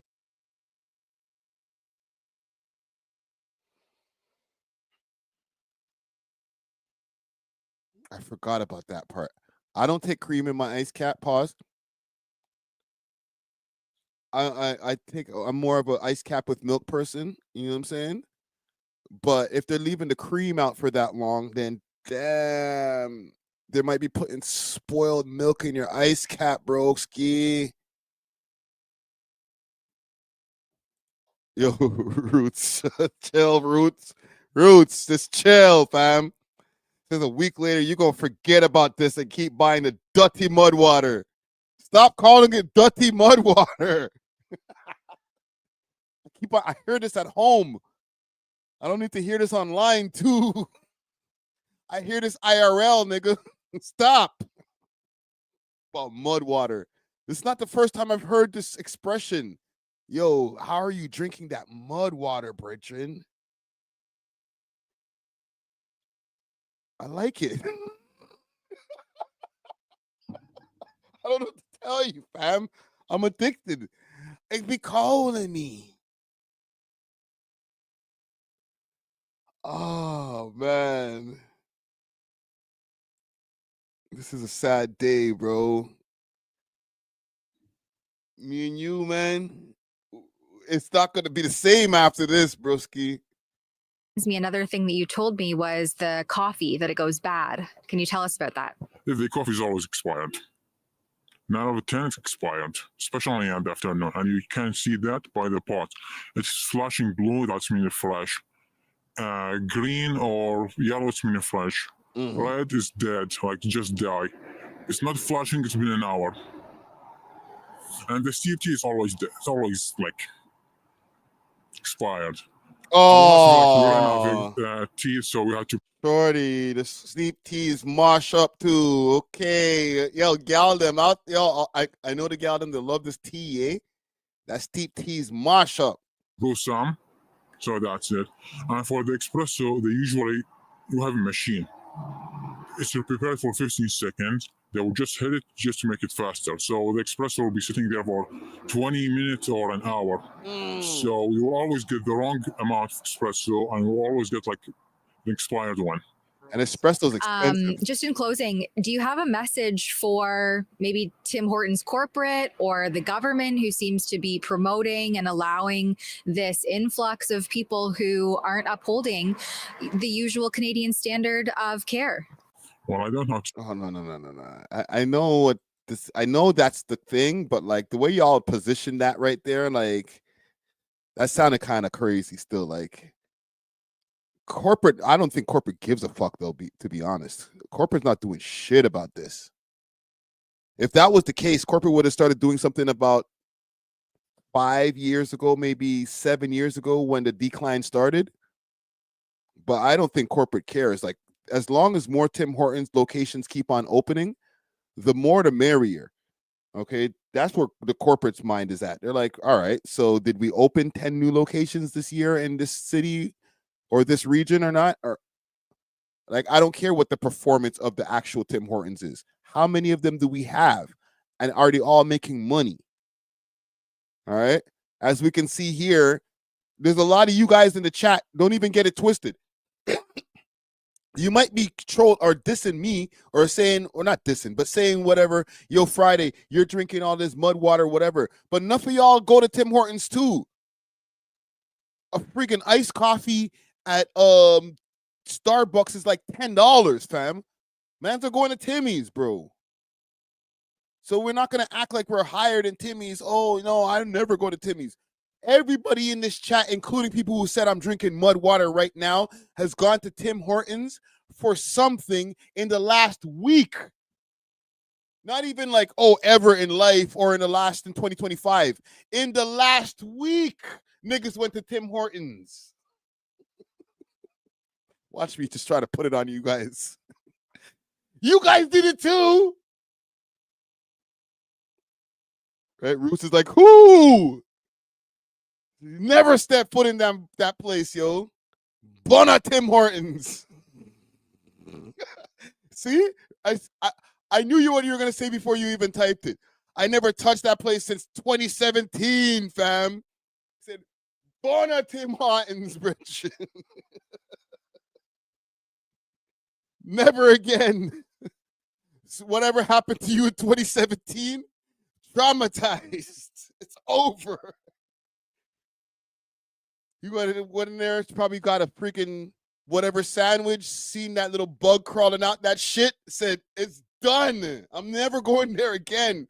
Fuck all you niggas, bro. You try to kill me. Damn, bro.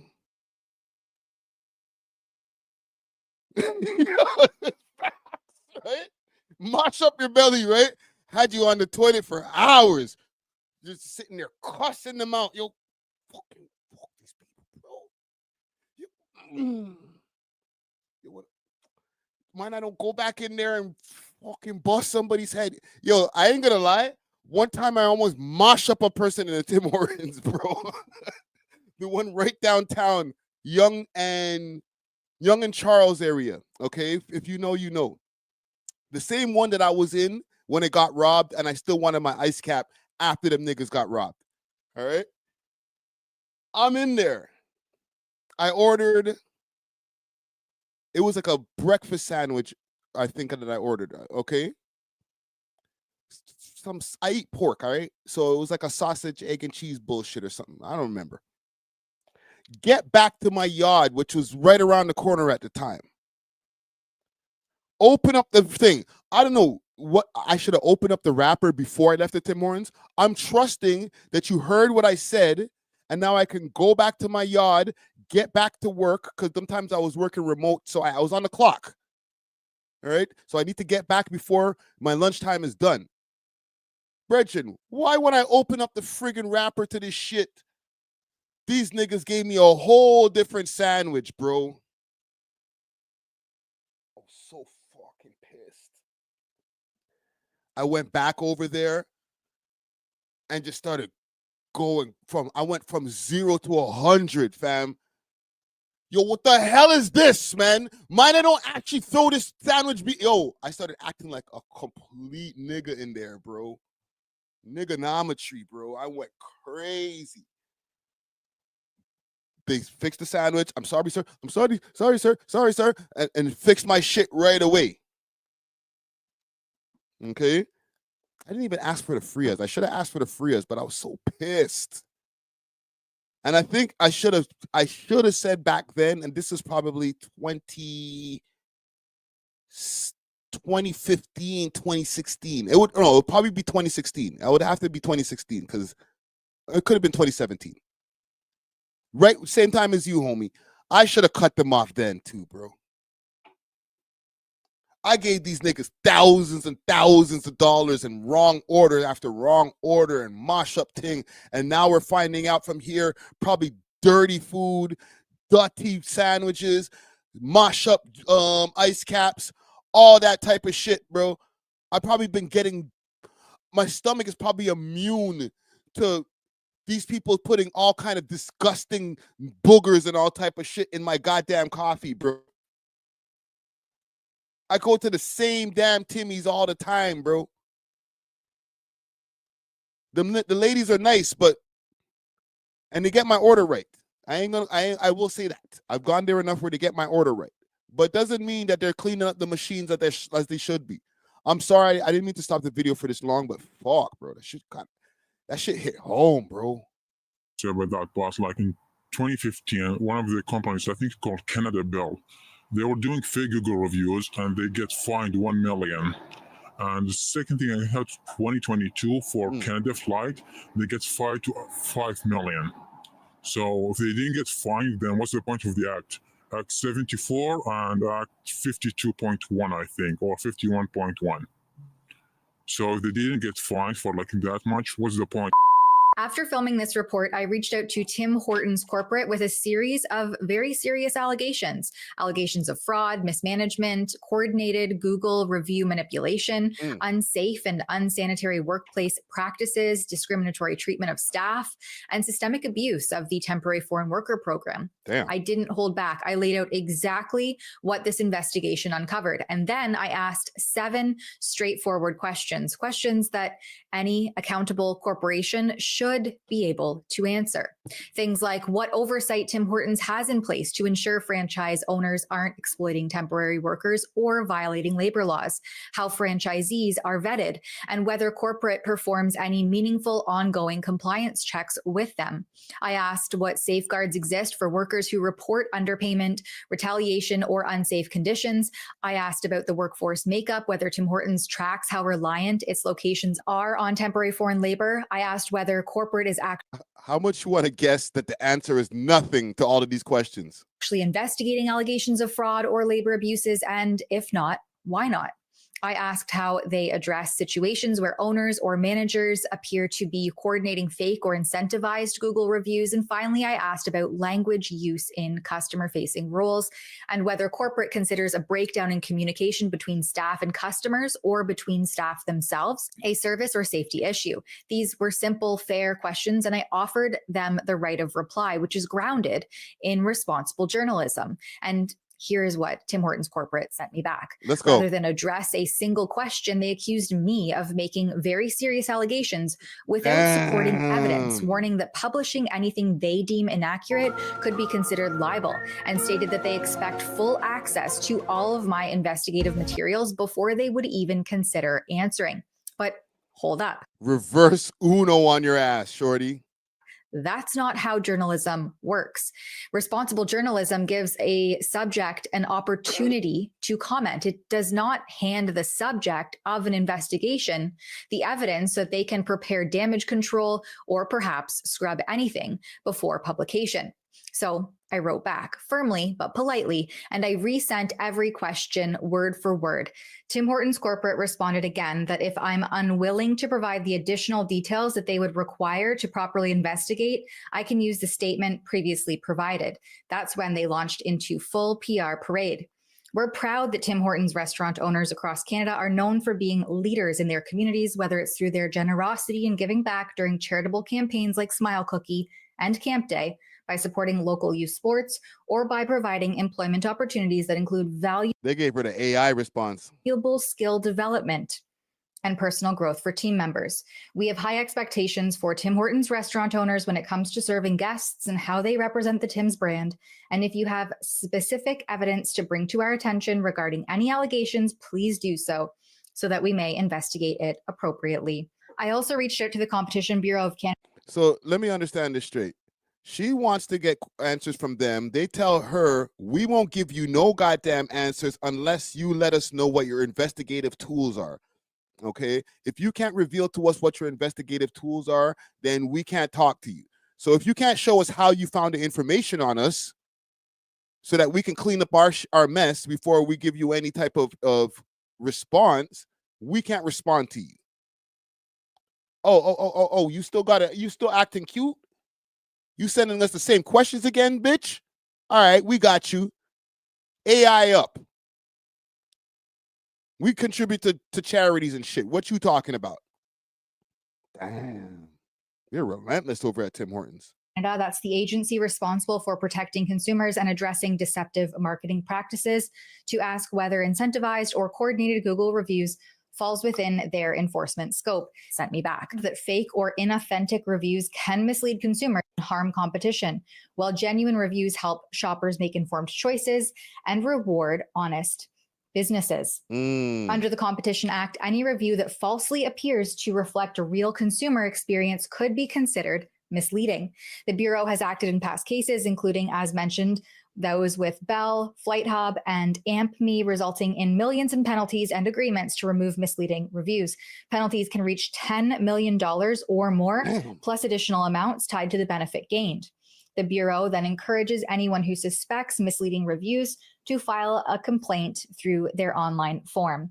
And so the door remains open. If Tim Hortons corporate or the Competition Bureau chooses to provide further clarity or additional information after this report airs, I will update you all. But if so, basically, yeah, we're not going to get anything done anytime soon. And I salute to Shorty over here from Rebel News and everybody over there at Rebel News, because they're due their due diligence and exposing things like this.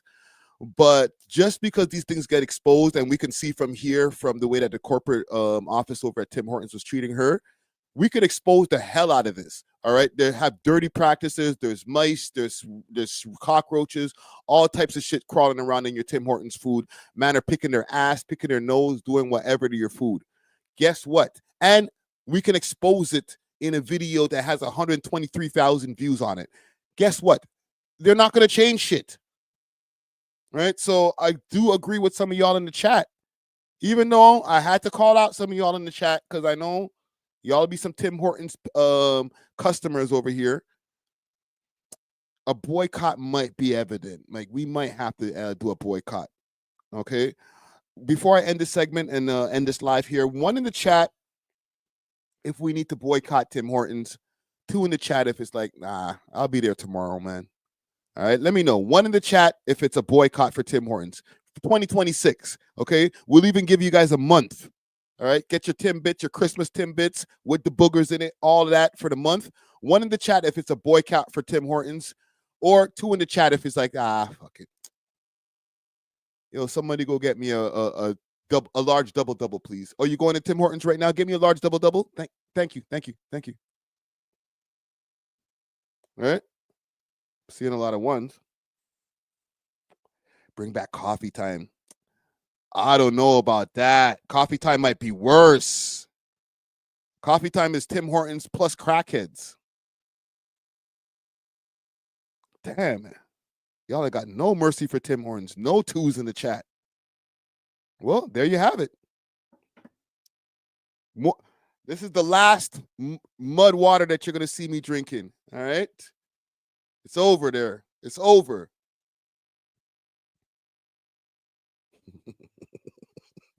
Double doo-doo is crazy. But yeah, I think I'm going to leave it there. That's enough bashing Tim Hortons for the evening. And listen, that's enough live. I got about 4 hours and change. I will say this before I close this live, though. Thank you to everybody who has been tapping in. I want y'all to make sure to smash that like button. Like I said in the beginning of this live, the dislike bots have not attacked this video yet. I've been checking in the back end pause to make sure that the dislike bots haven't gone crazy. Right? So they haven't yet. But once this video is up and it's sitting there probably for another 3 hours or so, there's going to be about 7 dislikes that hit the video from the haters out there. Okay, so what we need to do is make sure to keep on pushing these videos up the algorithm. Share the video. We'll be back on Monday. Actually, we'll be back tomorrow for premiere. I'm going to be dropping the Big Bad interview, full one-on-one interview with the homie Big Bad tomorrow, probably around 5 p.m., if not 7 p.m. And then we'll be back Monday morning with another episode, 637 of the We Love Hip Hop podcast. Until then, though, we are off of this. Doses.